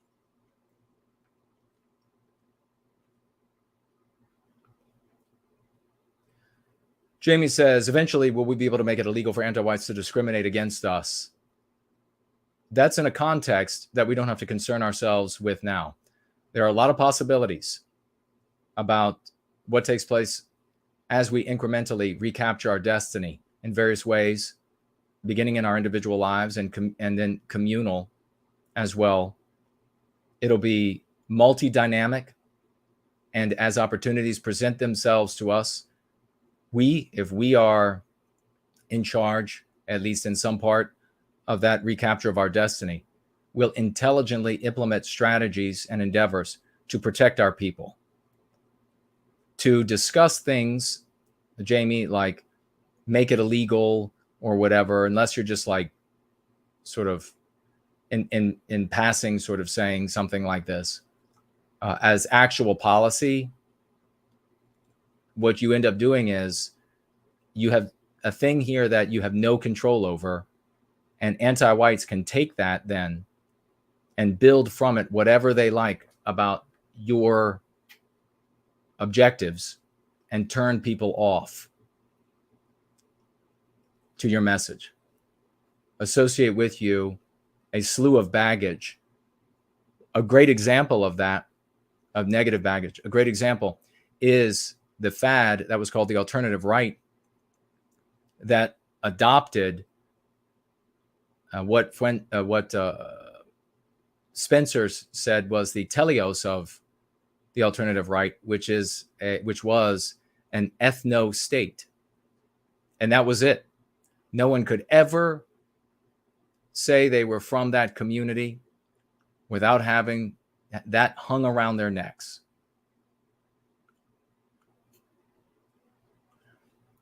Axis Mundi, like to do a call again sometime. Yeah, we'll do it, brother. 100%. Helios Abbott says, take another peek at Odyssey. I will.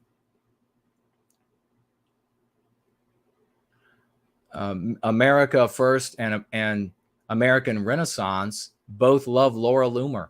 Yeah, what kind of character does somebody have that will speak endlessly, but at least the America First, about hating a group of people, in this case it being Zionists and Jewish people, and then throw your arms around them, one of them, and say, this is a wonderful thing, this is a wonderful person. I mean, and people have really forgotten how to identify good character in the world. Maybe that's another reason why we're in such bad shape. But one who has not forgotten how to identify good character is First Last. Get your raucous emojis and 07s out for the great First Last financially gifting 100. Save our white ass dollars. That's First Last, ladies and gentlemen. What a hero.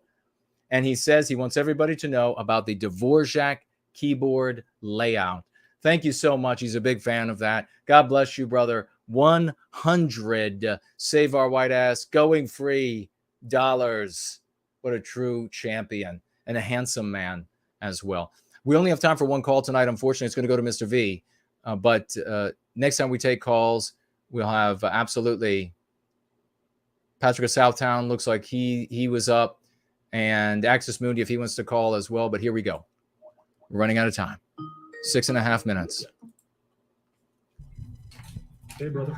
There he is, the champ himself. How are you doing, and what's on your mind, brother? Well, how are you, sir? I'm really excited, man. We've been having a lot of successes. Having Yizz on always picks me up, too. Yeah, she's amazing. Brother, I would like to name them because I've been waiting for so long to name them. So let me just name them because I haven't named them in a while. So let me just name them. Okay. Midwest GFC, California GFC, Norway GFC, Southwestern European GFC, Virginia GFC, New England GFC, Florida GFC, Christian GFC, Arizona GFC, Tennessee GFC, and Ontario GFC. Absolutely. It feels good to name them. You named them. I named them. I love it. 07s and raucous emojis for the GFCs, folks. That is fantastic. Yes, Mr. V, I should have known that you were going to show up and then you were going to name them. Right? Just name them everywhere. Also got to name the White Wellbeing Open Chat and Southern Bloom and the outreach team led by the two Nates.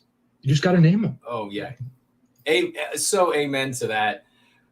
So Promethean hails to that. That is glorious. Thank you so much. That's funny. We should say that more often. Yeah, let's name them then.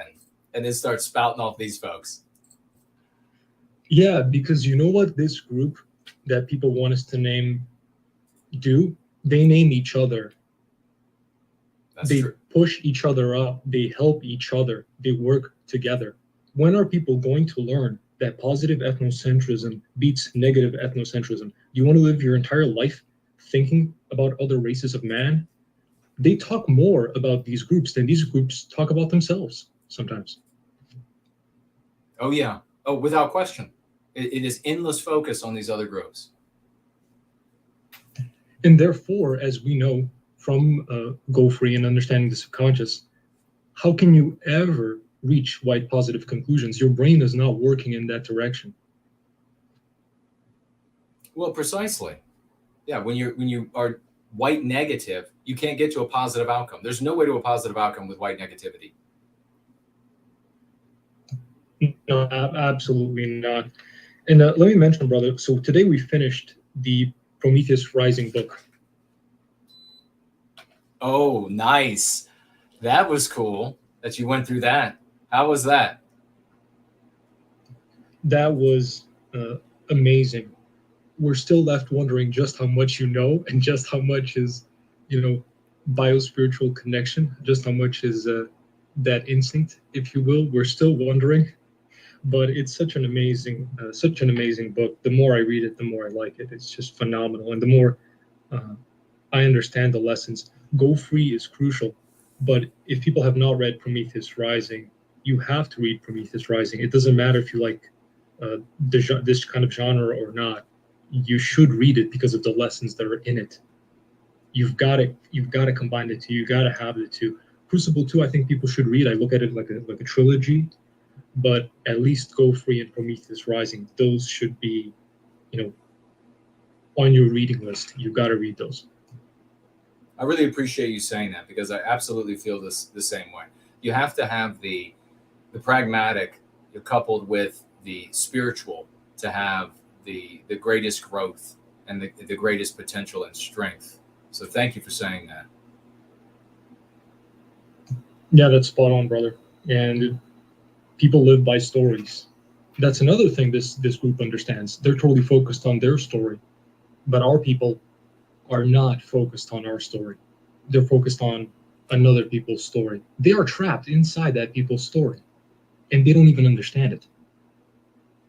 No, precisely. Just totally blind to it. Yeah, 100%. One shout out to the California GFC. If I'm not mistaken, today is the California GFC's anniversary. Oh, cool. Yeah. So big thanks to Patrick and everyone involved in the California GFC. Folks like Axis, who's still running the history seminar. So big thanks to Axis. That's going amazing. He's doing a phenomenal job. That's awesome. So big thanks to him. They're also doing Crucible. So they're continuing with Crucible. And once they're finished, they're going to move on to Prometheus Rising as well. Wow, that's fantastic. And I want to hear how it ends up playing out for them as they finish that up and then get into Prometheus Rising and see how it affects the group as a group. Oh, geez, we're out of time. Wait, let me see my time really quick. Oh, yeah, you got 30 seconds, brother. Damn. Okay, we did movie night, horror movie night. We watched 3 horror movies, The Thing, Dracula in 1931 with Bela Lugosi. Awesome, great acting there. And then we watched Train to Busan, which is a Korean zombie movie. So the horror movie night was a lot of fun. Then we had a Halloween music night. That was a lot of fun. Join the GFC. The links are below. Join the Wellbeing Open. Actually, brother, just keep. I'm gonna go ahead and just go beyond. Just go ahead and take your time. Take your time. So you did the movie night and what movies? It's Halloween. It's pre-Halloween here, so we're just gonna go ahead and go over. So go ahead. Awesome. So we saw The Thing, which is one of Nate's favorite films. While we were watching, he knew all the lines. Oh, nice. And we concluded that The Thing is anti-whitism. Oh, really? I've never seen. Yeah, I'm just joking. but I was like, I have no idea. The Thing absorbs. All right. Well, so it's just because the Thing absorbs everything that it touches. It's an alien. Oh, I see. Okay. That's funny. Yeah, and then we saw Dracula. So The Thing is a pretty good movie. Then we saw Dracula, 1931 with Bela Lugosi. The acting is really good, but you can tell, when it comes to filmmaking, some of the things they didn't have mastered quite as they have now. But the acting is amazing, and it's all Westman as far as I could tell. So that was a nice throwback. And then we saw a Train to Busan, which is a Korean zombie film, very different from the zombie films that are being made in the West now. This actually had a story, It was about a father and a divorced father and his daughter. And, you know, you're looking at these films from another people, and you can see how much better they are for their people. And right, the amount of MPs for their people are minimal. Some MPs, which they're getting from the West, things like feminism, but they're minimal, you know? And we could have the same thing, and we should have the same thing. So it's just sad that in the West, we get movies with anti-whitism, but then you look outside the West, in some places, very minimal amounts of anti-whitism, or in some cases, no anti-whitism at all. Yeah, it really is. We have, when you reflect on, and folks, let people know that we're in, it's like the good old days on tap when we would go into overdrive. We're like in an overdrive. Who knows how long we'll go now?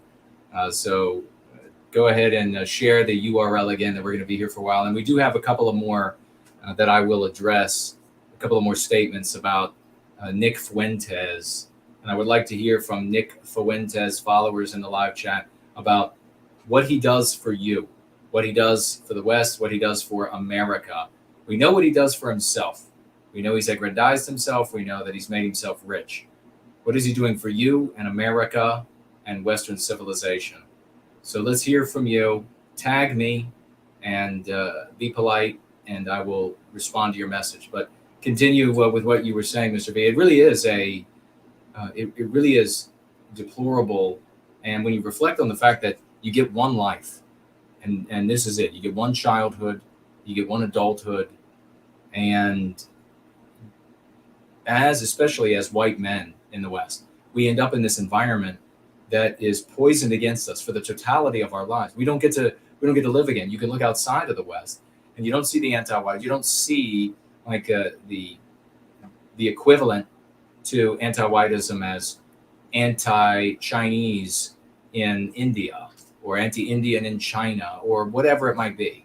Nobody else is having to live with this. This is the darkest curse of inflicted by a very real victimizer of all immutable characteristics that we in this age have to live through. And I, for one, and the heroes here, have made the decision that we're not just going to cry over the spilled milk, cry over what we were born to, cry over our lot, but to take in our hands the metaphorical sword and answer these silver trumpets that call to our spirit of the West. And in many ways, that is a life, because it is a striving for glory that you can't live without a victimizer or an adversary. And so there are positives as well as deep negatives. The problem is that the negatives are very tangible and experienced daily. The positive is something you have to focus on, that's ephemeral, and you pursue. But yeah, man, I definitely hear what you're saying. We have to make the positive. We have to do it. No one else is going to do it. And we have to think that no one else is coming to save us. We got to save ourselves. Yeah, no one is coming. We have to do it ourselves. Well said. What else is going on, man? So we had the music night, the Halloween music night. That was a lot of fun. Oh, nice. Yeah, that was a lot of fun. Folks enjoyed that one. And that was all, Halloween themed music. After that, I showed folks something wacky, hilarious, but also very practical and fun. Okay. It's called Finger Fitness. Finger Fitness, created by an American called Greg Irwin. Okay. So Finger Fitness is basically a series of hand and finger exercises to train your mobility, your dexterity. It's primarily for musicians, so you can play piano better. That makes sense. Avoid issues with your with your hands, any damage, etc. And Ozark made this very funny meme because I showed folks a video of Greg Irwin with Johnny Carson, and he made that extremely funny meme that I just sent you right now. And if you want, brother, I can send you that Johnny Carson video so you can watch that when you're eating or something, as you mentioned that you usually do. Yeah. Because it's so funny, but at the same time it's so practical. And I've been doing these exercises, and I've done them with Patrick too. Like, we'll watch the video because it's up on YouTube, and it works. When I play guitar, it's just so much better. My hand dexterity is improving a lot. So it's something fun. And he has something called finger ballet. Like, it's such a white man thing that just makes me laugh, right? When you think about, like, who would come up with this kind of stuff? It just had to be a white guy. It just had to be a white guy. It's so funny. So that was something interesting that we did to kind of wrap up the night. Kind of a wacky skill there, but that's very practical, you know. Yeah, absolutely. And that's the kind of thing that is so epic that GFCs are doing, is working on improving the participants' lives in various ways. And this is beautiful. And you are a big engine along with other GFC leaders behind that, brother. And we're so grateful that you're doing. It's exactly, you've captured what I articulated the spirit of the GFCs has to be. And it's a beautiful thing to see that it being instantiated, concretized by your efforts. And God bless you. You got the Halloween music, the horror movies, the working on the vocabulary, working on the sartorial endeavors with how we look, all of these things, these finger exercises that can improve, I assume also can improve touch typing as well as musical instruments. That's beautiful, man. Thank you so much. And all of it inside of our story, our world, using the locutions or lexicon from the Go Free method that empowers us. That's really beautiful, man. Really appreciate it. You're a real champ for our people. Oh, thank you, brother. You're the absolute king of Western kind, and don't forget that. So massive thanks to you. It's all thanks to you, bro. Speaking of the style event, yeah, we're still going with that. We're reading Tanner Guzzi's book. We are now at the section on body. So we talked about golden ratio. We talked about facial symmetry. We talked about the difference between how women dress and what their objectives are, which is visual appeal, whereas for men it's visual power. And men confused, they think that if they care about their appearance, that they're caring like women care, and they're caring about being pretty. That is not it. A man caring about his appearance and aesthetics is for an entirely different objective and purpose than a woman caring about her aesthetics and her appearance. Men dress for visual power. So you caring about your appearance doesn't make you effeminate. That's totally ridiculous. Right. But yeah, we're continuing with that book, and yeah, that's something that's going to go for quite some time, the masculine and feminine stuff, because there's a lot to dig into. You know what I mean?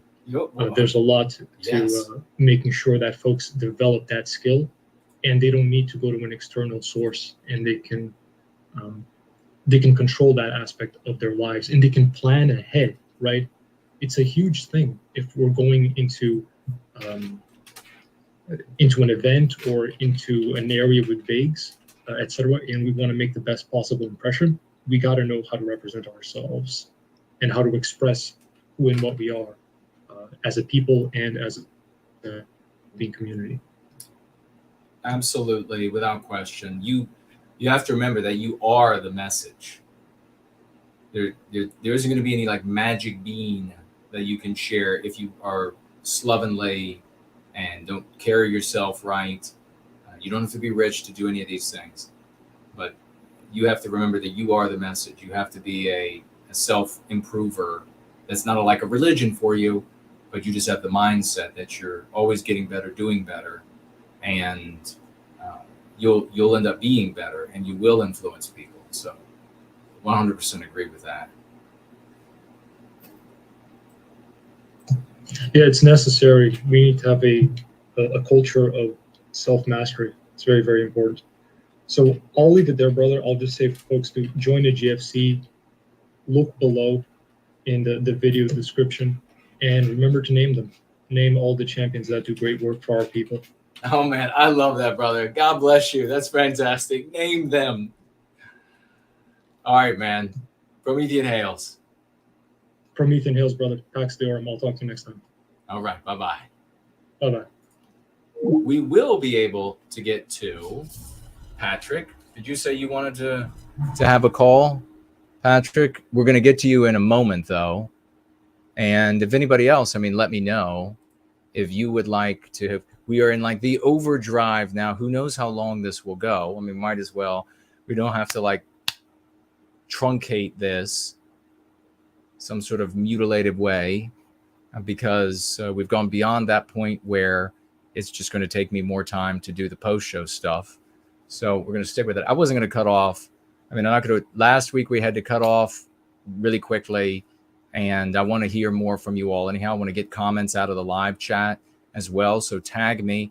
I know we have these Fuentes fans, and maybe they're dual. I know there are some dual Fuentes and No White Guilt fans, but I've put the question to them about Nick and what he does for them as individuals, what he does for Western civilization, what he does for the United States, because we can see clearly that he does a lot for himself.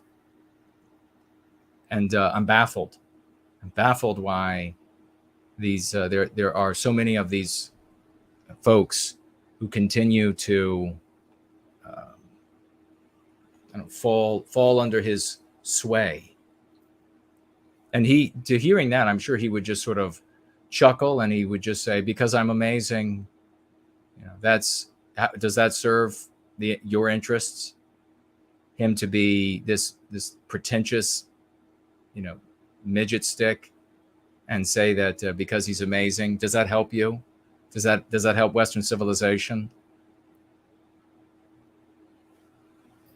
So let's take a look at what you all are saying, and we'll get on to the next call. Diego Sabbath says to take another look at Odyssey. I will, my friend. Or was that from earlier? We have a Nick fan saying that Kanye, not even calling him by his new legal name, Ye, but okay. Kanye is based, he writes. So they've become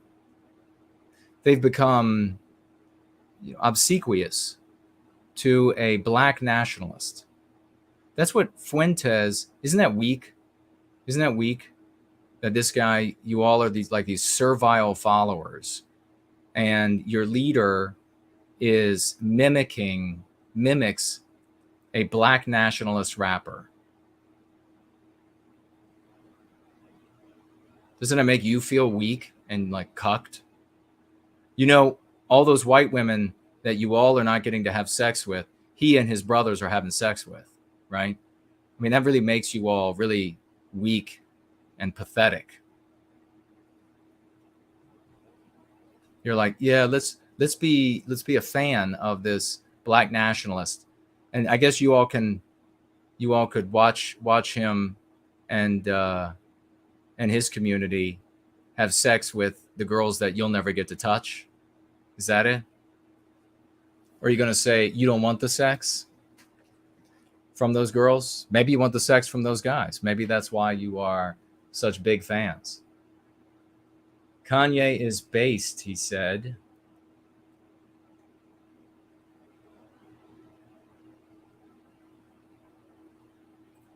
Let folks know, a lot of folks in our community are going to think, well, going free absolutely has to be done by 9:30.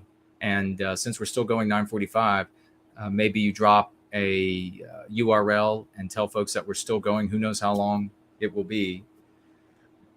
Well, we continue to have some fun here and maybe take a look at anything that we may have missed and could discuss. BH in the live chat, another Nick fan, looks like, says Nick critiques the government in a concise way. I will disagree with that. I have seen him ramble saying the exact same comment in different ways for something that would take 3, 4, 5 minutes or less to say. I've seen him take 30 minutes to say the same thing over and over and over and over and over. So not concise. I totally disagree. And the evidence is on my side. A way that's logical and understandable. Now, I'll agree with you there. The way he talks about the issues are most of the time logical, not all of the time. Most of the time logical, but definitely understandable. I 100% agree with you there. And I don't think that he's a bad guy. He's a self-promoter, and he's done fabulously well at self-promotion. His whole act is I'm so censored because I'm right. But being censored doesn't mean you're right. Concluding that your victimizer knows exactly what would defeat them is a fallacy. Why would they have any better knowledge on that than, I mean, you want to know whether or not that statement is accurate? Do you know, have you played, I don't know, sports, or if you run a company and you know exactly how you could be defeated, and then you're defeated by a way that you could never have imagined? And then the way you believe you could have been defeated was never even considered. Concluding that the opposition knows exactly what will overcome them is erroneous. Now, you get further up the line, and certainly there would be of intelligence for our victimizers, and you're going to have folks. That's not what's happening to Nick, though. They come after him when he plays the villain, says naughty things that he knows will do what for him. He says things that represent the villain in the anti-white narrative, which does harm to you and our people. And what is the purpose of that? It gets him more attention. It gets him more aggrandizement. It gets him more money. At the same time, saying things like that also causes him to run the risk of getting the attention of anti-whites who know exactly what the villain in their story looks like. And when someone apes that villain, they see it, they organize, and they get rid of it. So I know he likes to, it's really pretentious and weak and pathetic when he puts includes his name. He's like, it's Donald Trump and Nick Fuentes. He says this in the third person, and Jesus Christ. And just is really disgusting. And just so vacuous, so empty, so insufferable. But he'll do this and he'll say, I'm not getting censored because I've said these objectionable things, because I've essentially aped the villain in the anti-white story, but because I'm actually right. Well, where have you demonstrated effective? I'm actually effective. Well, where have you demonstrated that efficacy? What have you done that takes down anti-whitism one iota? Nothing. No, it is because of the things you said. That's why you've been censored. Because you've said things that are part and parcel of the villain in the anti-white narrative. They see you and take you down. That's why. Okay, so then BH goes on to say he'll debate anybody. That's true. I agree with that. And although he dragged his feet on that one guy, didn't he? And then he was totally thrashed in that debate with, what's that guy's name? What is that guy? Nick tried to make fun of the fact that he has cancer. That's mature. That's very Christian. He said, so he'll debate anybody. Okay, what does that do for you? Western civilization, Western kind, United States. He's had effective conferences and protests. Again, what's the substance? You're talking about he has advocated for himself and advertised for himself and gotten a lot of people to come and celebrate him. And how has that helped you? How has that helped Western civilization in America? I'm waiting for a response, Nick fans. Surely you know. Surely you know. How are you empowered as a Nick fan? How are you empowered? How is our pushback against anti-whitism in America, how is that strengthened? How is that advanced by what's going on? Or he's been doing it for 5 years or 6 years or 7 years, whatever it is, made himself a millionaire off your dollars. So surely that is put to some sort of efficacious use for you and our people in this country, right? And also the approach that he uses is the antiquated approach. Let me just tell you all of the facts. Let me just tell you all of the data. The facts and data don't work. We've demonstrated that. You have demonstrated that in your own life when you have had conversations and broke out the facts and data. And by the way, that's not how Fuentes has done well in debates. The way he's done well in debates is that he is very disrespectful to the person he's debating, and he will ridicule them and laugh at his own jokes, at his own ridicule, and then you laugh with him making fun of the other person. And then when the other person gets angry or maybe scores an intellectual point, he just laughs it off. And you know that. That's how he does well in debates. It's not facts and data always lose in debates.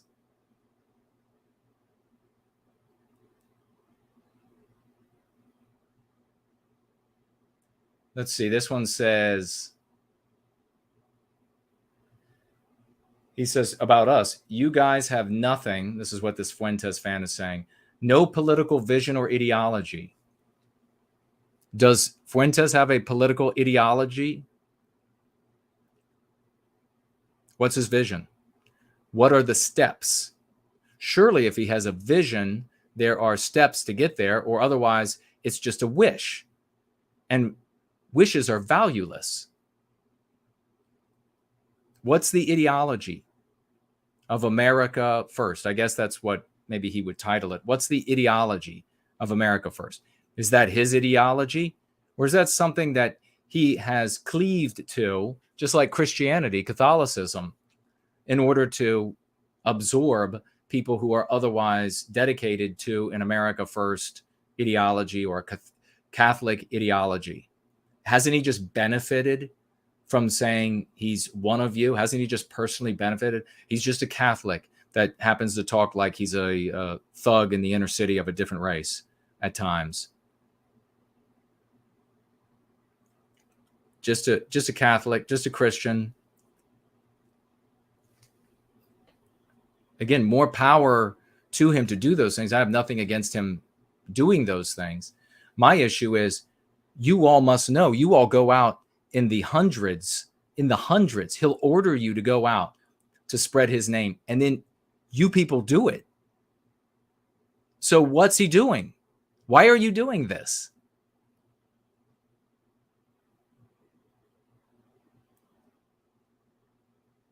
So this Nick fan says, Nick has political vision and ideology. Just prove that that's not the case.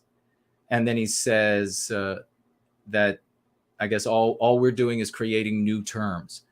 Maybe you didn't see. Let me ask you something, Nick fan. Let me ask you. If you had, from all of your learning, from watching Nick Fuentes, because surely he's been empowering you so that in your life, you could go out into the world and change the minds of our brothers and sisters out there to make them come over to serve white well-being or white sympathy, I guess in his case. He's empowered you, right? I'd like to know how exactly, how you are stronger for following him. And if you were in my shoes or Caleb's shoes or Franklin's shoes, and you got to talk to the mayor and the mayoral candidate. I wonder if saying, name them, look at how much of the media is controlled by them, and then when she gets mad and calls you the little freak that she perceives you to be, I wonder then if saying, just kidding, I'm Christian, I love everybody, if that's really going to benefit you. Will that work? Is that effective? Has that worked for you before?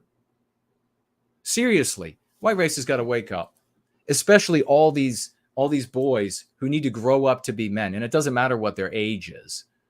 I don't care if they're 55 or 14. We're going to need white boys to become white men. And they're not going to become white men by truckling at a black nationalist and Zionist and etc. that otherwise he's slandering. I mean, how weak is it and how bad form is it to say negative things about the black race, to talk about the warts that they or some of them may have?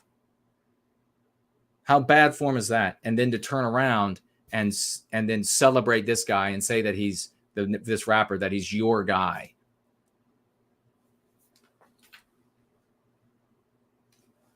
Axis Mundi makes a great point. Popularity does not entail efficacy. I'll add on to that. If Fuentes' argument, okay, yeah, Patrick of Southtown is next on the phone. Thank you, Mr. V. If Fuentes is actually making the argument that he is more popular and therefore more efficacious in service to our people and country, then doesn't that mean that Alex Jones has done more for the white race and America and Western civilization than Fuentes? I mean, it would be one hell of an argument to imagine that Alex Jones, as the great savior and servant of Western civilization in America, an Alex Jonesian army would tank roll with their multiracial, biologically white erased families over everything that the founding stock created in this country if the Catholics or the Illuminati or whatever it is, the Jesuits, were argued to be enthroned and hidden somewhere. Is that seriously? How about that guy from Canada? What's that guy's name? Does anybody know the guy's name that does the? Or how about the? Gosh, there are a bunch. Really, I mean, we can just go down the line. There are a bunch of people in the politicosphere who have infinitely larger armies than Fuentes of followers. So therefore, is their political vision and ideology, by your reasoning, is superior to Fuentes because there are more people, it's more popular?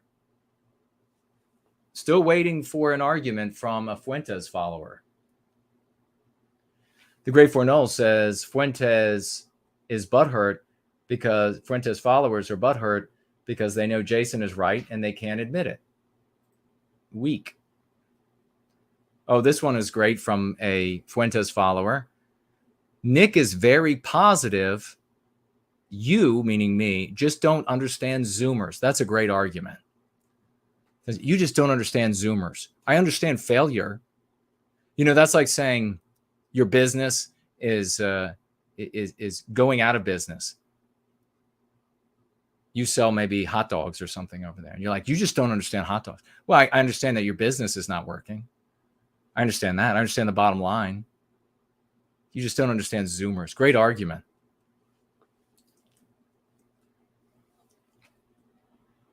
We don't like, as Zoomers, we don't want to be benefited in our life. We just want to have one person that we enrich and celebrate and identify alongside the name Jesus Christ.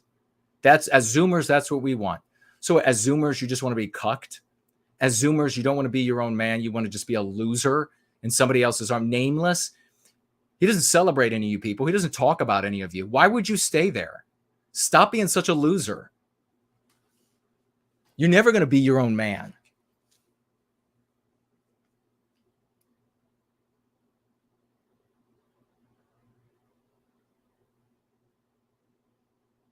Yeah, Jordan Peterson, Emma says exactly. He would lead all of Canada and the US right to hell in a heartbeat. But you know what? He's got infinitely more followers than Nick Fuentes. So that means he must have a better political vision by their logic, illogic. Did they all leave? Was that the end of the arguments that they had to make?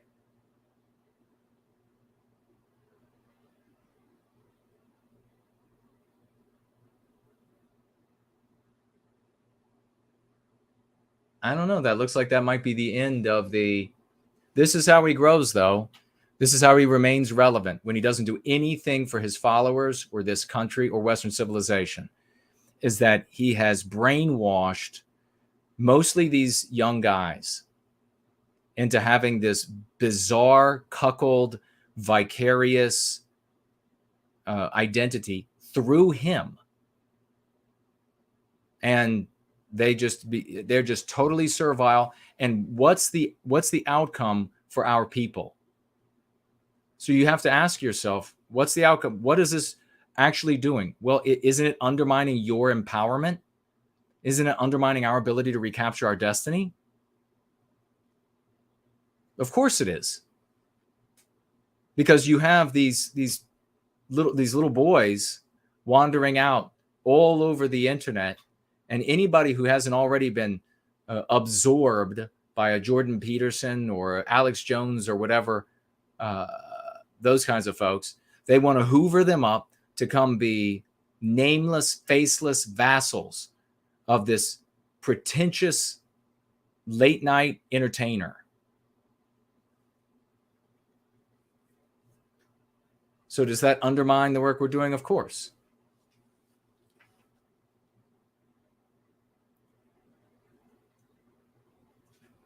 Eric says, but Jason, Nick is just so seductive. I hope you're kidding. I hope that's a joke. He's so seductive.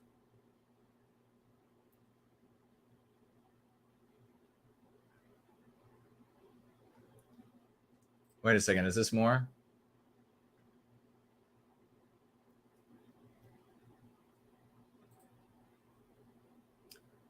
BH says that Nick Fuentes highlights crime. Yes, he is a doom documenter. And yes, if you want doom documentation and doom dissection, you'll get it from him and heaps. There are a lot of places you can go. There's nothing wrong with doom documenting in and of itself. Red Ice, that's their stock and trade. Doom documenting, doom dissecting, little doom divination. You want to know what's going on out there, how we're getting harmed.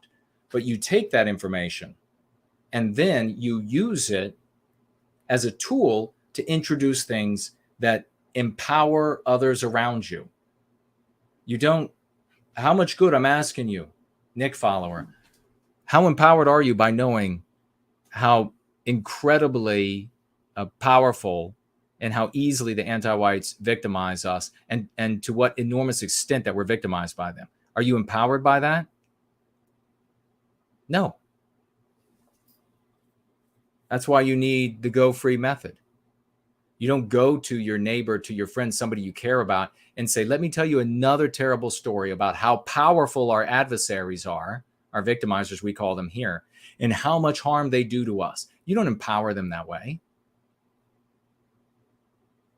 You can mention one of these episodes of being victimized and use it to convey the key concepts. Use it to convey other concepts that we use in white well-being that empower your audience. Do you care about them or not?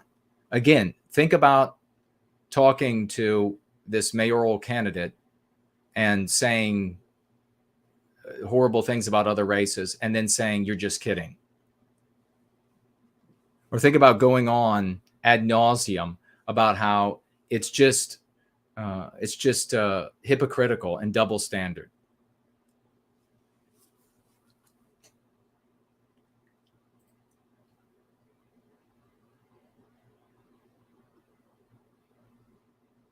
Okay, well, Nick is not Christian. Another follower says,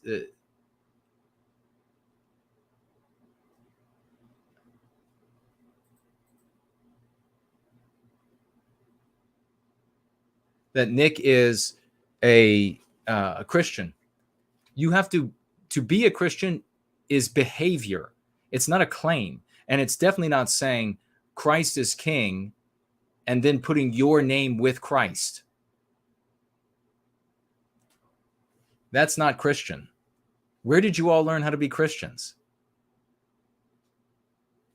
It is a behavior.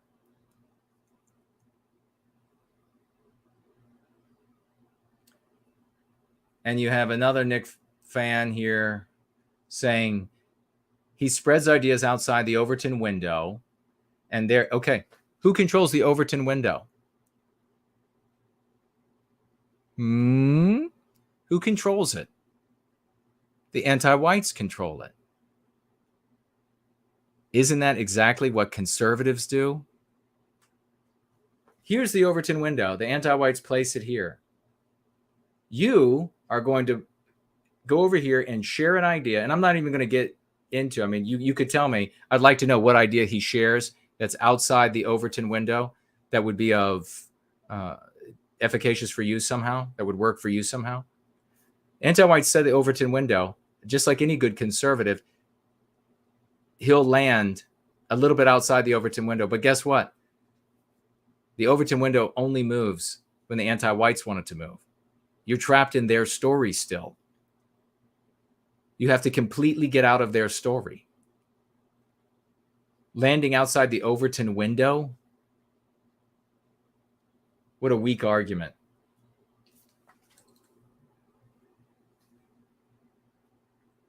And then he says, there is continuity between America First and the existing American conservatism, which makes him relevant as like a wart on the side of American conservatism, which is garbage.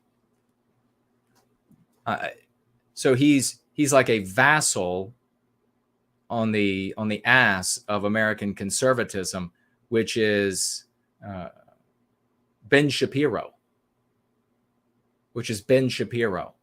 So he's like a little bit to the right of Ben Shapiro. He'll share some things that Ben Shapiro wouldn't share. Like Ben Shapiro is not going to talk about how many of one group controls the media, but Nick will endlessly, hour upon hour upon hour.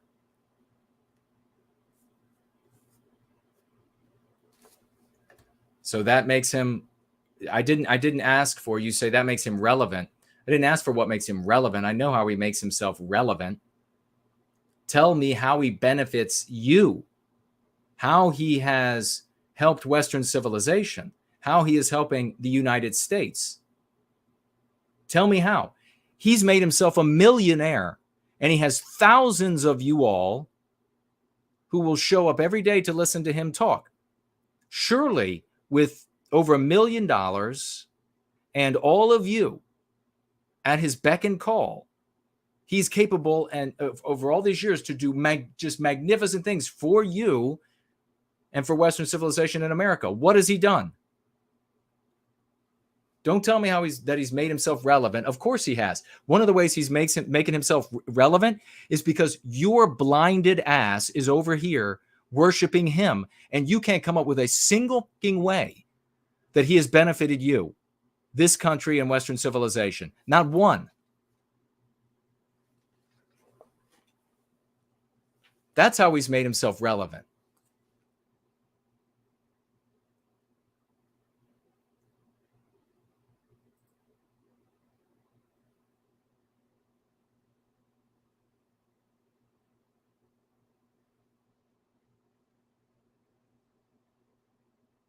Thank you, Caleb. I'll get to that. I'll take a look at that message.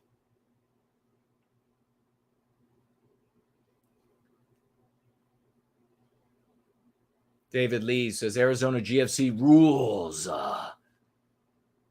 Elevator music rules. Yeah, it's irritating because you are wasting your time. You're not getting any better as a person. You're not going to grow to be a man, being a cuckold for this self-promoter. You're not going to better America. You're not going to better Christianity. You're not serving Jesus Christ by serving Nick Fuentes as much as he has convinced you of that. Jesus Christ. So you're not going to improve. You're not advocating for anything that's going to better anyone else. Either of you two. But you're over here like arguing in favor of this, as so many of the rest of you are out arguing in favor of it, but you can't articulate a single thing that he's improved in you. How has he made you better at advocating for Western civilization, the United States? If it's facts and data, that doesn't work. What is it? And you can get that a lot of different places.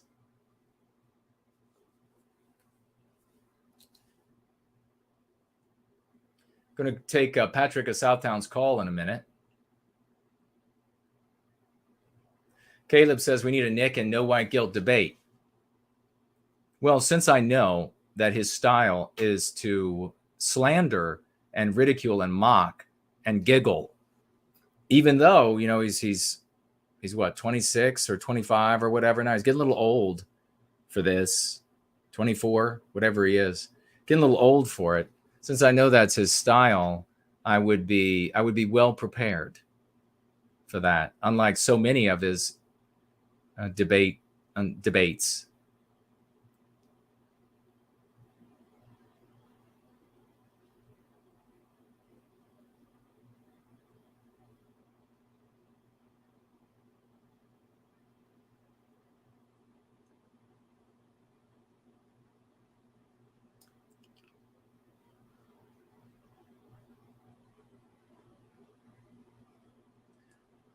Art and Party is heading off to bed, says 5 hours by yourself, ! You're a titan, brother. Have a great night. I appreciate that. Thank you, man. There's Klomp. Great to see you.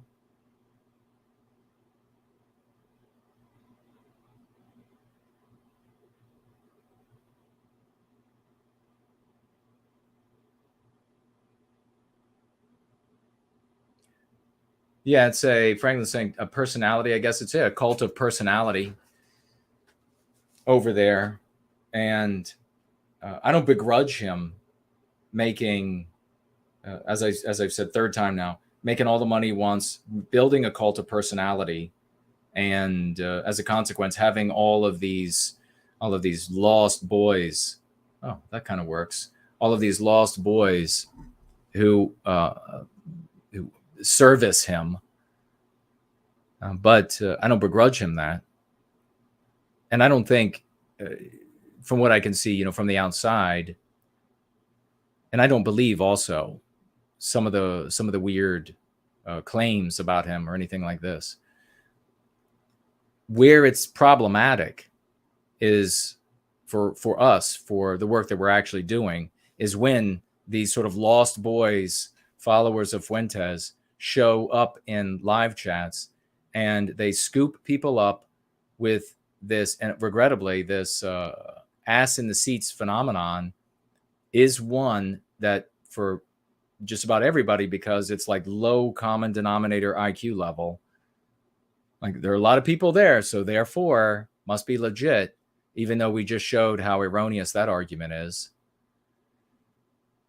that they end up making it far more difficult to get something real and substantial to people.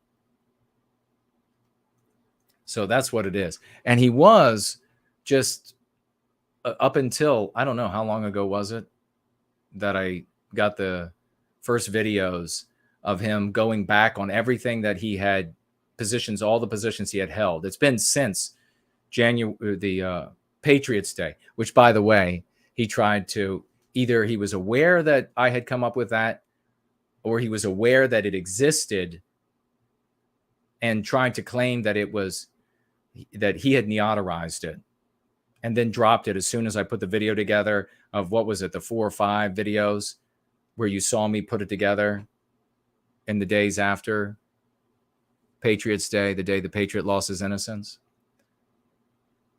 After that, I would get videos from his followers about just where he's like going back on everything it said. Suddenly it wasn't just, it's a joke. It was, oh, actually everybody knows what I really am like. It is, and then it's the opposite, 180. So if he were just like this inconsequential person, if he wasn't absorbing thousands of people and then activating them to absorb more for his aggrandizement, I wouldn't bother me at all. I wouldn't care at all. But he is a successful self-promoter. And you can see that his followers, even though there is no evidence of any benefit whatsoever, there is no political organization, there is no change in the world, there is no benefit to their lives. I know that some of them say that they now go to church more often as a consequence of finding out about Nick, but I think that is the community of these guys who are in church rather than Fuentes, because you're not going to be able to go to your church and talk like, at least no church I know, and talk like an inner city thug, even as a joke. That's not how a Christian speaks of any age. And there are people in that community that push back against it, and then he blackballs them until they submit. And everybody knows what I'm talking about. I would rather, if I had my druthers, I would rather have him go back to the way he was prior to Patriots Day, and at the same time as well, I guess I should say, not be so problematic with his followers. This zealous pushing of them to advertise for him, and he calls it juicing him. It sounds like something that one guy would do to another guy in a bathroom. This juicing him.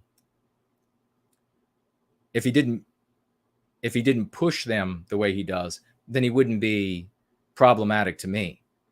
But he's made this big change since September 11, and he's become very servile and sycophantic to black nationalists and friends with other I guess making up, what's this guy's name? I'm trying to remember. I can't remember. I don't watch this. I don't watch his stuff. But he's made alliances, if you will, friendships with other people who are clearly anti-white, and he's bringing all of these boys in like this sort of stupor, this drunken stupor, already sort of like under his sway, into this cuckoldry. I want our boys to stand up and be men. And that's what we do here. We teach people to be better. We teach people to be stronger. We name champions. They're not nameless, faceless things. And he wants them to sit on the sidelines, advocate for him, and worship a black rapper.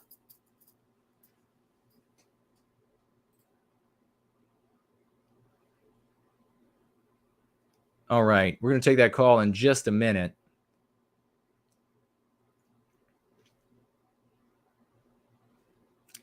Alex Simpson is here. Great to see you. Latest Fuentes is... Wait, did you say something else that I missed? He has shifted the Overton window. He got Charlie Kirk to change his views on immigration, which affected a lot of college students. I would not give that to Fuentes. Charlie Kirk feels pressure from various sources, not the least of which is the conservative movement. Now, I'm not going to say that Fuentes did not influence Kirk at all.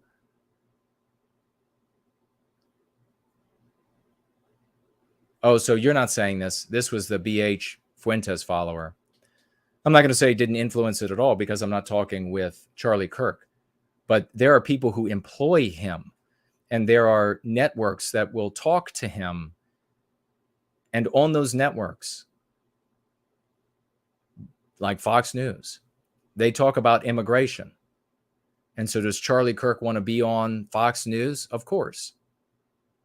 Does he want to denounce that? Of course. To be on Fox News. So I would say that played far more of a role in shifting Charlie Kirk.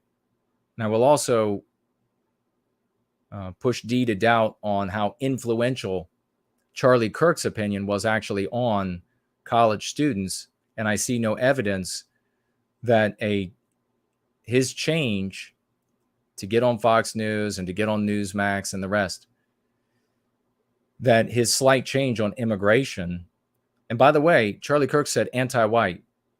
We did that. And that is far more important than getting a Kirk to change his view on immigration. So I don't find Charlie Kirk to be persuasive or that big of a player. And I don't see evidence for his shift on immigration having a tangible consequence or result in college students, just generally speaking, college students. Cool Papa J Magic makes a great point here. He says he thinks Nick is having a hard time transitioning from boy to man. Well, the problem is that you can go your whole life being a boy, but it definitely is getting harder for him as he looks older and older and he begins to grow that second chin.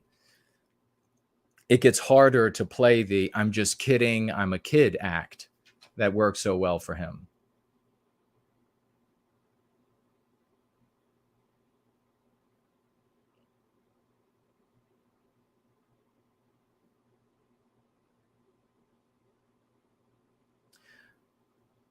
BH says, I sent a lot of people his videos, conservatives.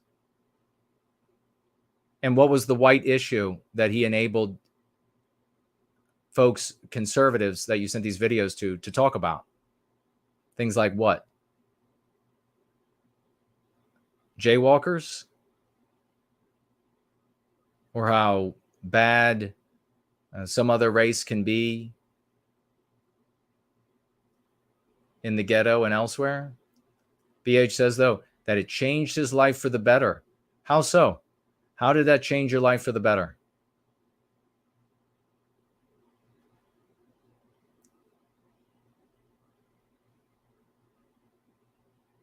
Elijah Schaefer has started, he's used anti-whitism and anti-white. And what else did he use, folks? There was something else. And that was our doing. We are actually, here's the thing, BH. The tactic that Fuentes is using existed before Fuentes and was implemented more successfully by others as well prior to Fuentes. And these things did not change anything. They did not achieve success. That's why we are where we are today. What has changed is that now there is a revolutionary approach called the Go Free method.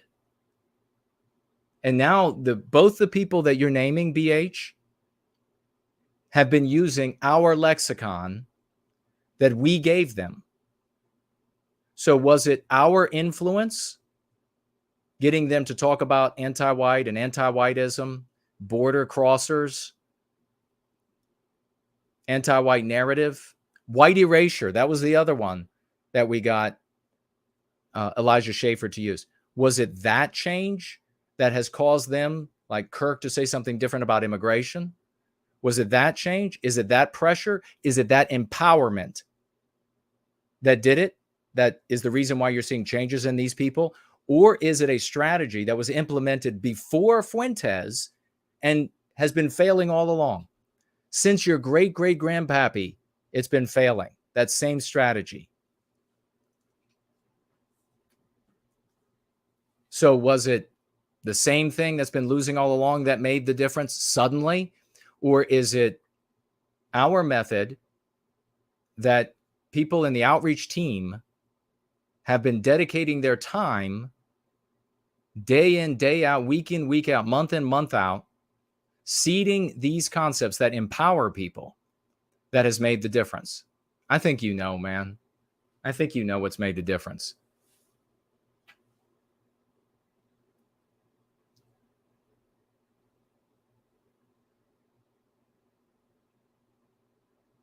Sloth's saying he's happy that he rebudgeted his finances with no white guilt and saved $50 a week.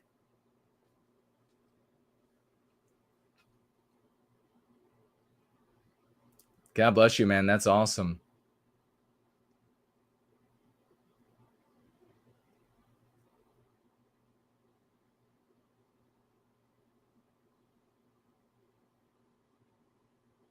I don't think, CBH is saying that Fuentes has changed minds.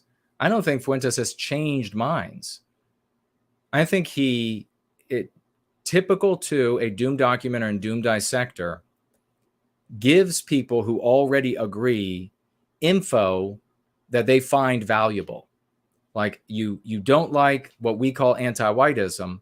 Then when you find out, oh, well, look at all these bad things that anti-whites have done. You like to have that information because then when you go out in your conversation with somebody who agrees or disagrees, you share the doom with them.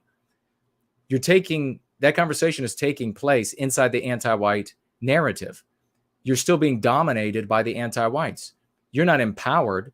The person you're speaking to is either going to be some form of conservative already, somebody objecting who might find that doom valuable as well. And then when they get happy that they received the doom, you feel like you've done something. But you have not changed the moral landscape of the world you're living in. And therefore, you cannot change the landscape of the world we all have to live in. We changed the landscape in that discussion, the Virginia GFC. We demonstrated it. As I say, I will repeat, there have been people who've been using that strategy, sharing the doom and the doom dissection, doom documenting for a very long time. And look where we are today. So is that a sound strategy? Do you want to continue on a course that continues to lose?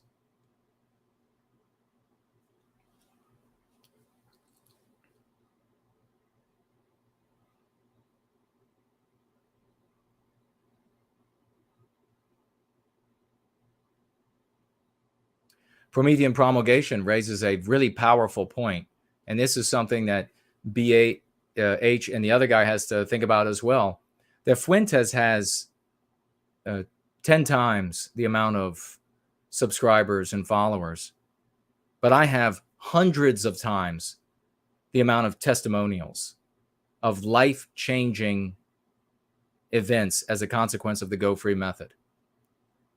And in news and entertainment, how often in the big news, the regime's news, are Nick Fuentes' tactics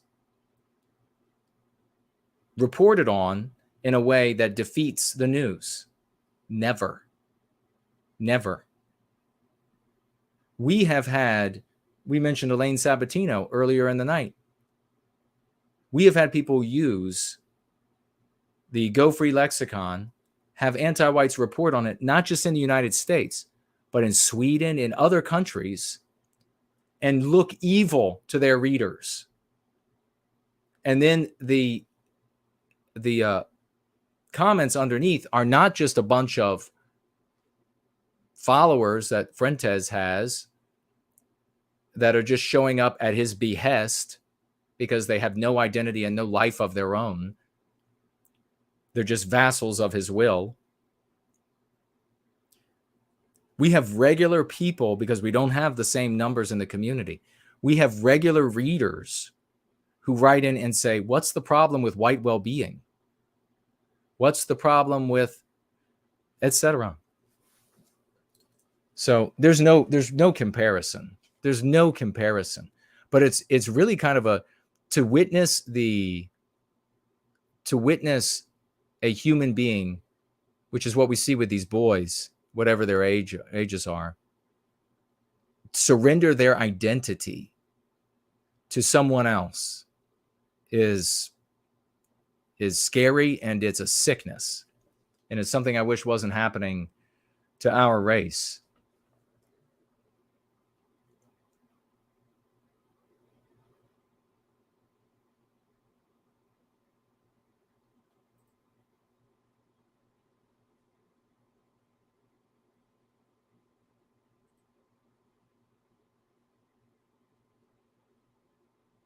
Now, then we have this Sanger showing up, giving the name of a book. No, we got a book that works. That book does not work. That book is a tedious kindling for your fireplace. It does not do anything for our people. Now BH is making a claim that I'm going to press D to doubt on. You can't do that in a debate. You have to make arguments. BH is trying to say, I know Elijah Schaffer personally. Is Elijah Schaffer using Nick's language or ours? See, I can make an argument outside of a personal, like I know him well. I know his mom, and his mom told me, come on, you know that doesn't work in a argument. We can look at facts. No one was using this lexicon. We push it. Elijah Schaffer is using it. He either adopted it directly from our outreach team members or their strategies or the solo actors that are constantly at work. And what are you at work for? You said you've sent some videos of Nick to people. This is pretty, you know, there are tons of, you know how many people Rush Limbaugh reached? Do you really think that Nick Fuentes could have shared more doom than Rush Limbaugh? Rush Limbaugh, I submit to you, BH, that Rush Limbaugh is thousands of times more popular than Nick Fuentes, and that he was many times better at discussing all of the doom and the double-sidedness and the hypocrisy than Nick Fuentes is. And he was legitimized by being a part of the regime of this country. Did Rush Limbaugh save us? You know how many clips that Rush Limbaugh had shared? You know how many clips that Rush Limbaugh had people who were followers of his grab audio and video clips and then send to their family members and share on Facebook? You know how many? And infinitely more than Fuentes. And on top of that, Rush Limbaugh did not have the baggage of talking about murdering other groups of people, joking about that. He was just, I was told about how he said something like, we're back on Twitter. He says something like it's Alex Jones and Nick Fuentes talking in the third person. And who else? Who else did he name? Oh, Donald Trump, I think. And then he named Hitler and then Jesus Christ. This radio personality, Rush Limbaugh, did not have any of that awful baggage anywhere he went in his persuasive abilities and his ability to convince people to have a different opinion about what's happening in the world, what's happening in this country. So Fuentes isn't even a mote of dust compared to what he was. Did he save us?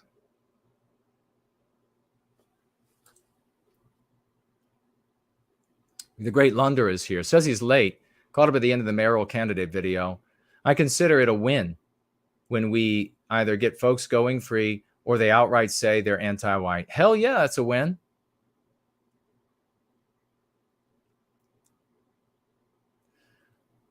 Promethean Promulgation also says the metric is the depth, the fervor with which you can advocate, and you can go deepest into any issue with Go Free. Precisely. Very well stated.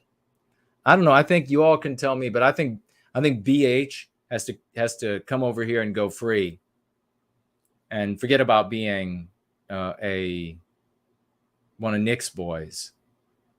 I think he should stop being one of Nick's boys. He should come over here and go free, and then find out that he can be his own man, and he can be named and celebrated for his achievements rather than just be a cheerleader for Fuentes.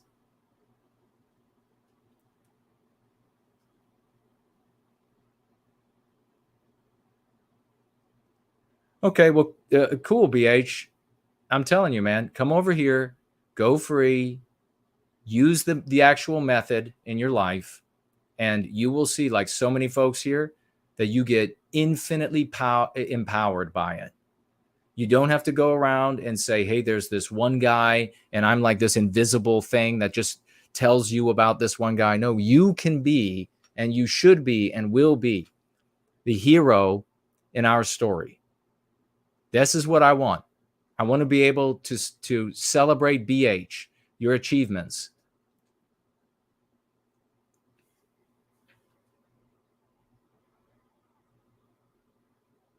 The golden microphone of Rush Limbaugh.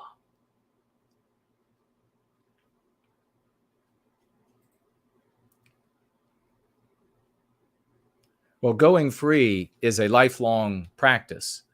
You have to work on the anti-white ideas that have been seeded inside of you. And we have the strategies for how to do it. It's very straightforward, far less jargon than you have to learn for work. And you can join a GFC. You'll learn all about how to characterize every single event in our story rather than just trying to budge an Overton window in somebody else's story, and they get to decide where that Overton window goes. You know, by the way, I mean, when it comes to this Overton window, which is why I've always been objected to this usage, is because how quickly did the anti-white regime and how far did they move the Overton window when COVID hit? It's just, they get to control wherever that thing lands. And you can fiddle around with the curtains on one side or the other side, but they get to move it wherever they want it.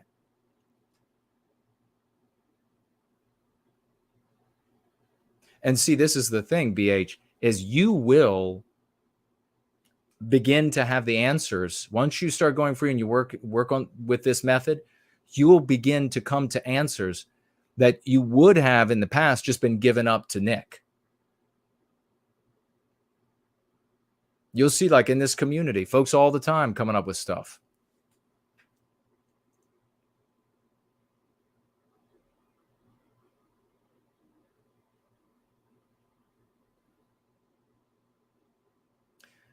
Sabatino says, Elijah Schaefer still pushes individualism. Yeah, I know.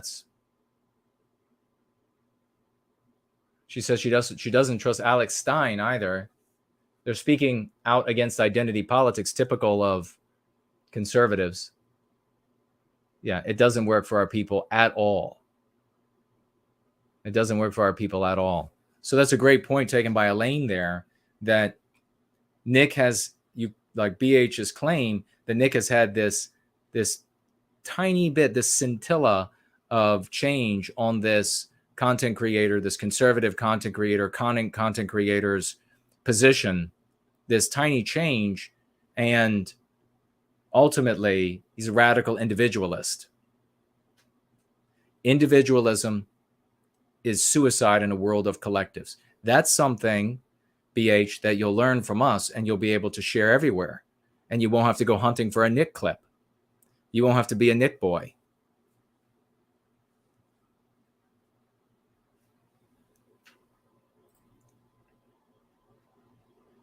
At the end of the day, hearing somebody, and this is ultimately what Rush Limbaugh did, ultimately, what Fuentes is doing, what Jared Taylor does. At the end of the day, if your advocacy consists by way of the content you consume, and so ergo the content creator, of feeling right because they have shared facts with you that will be challenged by anti-whites everywhere you go. If that is your form of advocacy, and every now and again you share one of these clips that really made you feel right, then you're doing nothing. And you must realize that. Men who get down to brass tacks realize that they're not doing anything when that's the form of advocacy. You should look at the Go Free method and these Go Free gatherings. Every time we try to get together, I try to make it like this. It should be like a session in the gym. It should be like you are, or a session at the range. You are getting stronger. You are getting sharper. You are getting better as an individual so that you can go into the world and recapture our destiny in your friend circle, your family circle, your work circle, whatever it is. That's how you should look at these times together. That's how it should look every single time. Jason just said something else that is not just a fact. And remember this also. Knowledge is not thinking. Like, knowledge that you possess, facts that you can recite, is not thinking. You've not done something smart there. That's not intelligence. That's not a function of intelligence.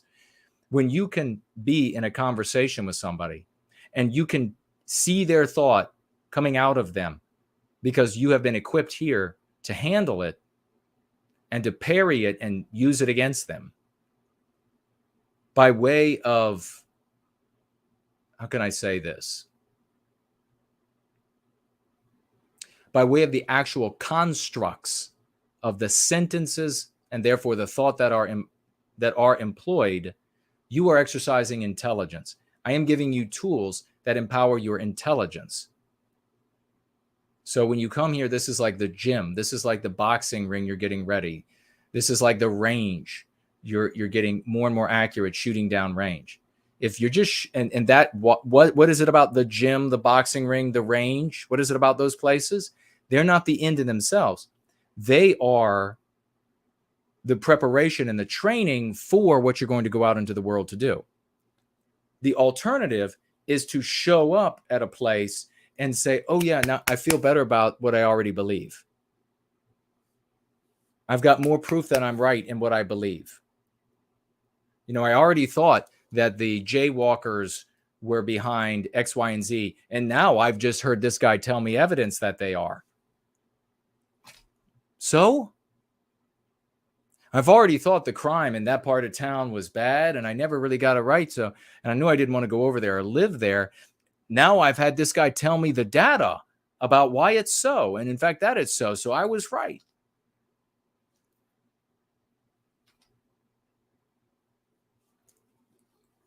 All right. That's about, I get these folks that show up. And so I feel the need to, especially these days, I feel the need to say something. I don't know where maybe Nick's boys should go try to popularize Nick, but it shouldn't be here.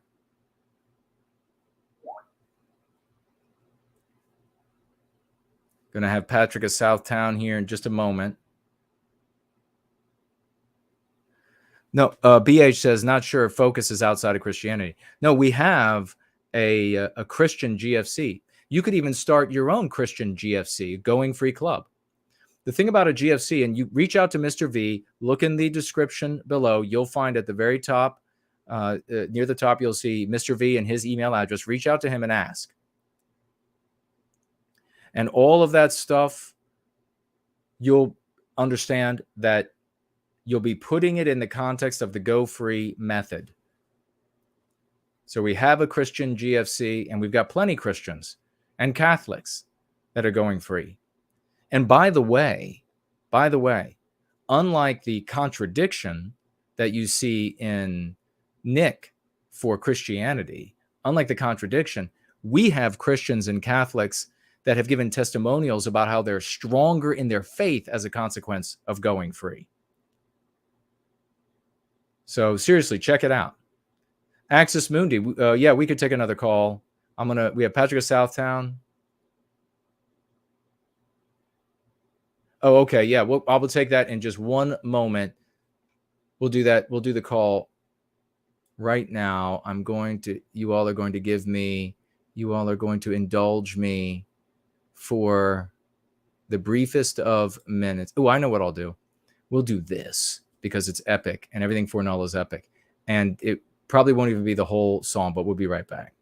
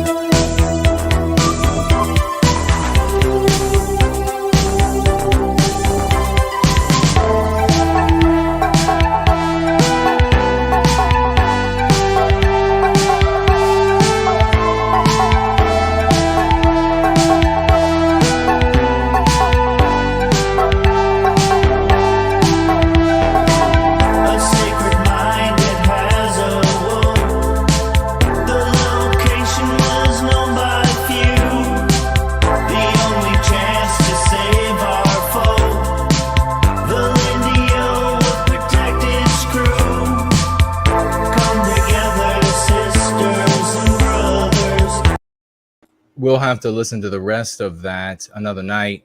It is quite late, and we want to Patrick of Southtown on. That's a great foreknown. That's another thing, BH, you can see here. How many people this is my last comment on Nick, at least for tonight. How many people in Nick's community of many thousands, much, much bigger than this community, how many of those folks are creating whole albums? We have musical artists that are masters, genuine masters, that produce music in several genres. We have poets. We have activists out on the streets. We have, of course, the campaigns like we saw here. You have people creating content who are heroes and champions in their own right, contributing to this. How many people are doing that over there? What does that say about the kind of people that are drawn to that self-centered aggrandizement? There's a big difference. But the final thing I wanted to say on Nick is generally speaking, I guess I want Nick to go. I would like to see Nick go back to pre-Patriots Day Nick. And I thought that was the best Nick Fuentes for the challenges we face as Western kind, because he was irreverent. He didn't flop 180 degrees every other day and on the positions, and that irreverence and that doom documenting, that entertaining doom documenting, and being as I've said before many times, being this juxtaposition to Con Inc. that really demonstrates to folks that Con Inc. is totally fraudulent. That is the most powerful thing that Nick Fuentes can do for America and Western civilization just in general. I'd like him to go back to that. And that was pre-Patriots Day Nick Fuentes. And then maybe also to tell his followers to not try to pick up adherents over here. But that would be, that Nick I liked. And that Nick I thought was effective for our people. This post Nick, something's wrong. Something's really wrong. I mean, it stinks. I'm not saying that I don't think he's a fad or anything. I'm not saying anything like that. But something seriously changed in him. I mean, was he just terrified out of his mind by the federal government? And I don't know. Has anybody asked that of him? But he's definitely a different Nick since Patriots Day. So if there's any message about my sentiment that gets to him from me, and I know he won't give a shit. But having said that, I still look at myself in the mirror. I'd like him to go back to that irreverence and indifference and carefree Nick Fuentes pre-Patriots Day. Somebody else should tell him that too. I mean, I have these folks here in Service to White Wellbeing. If they give me their opinions and their thoughts, sometimes they're right, and then I ignore what they say, and I'm wrong. Sometimes they're right, and then I accept what they say, and I correct. Sometimes they're wrong when they make advice or give opinions. But I can be influenced by reason, logic, and evidence. Is anybody doing that to and for him, or can they? Or are they just ostracized immediately if you don't just accept whatever he's doing? Like, if any of his followers, the thousands, what are there, like, I don't know how many there are, several, thousands, maybe let's say 10,000. Did any of them write to him and say, after he was like wearing the giant poofy jacket and making gun signs and using the language of an inner city thug, did any of them write and say, this is totally retardus and you need to stop right away? You're destroying your image. This is really foolish. You look fake and baked and ridiculous and weak. Did anybody write and say that? They must not have. Or if they did, he just ignored them and continued with it. But that would be his error. That was the great Foreknow. I also had another song I wanted to play tonight from the great R.C. the Realist, but we ran out of time. I'm gonna look at these financial gifts, and we're gonna call in just 1 minute. So sit tight. The great Tall Kevin 87, financially gifting 27. Let's get out some raucous emojis, please. Some 07s, I know. But folks, we used to do 8 hours, 10 hours. So I know we're long in the tooth tonight, but come on. This was the norm, right? Oh, except I am starving. Like, I could like pull down a wild animal at this point and eat it. Tall Kevin 87, financially gifting $27. God bless you, brother. We love you. He says, keep up the great work, everyone. Hope you all had a nice, relaxing Sunday. Think positive, everyone. Exactly. Think positively, and we'll do great things. We'll achieve great things, and we are achieving great things. And Tall Kevin is a magnificent example of that. A great a great example of somebody who really embraced the Go Free method and has done just stupendous things, all on his own volition. What a champ. We love you, brother. Another one we love is Piers Taylor, financially gifting $5 hopping dollars. He says, pessimistic idealism said, quote, just purchased a copy of Go Free. Looking forward to reading it and learning more about the Go Free method. That is awesome. How did I miss that? Where was that, brother? And thank you for financially gifting to make sure that I saw this. So pessimistic idealism, the person calling himself that, said just purchased a copy of Go Free, looking forward to reading it and learning more about the Go Free method. That's epic. That's epic. Hey, get serious about it like it's an eating program regimen or workout regimen, and you will seriously change your world. God bless you and thank you. Let's get some raucous emojis for Piers Taylor. That's pretty epic, isn't it? That's pretty splendid. That's pretty star-studded to see somebody who made this comment and then say, I'm all the way over here in Australia. I want to make sure that Jason in the community sees it. That's cool, man. Thank you. I appreciate that. All right, let me check over at,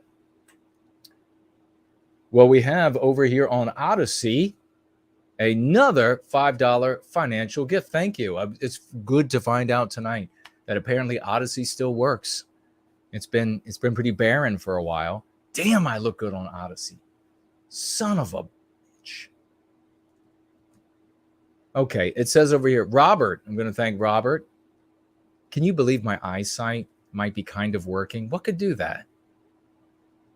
Long time no see, writes Robert. Well, thank you for that.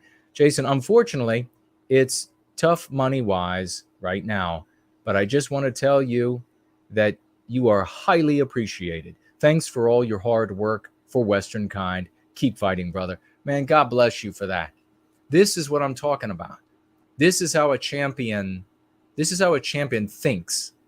This is how a champion thinks, and then acts grow therefrom. So he's low on money. He's not giving me money because I'm trying to rally people for money. He's giving me $5 because he wants to say, even though he's struggling for money, I want Jason to know that I appreciate him. And that's going to end up being a testimonial that others are going to see. That's $5 you couldn't spend anywhere else.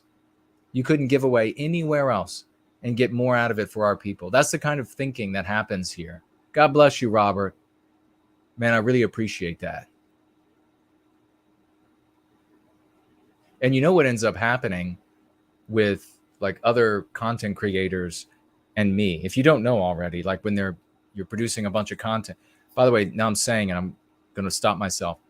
Tomorrow is for the dragons. Fernal, are you here? And are you going to be doing Dragon Synth Adventures?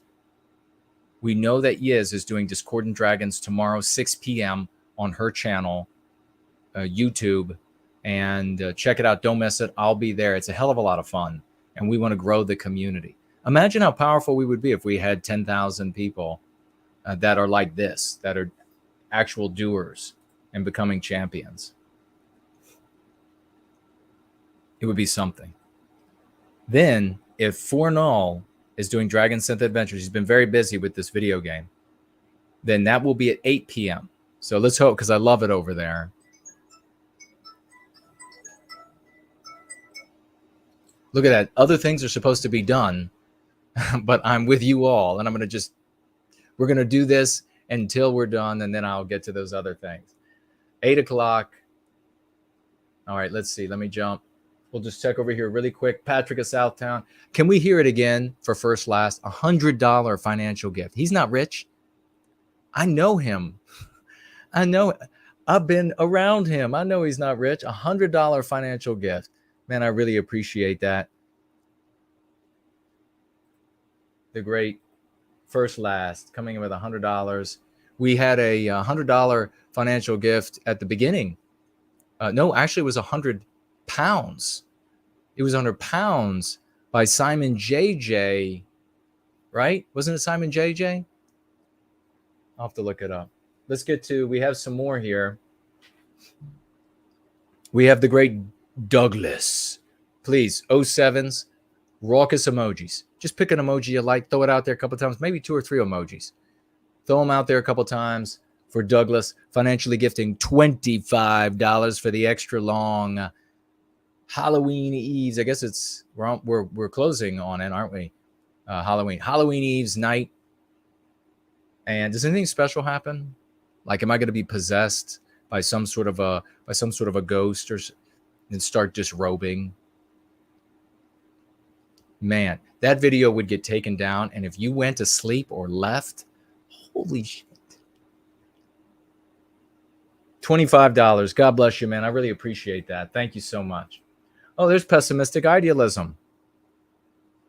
$5 financial gift over here on Cash App. Thank you so much. And writes here, happy Halloween. Watch out for the spooks. Watch out for spooks. Well, I was just talking about that. I might get possessed. I might get possessed here, and things will start happening. Maybe lascivious. Art Acrobats. God bless you, brother. $3.09 financial gift for White Wellbeing. Really appreciate it. And he says the Waukesha DA for the Waukesha DA that put Daryl Brooks, the anti-white terrorist, away. Thank you so much, brother. And you know, if it hadn't been for this community using the lexicon, and then I get out there right after that happens and I say anti-white terrorist, this entire community. In fact, I think Natarific, if you're here, did you also come up with anti-white terrorist before I even said it on the stream? And probably some others did too in this community, because BH, this is just what happens. You just, once you learn the lens, once you begin to learn these meme curatives and treat yourself for these poisonous anti-white ideas, these things just happen. Then what ended up happening? Groups out there in the world who would have never said he was an anti-white terrorist, you know what they would have called him? They would have called him some black racial slur terrorist. You know it. You know it. But instead, because of us and the work that we're doing, they ended up also calling him an anti-white terrorist, which is all that matters. All right. Thank everybody over there. The call is coming, my friend. Right now. Patrick of Southtown. We made him wait long enough.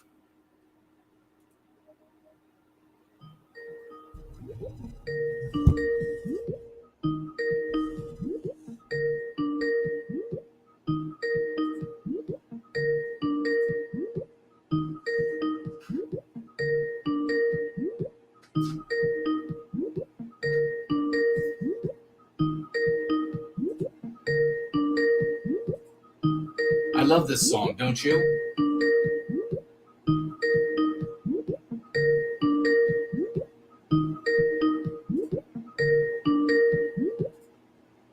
All right, Patrick, you call us. Call me, brother. We'll see if it'll work. And I had, what did I have? Like 3 hours. I've had like 3 hours of sleep in 2 days. I'm like buzzing. I'm buzzing. And my gallbladder's aching. Damn thing. It's got to be from not eating for so long. Not a good thing when you're trying to stay in shape. I'm running on fumes. I'm running on fumes. I'm running on love for our people. Western civilization. Now, if I was good on an electric guitar, like we have major champs good on electric guitar. Hold on one sec. We have just epic folks. Bass guitarist, Luke Mason, Fornall. Who else is epic on the guitar?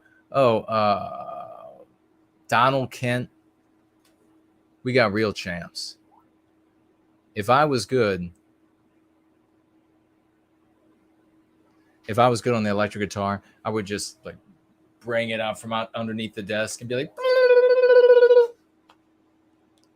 okay, I can call Patrick. It doesn't have to get crazy. I'm calling Patrick.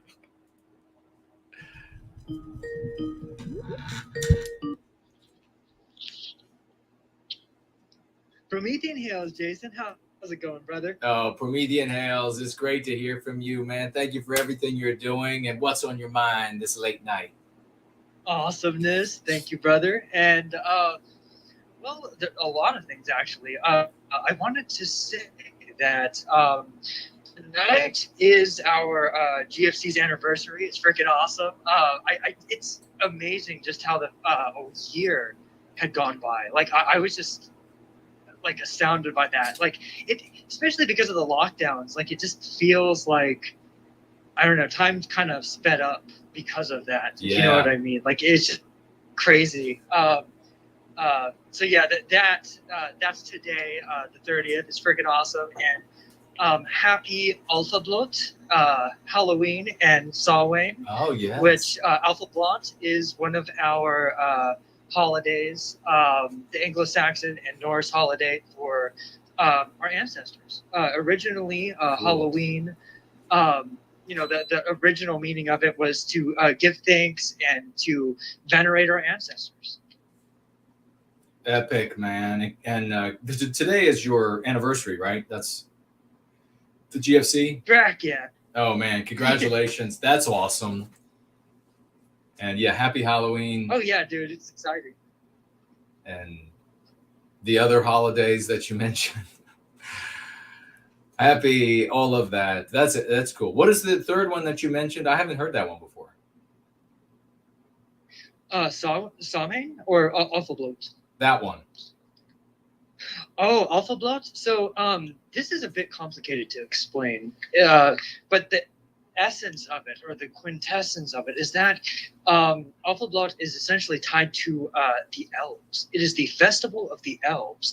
Our ancestors are tied to the elves, and it is more akin to that of Tolkien's take on it, like the way the elves are supposed to be. So it's more, they're higher beings of light. And it is said that our ancestors have the capacity to ascend to elfhood, if you will. It's like they are, how do I put it? Like they kind of, their spirits ascend.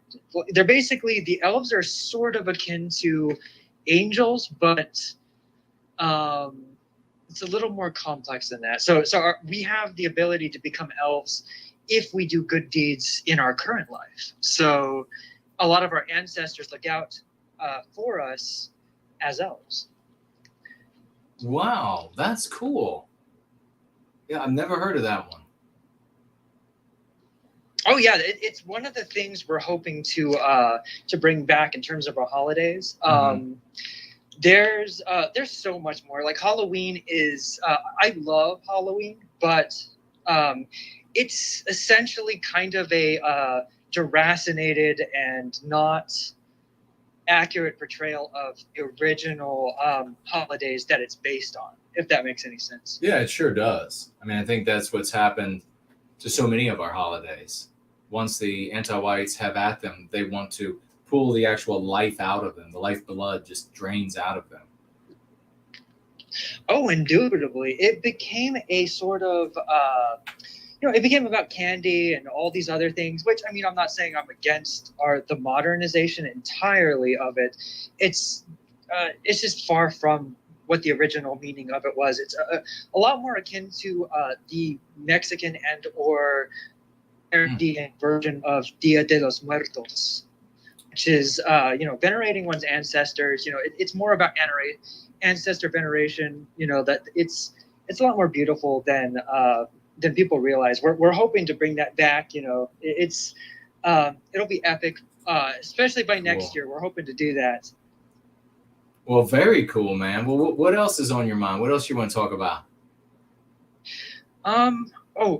This is so recently, this last week I had gone to last week I had gone to an event, a very special event. It was for the Institute of Civil Rights, the Civil Rights Institute. They were holding this kind of festival, if you will, that it was tons of booths, tons of things happening.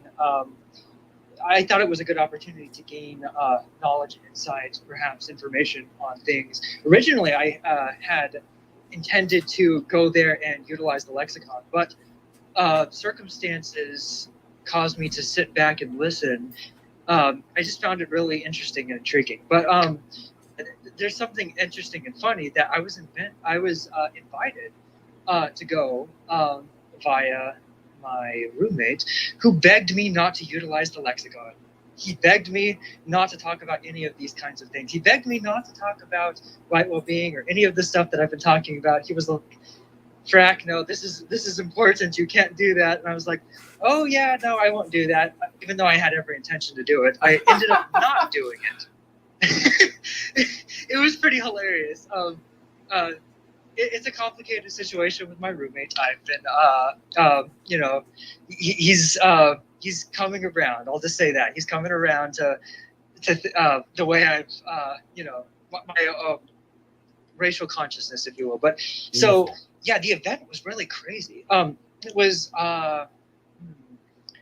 for many hours. I can't remember exactly when it started. Probably around 5 or so. 5 to like 10 o'clock at night, maybe 4. I think it was like 4 to 10 o'clock at night.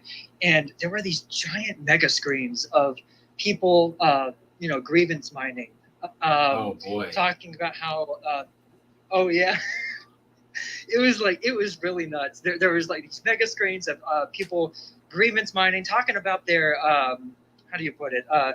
Their discrimination. They're Right. like, oh yeah, we're more discriminated than anyone and everyone that has ever come before us, despite the fact that they were dressed to the nines. They were dressed to the nines in these videos, and they were talking of their discrimination. Yes, of course. Of course. It's so tough. It was pretty hilarious. But an interesting thing that happened, I came across the anti-racist booth. Okay. So I decided to go over there, and I was actually quite shocked. So I decided to go into information collection mode to understand people's point of view from that side. And so I learned that this is actually, and this was to my shock, I thought that they would have already had a Already had a what? Uh-oh. Uh-oh, we're reconnecting, it sounds like. Well, let's see what happens. Are you there? Patrick. The anti-whites have come hunting for him this Halloween's Eve.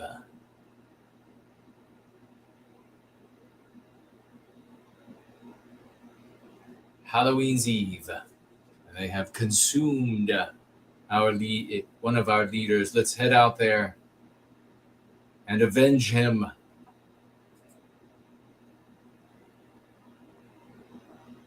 We also have some comments here in the Tall Kevin widget, which got its name because Tall Kevin is epic, from the great Mestizo, while we wait for Patrick. Patrick, are you there yet? Patrick? Is it still connecting? Uh-oh.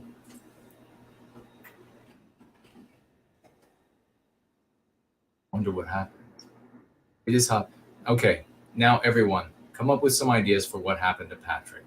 It can be good. It can be good. He was visited by supernatural beings, and he is now being whisked away to some better place. Let's see. Yeah, Patrick is a Southtown's a great guy. Great energy, positive guy. That's the kind of thing that's going to win for us. Oh, he says the internet cut out. Here we go. All right. Are you there? Oh, sorry about that. Internet cut out. No worries. So, what was the last thing that you had heard me say? I was completely, you had gone up to the booth, you were doing some information collecting. Oh, yes. So I decided to gain information because I was shocked to learn that they had not been in California, apparently. Apparently, this is their first time taking hold in California at all, the anti-racism movement. And I thought that's very peculiar, given the fact that I just thought it would have started from here or New York, or like just somewhere that was more, trenched in anti-whitism. However, what was interesting is that apparently they're situated, their base of operations across the board is Oklahoma, of all places. Okay. Yeah, I guess what is it? I just found that really weird. That is weird. Base of operations. Yeah, it was really Oklahoma. bizarre. So now they're in California. And what else? Oh yeah, I would have thought that they would have started in California. It was really crazy. So I had learned that they basically just grabbed a foothold in California. They were just trying to gain a foothold and spread and looking for people to help them in their myriad of things. And so what was sad and also funny simultaneously is that I was told off and on by the pretty much majority white. They were all white people. They were telling me that I needed to do something, that it was my job to save any and all peoples that were non-white, and that it was my fault, and especially due to the fact that all white people are rich. All white people are just magically rich for some reason or another. In their own words, that it was my job to protect and elevate anyone and everybody else, because apparently we're standing in their way. So I have to help balance out the equation. My God. Yeah, they have no problem. And you see, something that's even though as ridiculous as it is, that we're all just wealthy because we're white. It's really important to see that they are going to white people and they're saying, we have this moral imperative. You should participate. And that then is a moral obligation that's placed on you. You are a bad person if you don't participate, a good person if you do. Now, you have a couple of choices. Now, I know what Patrick of Southtown is going to do. You can either stay in their story, in that anti-white narrative, and be immoral and say you don't care. Be immoral and say, here are the reasons why I should be able to be immoral here. Or you can get out of their story and be a moral champion actor in ours, and then demonstrate how the decisions that you are going to make, the advocacy that you are going to engage in, is the moral advocacy, and that these individuals are indeed immoral. This is the great difference between what we do and what others do. But yeah, it's interesting. You have you're white, so you got money. Therefore, ergo, and here's the other thing, is that they demand with this moral obligation you to participate on their behalf. And then increasingly, as we see, certainly with white males and increasingly with white women, they want you to be invisible. They don't want you to have a voice in that advocacy that others can hear. They ultimately just want your money and your industry behind the scenes. It's anti-whitism spiraling ahead and simultaneously coming apart. It's a fascinating observation, brother. Oh, indubitably. No, exactly. And to me, it was just a really strange night in general with all the events in general. But with that booth, I stuck there just for a bit, just to get as much out of it as I possibly could. And I asked them questions, and I was CCDing in my mind throughout the night. Like, it was hilarious. I also tried not to laugh. It was just utterly ridiculous. And oh gosh, what was it? There was this. I'd been basically gathering information throughout the night, and I decided to call Nathaniel Nelson because I was just like out of it. I was just outright out of it. And so I called him, and I was like, "Oh, I'm here." I explained everything, that I was at that situation, and that I drove my roommate, so I was kind of stuck there until 10, until the event ended. And we were just joking. I was walking around the city throughout the night, and throughout the city, there was different like enclaves of anti-whites doing different events throughout the city. Like the whole event spanned the city. And there was this one instance where I was talking with him, just walking through the town, and he hears this crazy chanting. And oh my he's like, what the F is that? Oh my God. And as I approach, there's all these candles surrounding a statue, and there's all these people surrounding it chanting in another language. And can you guess what the statue was of? Oh my God, what was it? MLK. Oh, it was MLK. They were chanting up a storm, invoking his spirit, if you will. And it was interesting. And a nice young woman came up to me and gave me a flyer. That's like a hardcore anti-white religion. This is what we've said. I've been arguing this for a very long time. Anti-whiteism is a religion, and here they are trying to religiously invoke and call up the spirit of ML to what? To like crawl up out of the ocean like Godzilla or something and lay waste to the rest of Western civilization? I mean, this is how insane. That's too funny. Yeah, exactly. No, it's ridiculous. And what was more interesting too is that they were all Iranian specifically. They were all Iranian, and they were talking about issues having to do with Iranians in the States. And I thought that was really interesting, very peculiar. Like that was where they were all at. Like it wasn't any other group of people, just Iranian people. Oh, that is weird. Well, where's the diversity in that? I don't know if they're going to be. Oh, they're non-white. Okay, so it makes it okay. That makes sense. Now it makes perfect sense. Exactly. Oh, and here's the other interesting and funny thing I think you'll find intriguing. So I had been also going through other booths, etc., and there was this museum. And it was actually quite sad because there were white parents, basically dragging their children through this museum of anti-whiteism that basically told, like, single thing was about how people we were and how we were standing in the way of non-whites being able to move up in the world, etc. You know, we're just this vile, you know, like it's basically just all our fault. Like every single exhibit had unyielding information about that.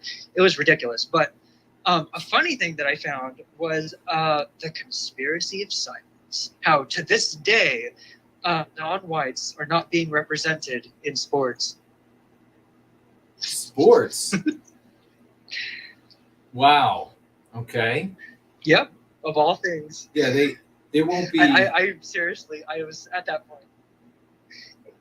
There's no end to the white erasure. Every white person has to be gone as far as an anti-white is concerned, or there's a problem. How insane. How absolutely insane. And the Iranian MLK cult. Yeah, no, this has just gotten weirder by the moment. The Iranian MLK cult. Oh, that part made me crack up. It was just bizarro world all throughout the night. Every exhibit was just insane. Like the fact that there's really a lack of white people in sports. It's really the opposite. It's a projection of everything that's of reality. It's a projection of the opposite of reality. Like they're projecting everything they're doing onto us, basically. Yeah, you're 100% right. And this is the same way when we see the NFL, well, we covered it last year, I guess it was, when we discovered that they had implemented a new policy to force more white erasure, and discovered that there was actually a policy that was already like 10 or 20 years old in place to force more white erasure in the coaching staff. The policy for recruiting non-white athletes and changing the games to benefit their innate abilities, that's been in place forever. So I guess even though as insane as it is, it's not terribly shocking that they're like, why are there still white people in these sports? Well, it won't be enough. It won't be enough for them. That's why we're going free. What are your final thoughts, brother? Oh, exactly. It's basically just about how many of us are still in sports or things that it's just really really sad to see. It's really just us existing in any space, in any number, that makes them angry. You know, anti-whites want to be done with us. You know, they want white erasure across the board. You know, like, goodness forbid. But yeah, essentially, it was just a really interesting night. I gathered quite a bit of information, took tons of notes, got tons of flyers. Cool. I think it was very useful in a myriad of different ways that we can utilize. Great. Actually. Oh yeah, because they were, you know, they were very talkative in terms of telling me how they operate, when they didn't realize, you know, that I'm white positive. You know, because if they noticed that, then goodness forbid. But yeah. Although I did get a couple crazy stares from 2 people at least that looked me up and down because they saw that I had a Thor's hammer. And I think they were the few people that actually recognize it. A lot of people don't. Yes, well, you could just, if you were ever surrounded by a bunch of anti-whites that were very large and willing to beat you to death, they're not very bright. So you could just say, this is a video game. Haven't you ever played, you know, Warhammer 78? And then you walk away. That's the thing I've told folks. I'm glad actually that came up. You have to know, being a hero might mean that you have to fight somebody at some time, but it also means outwitting the opposition. And that would be a case where you would outwit him and walk away and then laugh the rest of the way home. But that's awesome, man. You are a champ, and you're welcome to call him whenever you want. Thank you, Jason. And it was surprisingly very fun. You know, I got quite a few laughs out of the crazy, insane night that was. But yeah, that's basically everything I have to say for this week. Nice. That I can think of. Yeah, that's pretty much it. All right, brother. Well, we'll talk to you next time, and a happy Samhain, and the other one I can't pronounce, and Halloween to you. Happy Halloween, happy Alphabet, and happy Samhain. Have a good night, and Promethean Hills and Pax de Oro. Promethean Hills. Bye-bye, brother. Wow, totally cool. Now, that's one thing that if you had asked me before we got started with that call, hey, Jason, do you think an Iranian MLK cult will come up in this phone call? I would say, no, I think I put very low odds on that. Very low. A bunch of candles and chanting, trying to call up the soul of MLK. I wonder what a lot of the black nationalists would think about the Iranians summoning MLK. They might have a better chance at that statue carved by the Asian guy in DC that looks like MLK, or at least a little bit like him. But let's see if you all have anything else to say. Mestizo over here says, Fuentes and Spencer are 2 sides of the same coin. Both behave like cult leaders. It's sort of like cult of personality. They hate each other. And both of them are hated by many people across the white sympathetic sphere. Yeah, he actually showed up on Twitter to made a very sad attempt, Spencer did, at mocking me. And he said, what did he write? Oh, it was really just, he's never been good at telling a joke. It's just, he's so like stilted and awkward. And he's got strengths, but that's a weakness. He said an Eskimo had approached him and thanked him for inventing the cell phone. And then he said to the Eskimo, go free. And that was the extent of the joke. So.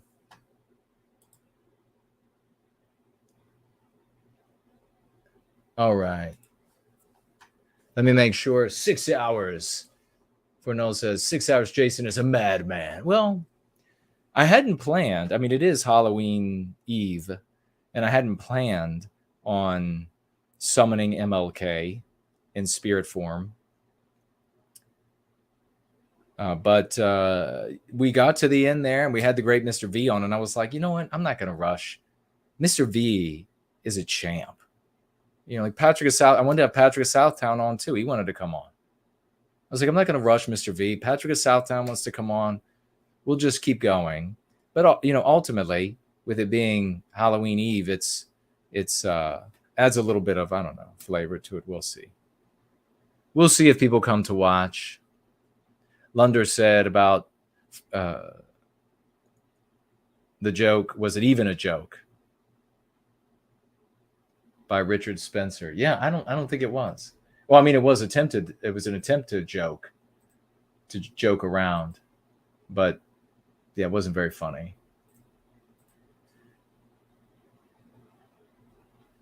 Oh, is this the Donald Kent? Donald Kent art? We were just talking about you.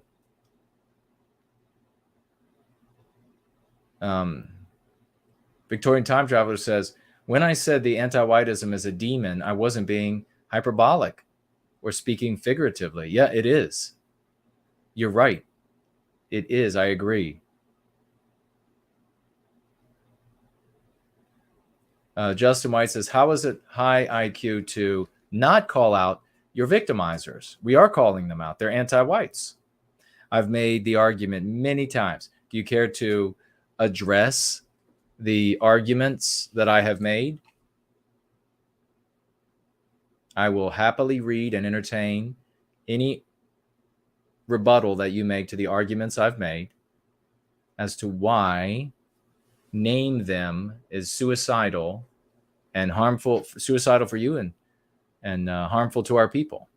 And you see that every time.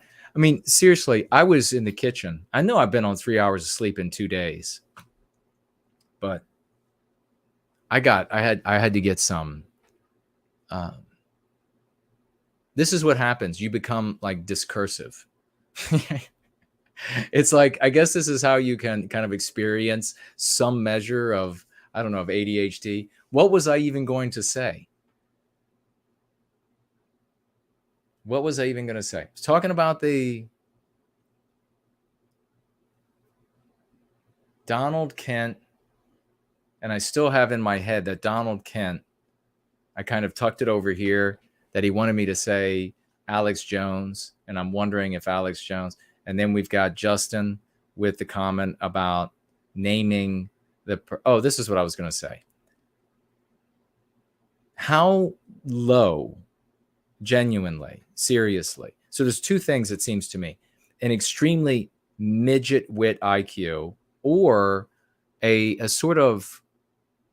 a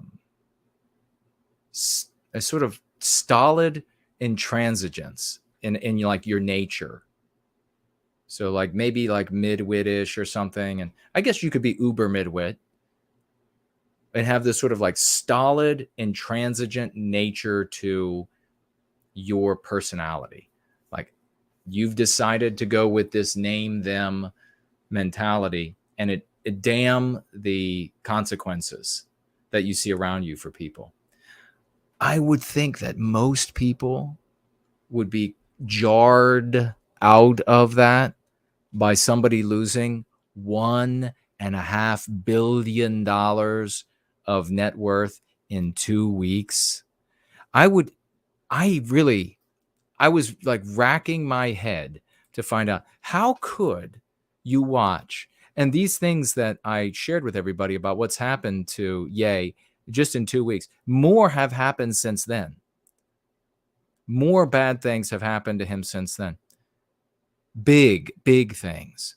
When companies decide that you are worth $2 billion a year to them in sales, and because you said what you said, which was really tepid by the standards of what the name them people would like you to say, that a company, Adidas, making $2 billion off you a year decides 10% of their business, which is almost corporate suicide, would decide to do that, doesn't that tell you about, doesn't that speak in a lot of different ways about what you engender in your victimizer? And then don't you come away from that with any lessons?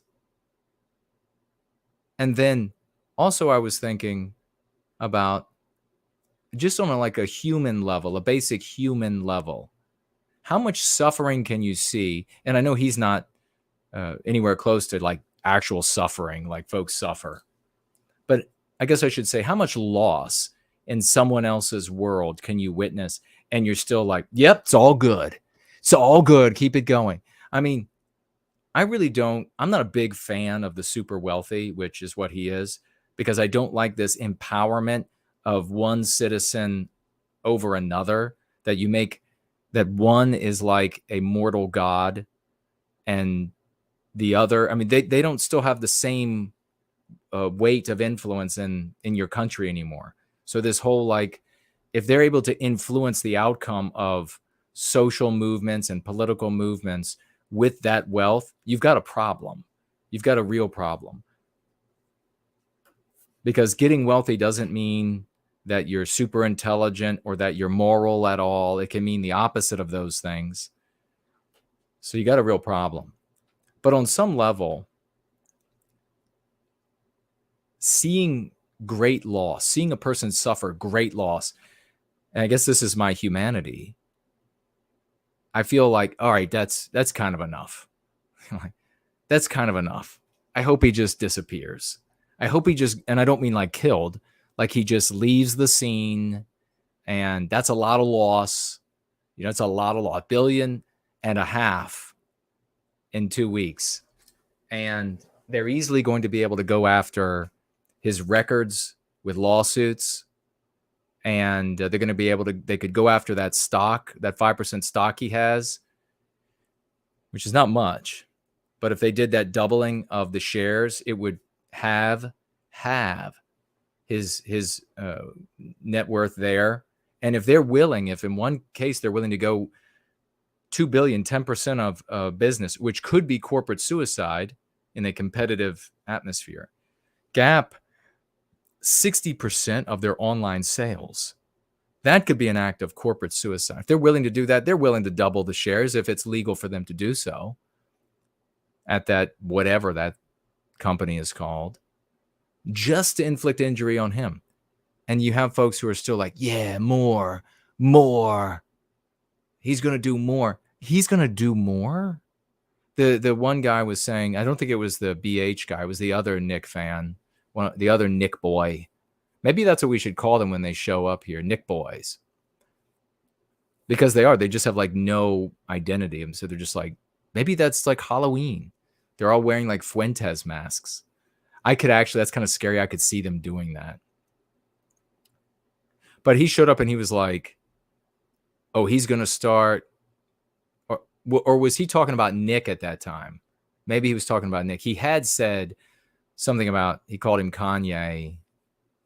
But there have been folks saying that Kanye is going to start an organization. He's going to do, he's going to start what? He's going to, I'm sorry, $1.5 billion? $1.5 billion. I'm sorry, he's going to do what?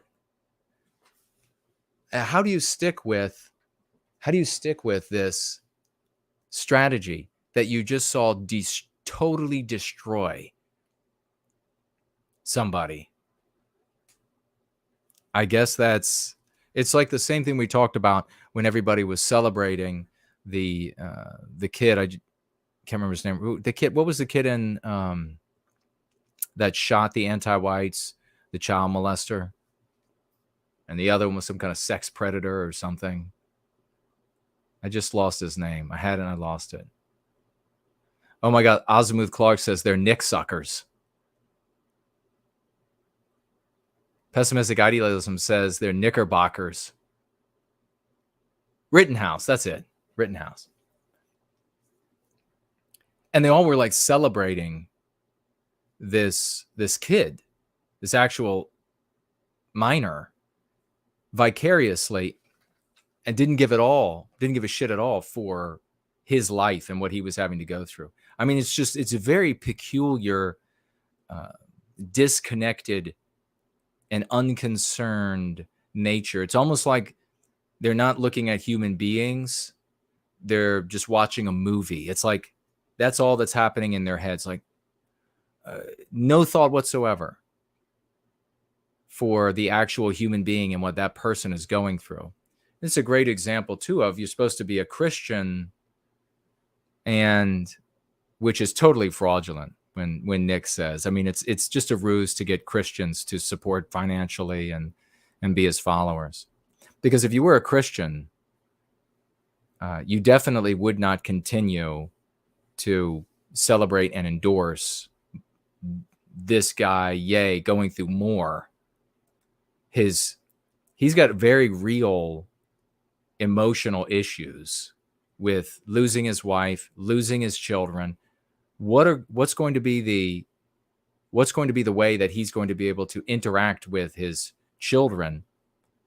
And so this is, and again, I don't feel deeply for the wealthy, but I mean, you're watching somebody just suffer and lose, even though, yeah, he could go out and buy a Lamborghini tomorrow and whatever. But he's still losing his family. All his friends have left. And then what are you going to do? You're going to replace his friends or something? Like, he wants you. Like, he wants to have you hang out. Come on. I don't know. But back to that point is, how do you, and I still have the other point about the ADHD and being discursive. I might go back to it. I can hold it all in my head, even on 3 hours sleep 2 days. But how can anybody watch at how destructive this has been? And I had the one person saying, this is this group out there, this is their soft underbelly. If that's their soft underbelly, I don't want to know what the fierce side is. I don't want to know what, like, the business end is of that group of people. If that's what happens at their soft underbelly, then I definitely don't want to know. Nobody wants to know what the business end is. I mean, what a dumb thing to say. This is their soft underbelly. You touch it and you lose $1.5 billion in net wealth in 2 weeks. You have all of your contracts canceled, your stadium contracts canceled, your employees quitting, your contracted employees quitting, your managers calling saying they're not going to be able to do the work on your next digital STEM project because of the things you said. Your in-laws have disavowed you to the friends and everybody now. Yeah, and you want them to do some more. And what? Oh, what's that? Oh, you want people to imitate him so that they can have the same result? Who's telling you all this? Why are you listening to them? You should definitely, any audience out there that's being told to do this sort of thing, you should get to those people. You grab them by the lapels and you give them a good shake. And you say, this is idiocy. You need to go free. You need to get away from this, for the love of God. And then to actually, these people have the nerve and say, oh, well, Jason's some sort of jaywalker, some sort of fed, because he doesn't want people to have to go through what this guy's going through. You got all this wealth and this guy's being destroyed. And you think that if you tell your neighbor who makes $36,000 a year, and then he goes out there and names them strategy, that he's going to be able to endure the maelstrom. And then I actually had somebody write me and say, no, you see, the way this works is, if you are, and then he actually said in so many words, dirt poor, they can't do anything to you. If you are like a private contractor, it's words, like if you're a private contractor, and by the way, what about the other side of this equation with your efficacy as dirt poor in advancing anything for our well-being, or doing anything to the group of people and their control of society, as you put it, their control? What's that guy the dirt poor guy going to do? So they said, and it was so sad, because I was on the phone with Carlyle when I was reading this, and she immediately said the right answer. Reading through this, the guy's like, you have to you have to be impecunious. You have to be like a private contractor, which means you have a business license, right, to work. But maybe you could be even cheaper, just everything off. So you'd be even poorer, everything just cash based. And you do like handyman jobs, like roofer or plumber, not actually as a trade, but you could do all these different things. And then they can't cancel you, except, as Carlyle pointed out, the IRS will come and get you. Except you still have to pay taxes. So unless you want to be unless you want to be in a state where you are so impecunious, so impoverished that I guess, yeah, you know what? Let's accept this guy's argument. If you are dead, I guess they can't do anything to you. I mean, that's genius. That is genius. Everybody else, though, they can ruin you. You just be your own. If you are your own, maybe you don't know this. If you are your own private contractor, you are in business. And if they want to come after you, if you're a problem, the anti-whites, they will. There are a slew of things they can do to you legally for operating a business without a license, for working on project sites without proper insurance. I mean, you can really, really get hammered. And if you do have a business license, you do have the proper insurance, they can take all that away from you. The IRS, if you don't remember, as Carlyle pointed out, you have during Obama administration, the IRS is always weaponized against people who aren't anti-white enough. During the Obama administration, it got so bad that they were taking down big conservative organizations with the IRS. So you're going to go out there and you're going to cause a problem for these anti-whites, and the IRS man is going to visit. And my bet is the kind of person who's going to be out there naming them is not going to be keeping the best records for the tax man. This might not go over well. So you're going to it goes back to this, where is your humanity? Not only do you care to actually recapture our destiny or not? Because this strategy fails. This strategy is a loser. It harms you and it harms our people. It actually is in no way a service to our well-being. It's just like a service in somebody else's story. But you're gonna watch the billionaire who's been reduced now to no longer a billionaire, not even $500 million in net worth anymore. I know it's still a ton of money. You're gonna watch that though take place with him, and then tell the 20-some, 30-some, 50-some $1,000 a year person, you can do it. You need to do this. You need to name them. Oh my God. And I actually told Carlyle about these people that have, a couple of them I told her about, these people who have written me over the years and said, what do I do? I have been an antique nationalist. I've been an antag of some variety. And I related specifically this one story, very sad. The guy he was a contractor. It was his own business. And he had a wife, and I think he had 2 children. And he was in a relatively small town. And he told me that he had said XYZ. It was all antique nationalist garbage publicly. And they found out who he was. So he was just he's not some rich, big businessman. He's a solitary construction guy. I don't want to give away exactly too many of his details. His business is him. He has a wife and 2 children, house payments to make, car payments to make, health insurance payments to make. Just this one nothing guy in this town. Smallish, medium-sized town. And the anti-whites decided to destroy him for this. And they did. They ran an article in the newspaper that every time you type in him or his business name, it comes up. And you're saying, what do we do? So I talked about strategies. There are businesses that help to hide this sort of thing, especially if it's just one article. They can help. And so he was going to be looking into that. And he said nobody will work with him. All of the businesses that know him well, the people know him. They're like friends with him. They know his views. They're like, nope, we're not going to have anything to do with you anymore. We can't. Because if we have something to do with you, even though we know what you actually think, everybody else out there will think that we think the same things that they think you think. So here he is. He's got these two kids. It was getting worse and worse for money-wise. Nobody's hiring him.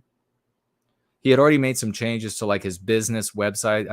I'm trying to recall. I don't want to mix it up with some of the other ones that I've heard from. But I think he was the one that he had put like pictures of like this really. Oh, and he had gone out and got testimonials. Or he had pushed the testimonials to the top from non-white clients.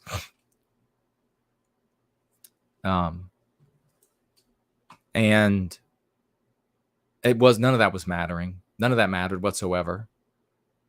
And so he said, I'm prepared to shut my business down and find a house in a completely different town and move my entire family, uproot my entire family, which means my wife has to leave her friends and relatives.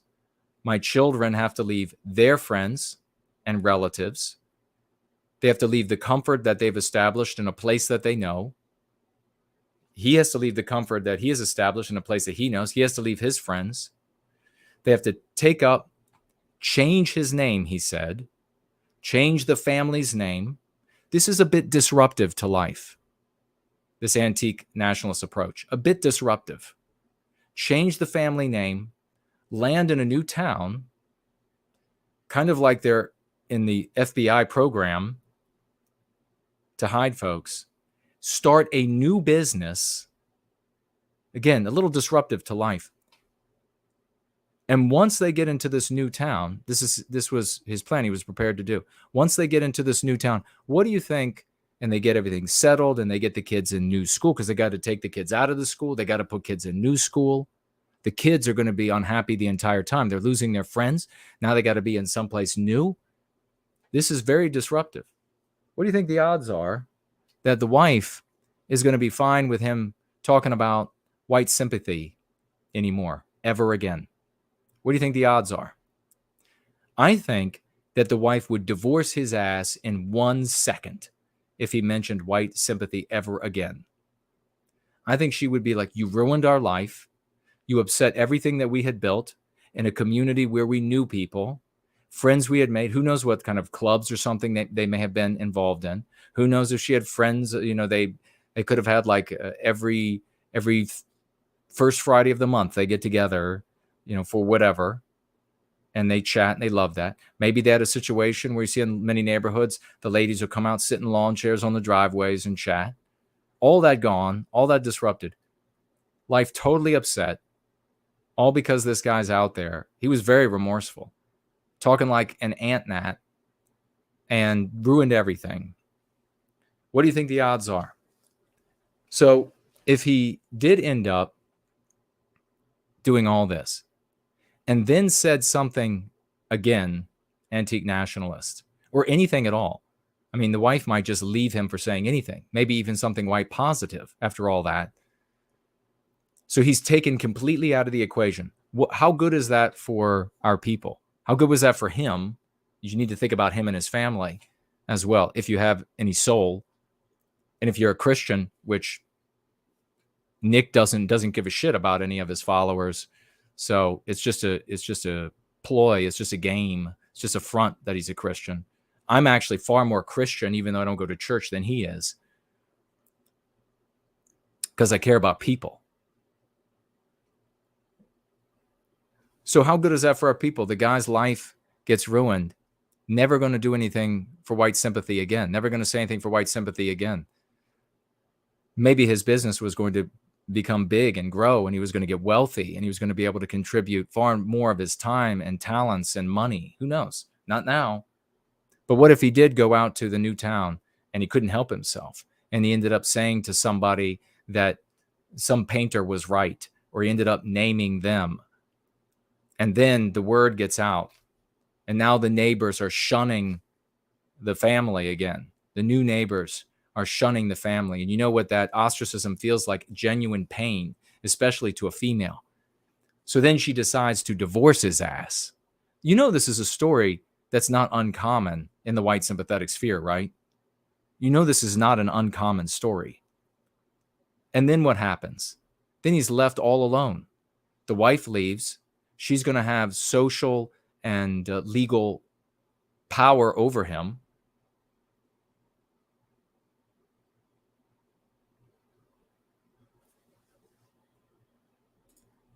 She's going to have social and legal power over him.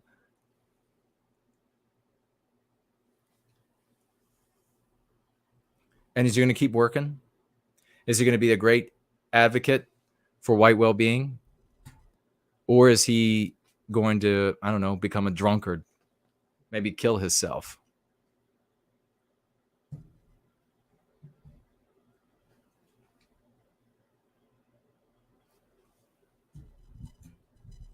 Who knows?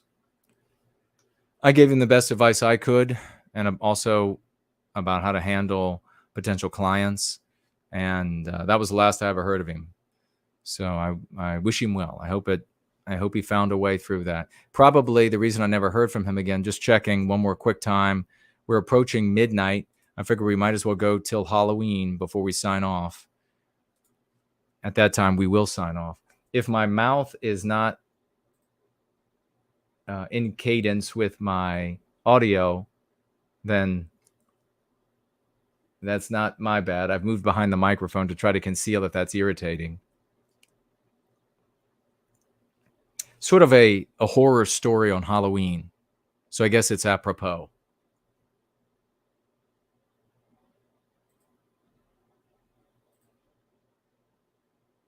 All right, everything's still blank. Is my audio and video in sync or no? Hide behind the microphone.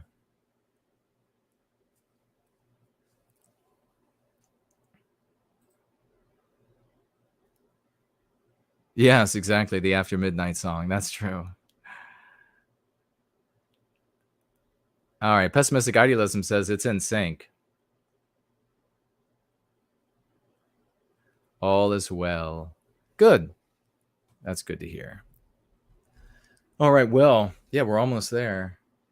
Minutes away. Almost 7 hours. Brutal.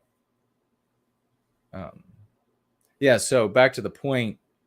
How is it that people can look at this and say, yeah, let's keep doing that. Let's keep doing that. And the other subject was having like ADHD, like the thoughts jumping all over the place after you've gone without sleep for a while.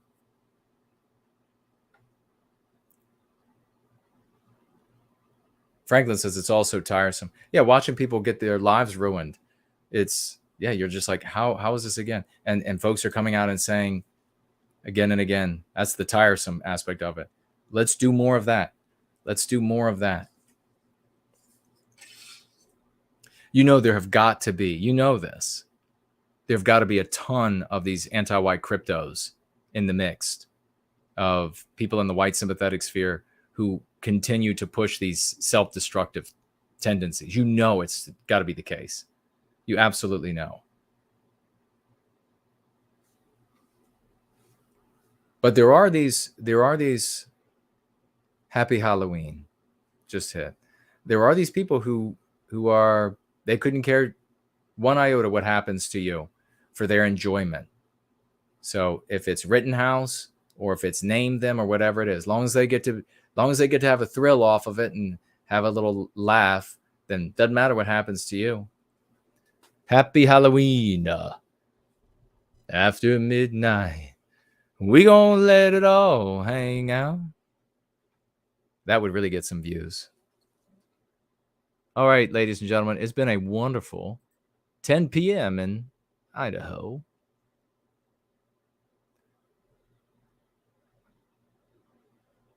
Elaine Sabatino saying hello or maybe goodbye. Adidas is a German company, and them doing this is a way of them further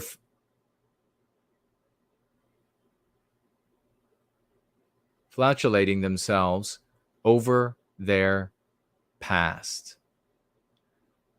Yeah, well, we'll see. Let's keep an eye sort of loosely on Adidas and see if they don't end up, I'm not going to say going out of business. Somebody would buy them. Let's see if they don't become weaker and weaker and weaker as a consequence. Because in the jungle out there, which is competitive business, you can't do this to yourself and your bottom line and be okay. You know what I mean? Oh, I love it. Let's get some ghost emojis and some pumpkin emojis.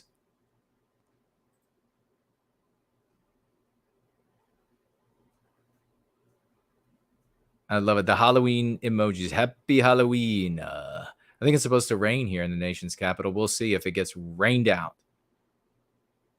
After midnight. There are some cool emojis. Thanks, Elaine and Cool Papa J Magic. And Jack Long. What is that? Is that a ghost? My vision's getting all blurry. We got ghosts, pessimistic idealism, and some pumpkins. Spooky night. Nathaniel says spooky night is here. Highlander says, geez, still live, huh? Long stream. Yeah, man. Ooh, Franklin has ghosts, pumpkins, and skeleton bones. Oh, Montana Kid has like a devil face. Holy crap. Oh, Southern Bloom did a pumpkin and a ghost too. Teal put a couple of pumpkins and a ghost. Oh, the Highlander put a little wizard with a little wand. That's neat. What is going to be your Halloween costume? Oh, Nathaniel Nelson came in with the black cat. Is it black? Or is it gray? I can't tell on my...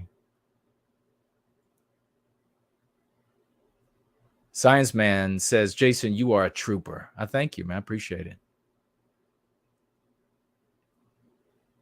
And then Franklin has, oh, man, I can't see what that is. It says it's the Nick Fuentes emoji. What is it? Is it like two little guys in leotards with cat ears on? Is that what that is? Oh my God. Is that what that is? Oh my God. Nathaniel Nelson has some ghosts as well, contributed some ghosts. Ooh, Elaine came in with the wizard and the broom. Oh, she's going to be a witch with the broom. She's going to go flying. Yeah, do you remember other Halloweens? I'm like all decked out with cool Halloween gear, and we'd have a great after party. Nice emojis. My sister helped me make a wizard hat and robe out of, does that say plaid material? You know how there is a white wizard and a gray wizard. Oh, it's the plaid wizard. That's probably the most powerful. Ooh, a good one, Nathaniel, with the moon and a bat. Yeah, Franklin said the good old days with Jared George co-hosting Tap. Yeah, and I got in costumes each year. That was a heck of a lot of fun. Oh my gosh, Promethean Promulgation. That's funny.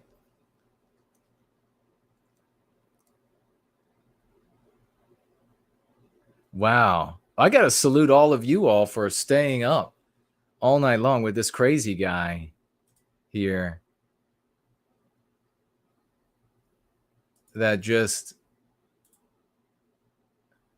I mean, you got to show some real dedication. When you got that friend that like won't stop going, like somehow the motor doesn't turn off. And you're like, you say to the other friend, you're like, look, we got to hang out just a little bit longer. He's got to pass out sometime. At some point, the tranquilizers we put in his coffee should kick in.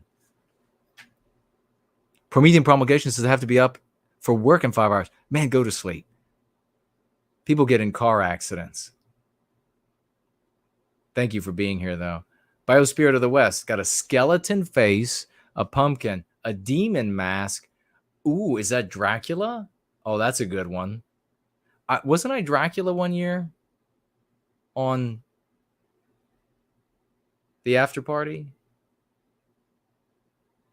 I think I was. Yes, I was. I was Dracula. You remember I got the dry ice? It was like flowing out of the pumpkins. That was pretty cool. Kind of dangerous. Oh, Franklin has put in some aliens and some cowboys. Gray aliens. And we just rest assured that somebody's getting probed tonight. I don't know what's so wrong with people and these aliens. I tell you, if a smart person claiming that they had been abducted, they would have a different story, because it would be like, like the aliens abducted me, and then they wanted to explore my intelligence. So we sat down and had a long conversation, and they gave me intellectual tests. They were kind of like IQ tests. And then the dumb people get abducted. They're like, they shoved something up my ass.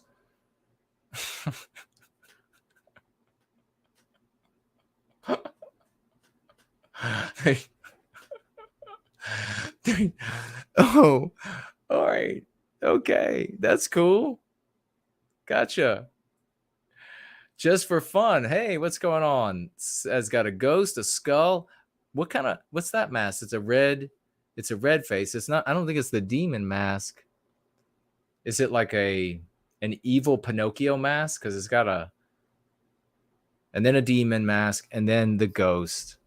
And Jack Long has a pair of eyeballs.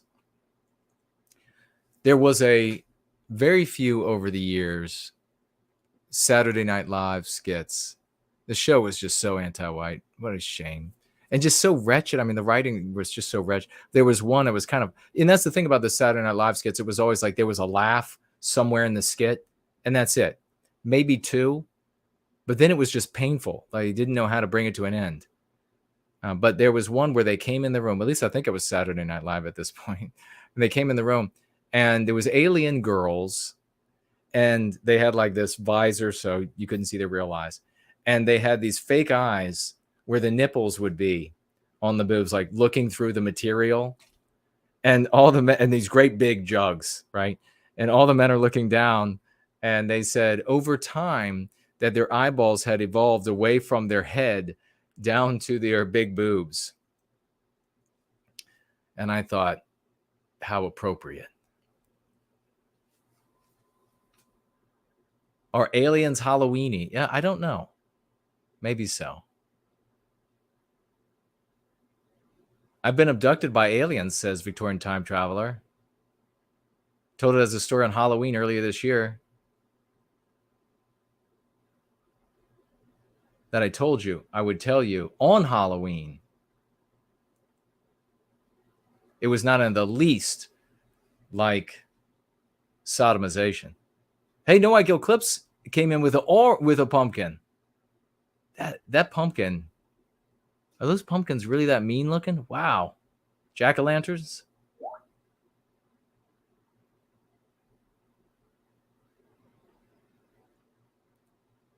No White Gill Clips. The great No White Gill Clips has shown up, ladies and gentlemen. Now it's Halloween. It's not even Halloween Eve anymore. I'm going to have to go. I am starving. My stomach has eaten my pancreas. That probably means something awful for your health. Oh my gosh, Elaine came in with like a ton of jack-o'-lanterns. Spiders and spider webs. Nathaniel Nelson, epic. Everybody. That's the thing. All over the neighborhood, there's like all this fake web.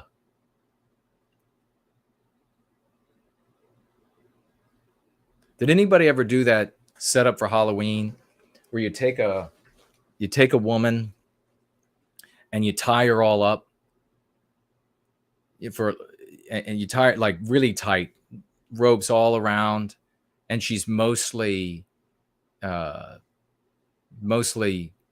unclothed. You tie her all up really tight all the way, gag in her mouth, and then you put her on the lawn as Halloween ornamentation, and then people call the police.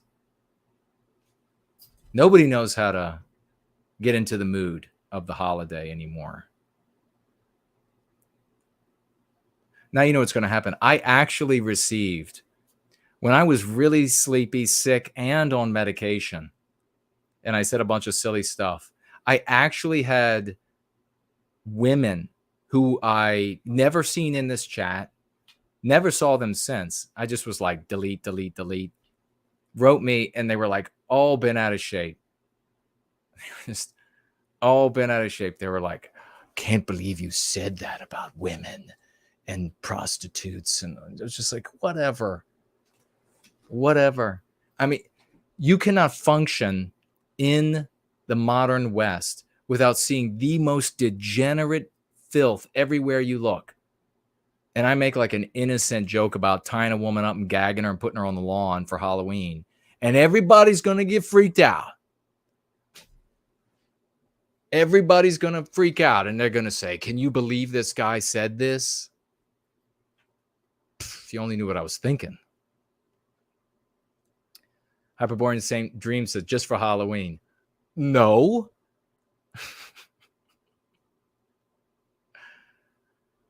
Elaine said, Nick endorsed Loomer. That's a deal breaker. Yeah. Oh, No White Girl Clips has that's a good one. The clown face, because there are people who dress up like clowns during Halloween, which is different from those who are clowns all year long. There are a lot more of those. Yeah, you can't have fun anymore. It's just a bit of fun. Come on. It's not like you're going to leave her like that. I mean, maybe for the night, but all right. Yeah, I don't have a costume this year. I feel like but I do have, I was going to be in some deep crap because I hadn't gone and got out my Halloween decorations. But the thing was, I knew that the great Elaine Sabatino was going to be hooking us up. And so I was ready. I knew as soon as I had all this great stuff, she's got even more stuff I'm going to have to share with you. I would be able to decorate. Oh, that's a good one by Southern Bloom. That I'm already wearing the scariest costume for anti-whites. That's true. And I want them to be afraid every day that we're going to put an end to their victimization of our people. Franklin had dinosaurs. Halloween dinosaurs. You could be a dinosaur. I used to love giving candy out to kids when they had the really cute costumes on. I don't really get that anymore. That's right. I'm a white advocate, and I'm a proud white man, and I'm completely normal and in all ways, and like everybody else here, extraordinary in our advocacy for white well-being. Damn right. Not tonight. Not this night, but later tonight. I don't know.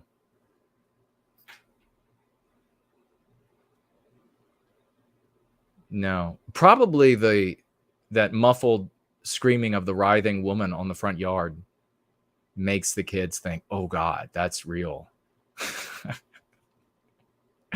I'm not going there. I'm not going there. And every year, Carlisle keeps complaining, and I keep ignoring the complaints.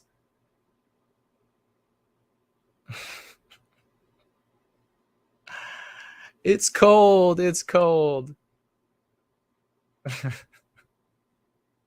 Oh, Franklin said Carlisle could be a cockatoo. Those are cute birds. I don't have birds or would have birds. I like them outside. I like them outside.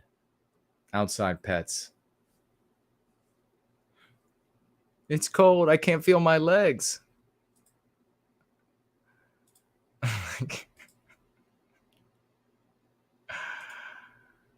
Of course, it's much more muffled than that.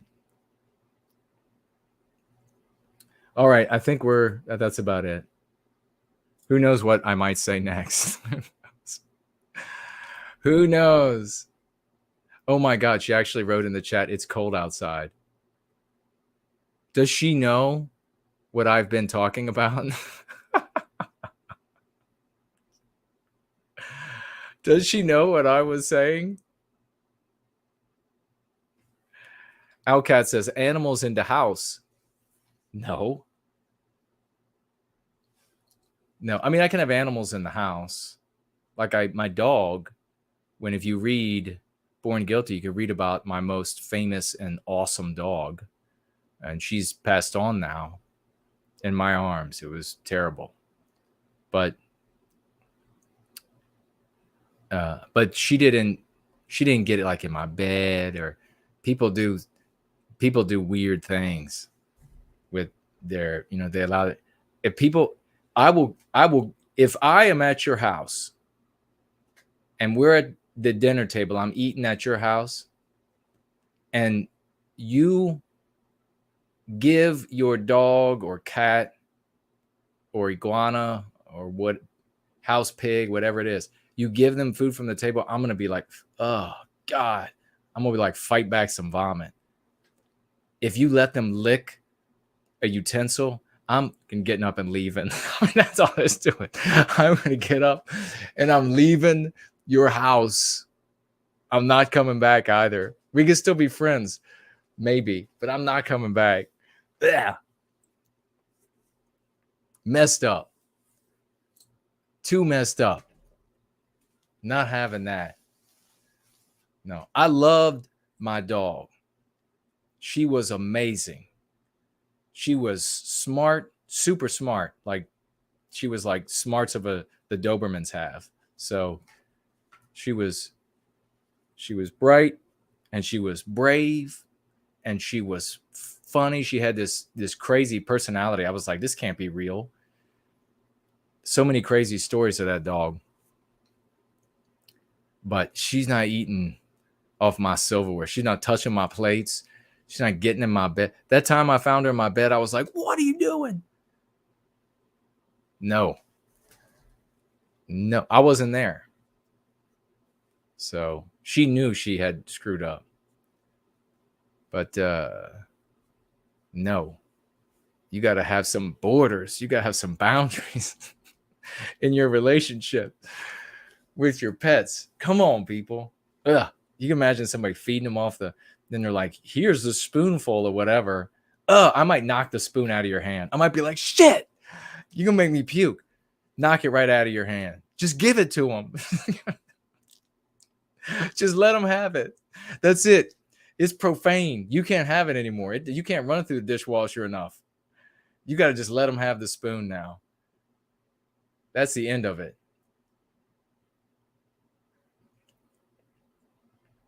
All right. They treat them as if they were children, Seth. I know, Ash. That's the problem. Because they didn't have children, or they didn't have enough. If you have enough children, you're going to treat an animal like an animal. I mean, when you start treating an animal like it's a child, and you're fattening up like these single women would know. It happens with single women, in my opinion. Not all of them, of course. And then they make the animal like 7,000 pounds. Somebody I know. And, that's obviously, there's a sign. That's a sign. You have enough children, trust me. And you're like, kick the cat in the ass on the way out. Get out. Clean your own litter box.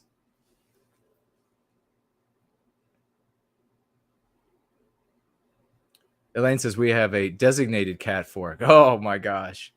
Yeah, you can't have it back now. Once they eat out of it, come on.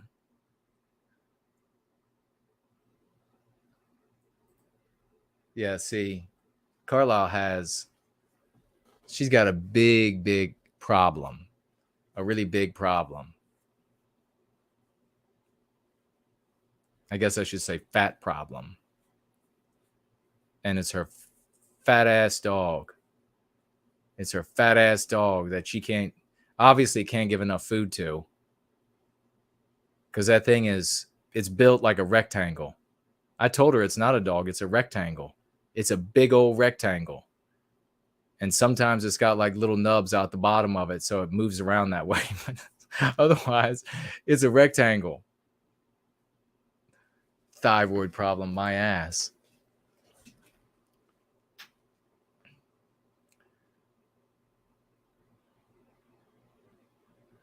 Victorian Time Teller says he agrees with cats, but not dogs. About what? Sharing utensils with them? Yeah, Nathaniel Nelson, don't overfeed your pets. Precisely. Cool Papa J Magic says built like a rectangle. That's, yeah, funny.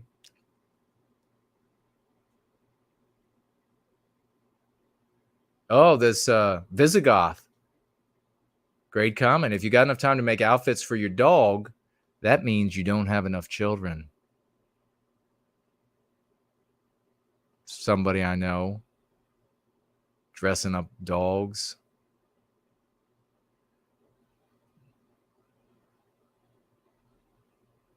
We're going to have to I could make a hilarious comedy movie. At least a short one. It would be hilarious. Like you meet white. It could be called something like, I don't know, white people scaring them straight. You go over there, you're the white well-being activist that hasn't learned sensitivity yet. You come from the bad part of town. You haven't learned how to be sensitive. You walk up into their house and they're like, "Oh, we're happy to have you here at our house. You know, we don't have any children, but I'm a dog mom."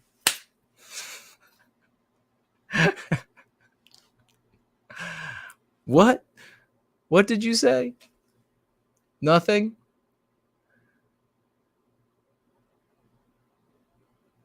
I get it. People make relationships, they have silly fun. That's fine, silly fun. But in all seriousness, you have to be, the difference. There's one thing to have silly fun about the animal, like superficial stuff. But when that shit is serious, you need therapy. You need hardcore therapy. If you have relatives that shit is serious, you need to cut them off. Somebody I know, you need to cut them off. When that is serious, and they're like, this is like a person in our house. What do you want? If you're asking what do you want? First of all, you shouldn't do that with even children. You say, this is what you get. You know what my dad, who was like a real man, you know what he said? You know how often he said, what do you want? What do you want? Yeah, that happened 0 times. What do you want to eat? No, it was like, here's your food. You get to eat. And so you're happy because of it. So if you're asking your pets, what do you want? Oh boy.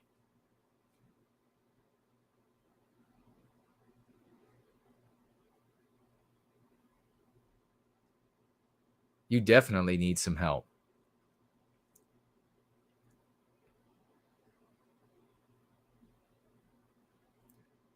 What was that? Something just went by. Franklin had a Santa Claus? I guess you could dress up as Santa Claus. You could drance up. You could do that too. It's probably some kind of a curse word in another language. So maybe you shouldn't drance up. But if you dranced up for Halloween and you got arrested for it, it's not my fault. I didn't even know what I was saying.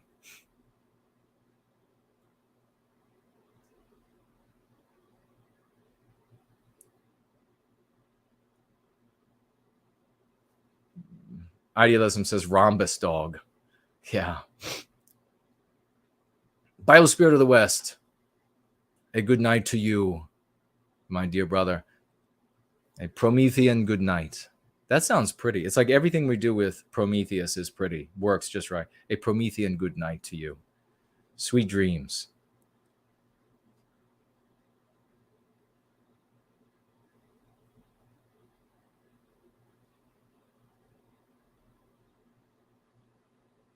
Okay, he doesn't use the utensils. He's saying Victorian time traveler doesn't use the utensils. Yes, I had, yeah. He said he has a terrier, had a terrier that did everything. Yeah, that's how my Doberman was. I would drive in my little piece of junk, and she'd be in the back seat, and she'd put her chin right there as I was driving. It was cool.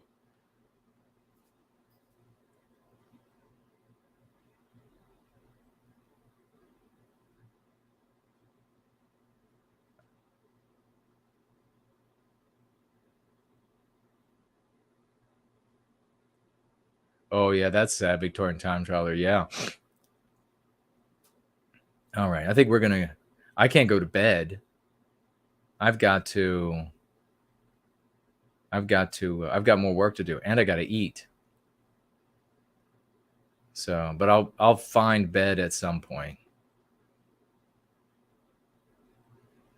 I got to eat. I'm so hungry. I'm going to be a starving man for Halloween. I know what I'm going to be for Halloween. It can't be this year, but maybe next year I'll be a groundhog. How does that sound? I'm going to have to get some big buck teeth. What will you be eating? Idealism asks. I'm going to eat, well, oh. Anybody gonna make me food?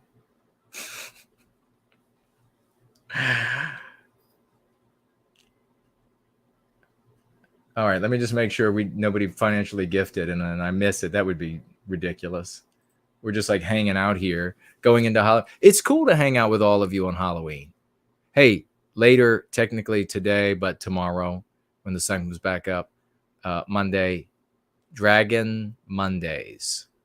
Did Fernald say he was going to do a dragon synth? Does anybody know?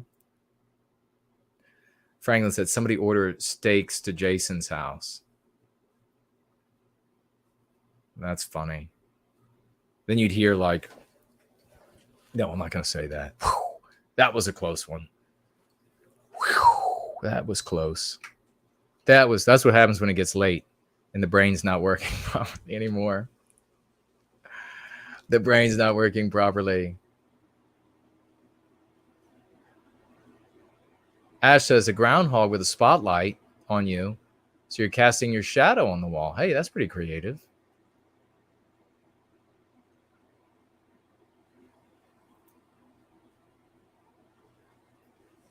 All right. Let me see. You know what I'm not going to do? Go to McDonald's and tweet about it. If that's true. I don't even know if he was actually doing that, but I was told that. Watch, probably half the things that the Groypers have told me that are in his community are not true.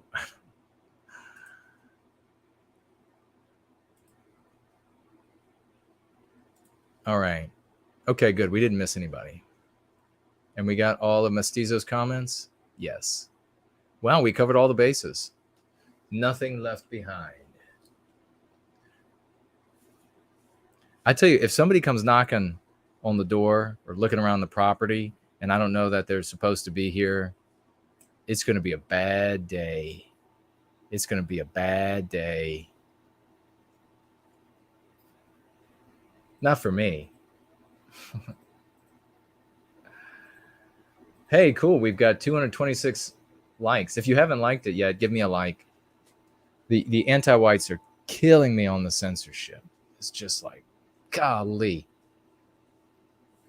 I couldn't do, I thought about doing the thing that like Nick does where you years and years and years back where you claim to be part of a community to get that community's support, or a couple communities to get their support.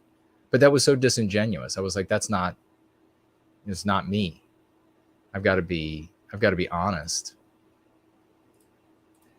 And then what ended up happening is, like, genuine, for example, like Christians, for example, they see that I'm giving and I am concerned about others and all of the Christian virtues.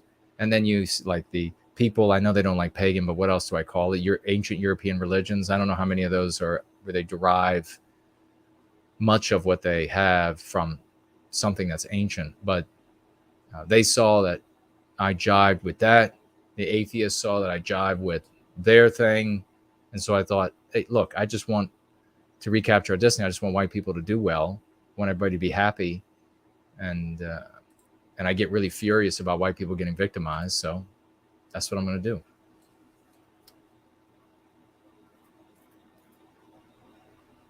Ash says, doesn't Nick burn anyone that gets close to him? I think everybody has heard that.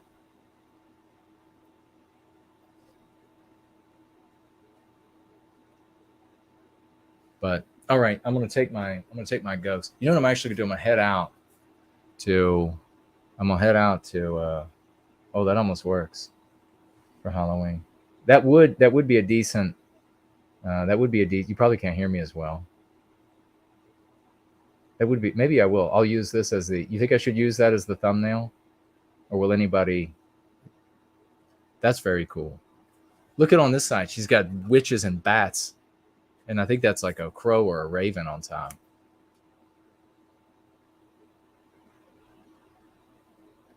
It is looking, Elaine, very suspicious, that hammer attack. I'm not sure. Got to be very careful, because this is a great example of a news item, an issue that is a like du jour thing for the anti-whites. This is another way where people easily get censored off of platforms. The thing that's big at the time is very important to their AI, and deviation from that gets immediate interest and ire. So, as far as I'm concerned, whatever they say happened is what happened. And on that note, it's been a wonderful Halloween. You got to spend it with me. You were first with No White Guilt this Halloween, and you will be able to remember that for all time, for whatever that's worth. And we will be back definitely Tuesday. Be back on Tuesday for Jason Goes Political. It'll be epic, because it always is. I don't know what we're going to cover. We'll see what's going on then. But we'll be back at that point. A big happy Halloween. And I love you all. Thank you all for being here for the duration. And as the week progresses, we go out. Be safe tomorrow, by the way. Halloween, be safe. You're going to be drunks on the road, for the love of God. If you're taking your children out, you're extra careful. You don't want any day to be the last. You want to build lots of memories. Extra careful. If you're going out, watch yourself. Open drinks. Don't have open drinks. Don't have some, especially if you're a attractive, or really any girl, or an attractive young man. Don't have any open drinks. Don't take drinks from people who you know are not your best friends. And where are you going to hear that? Where else are you going to hear that somebody care about you? Those are my genuine sentiments. Be careful out there. I love you all. Let's go free.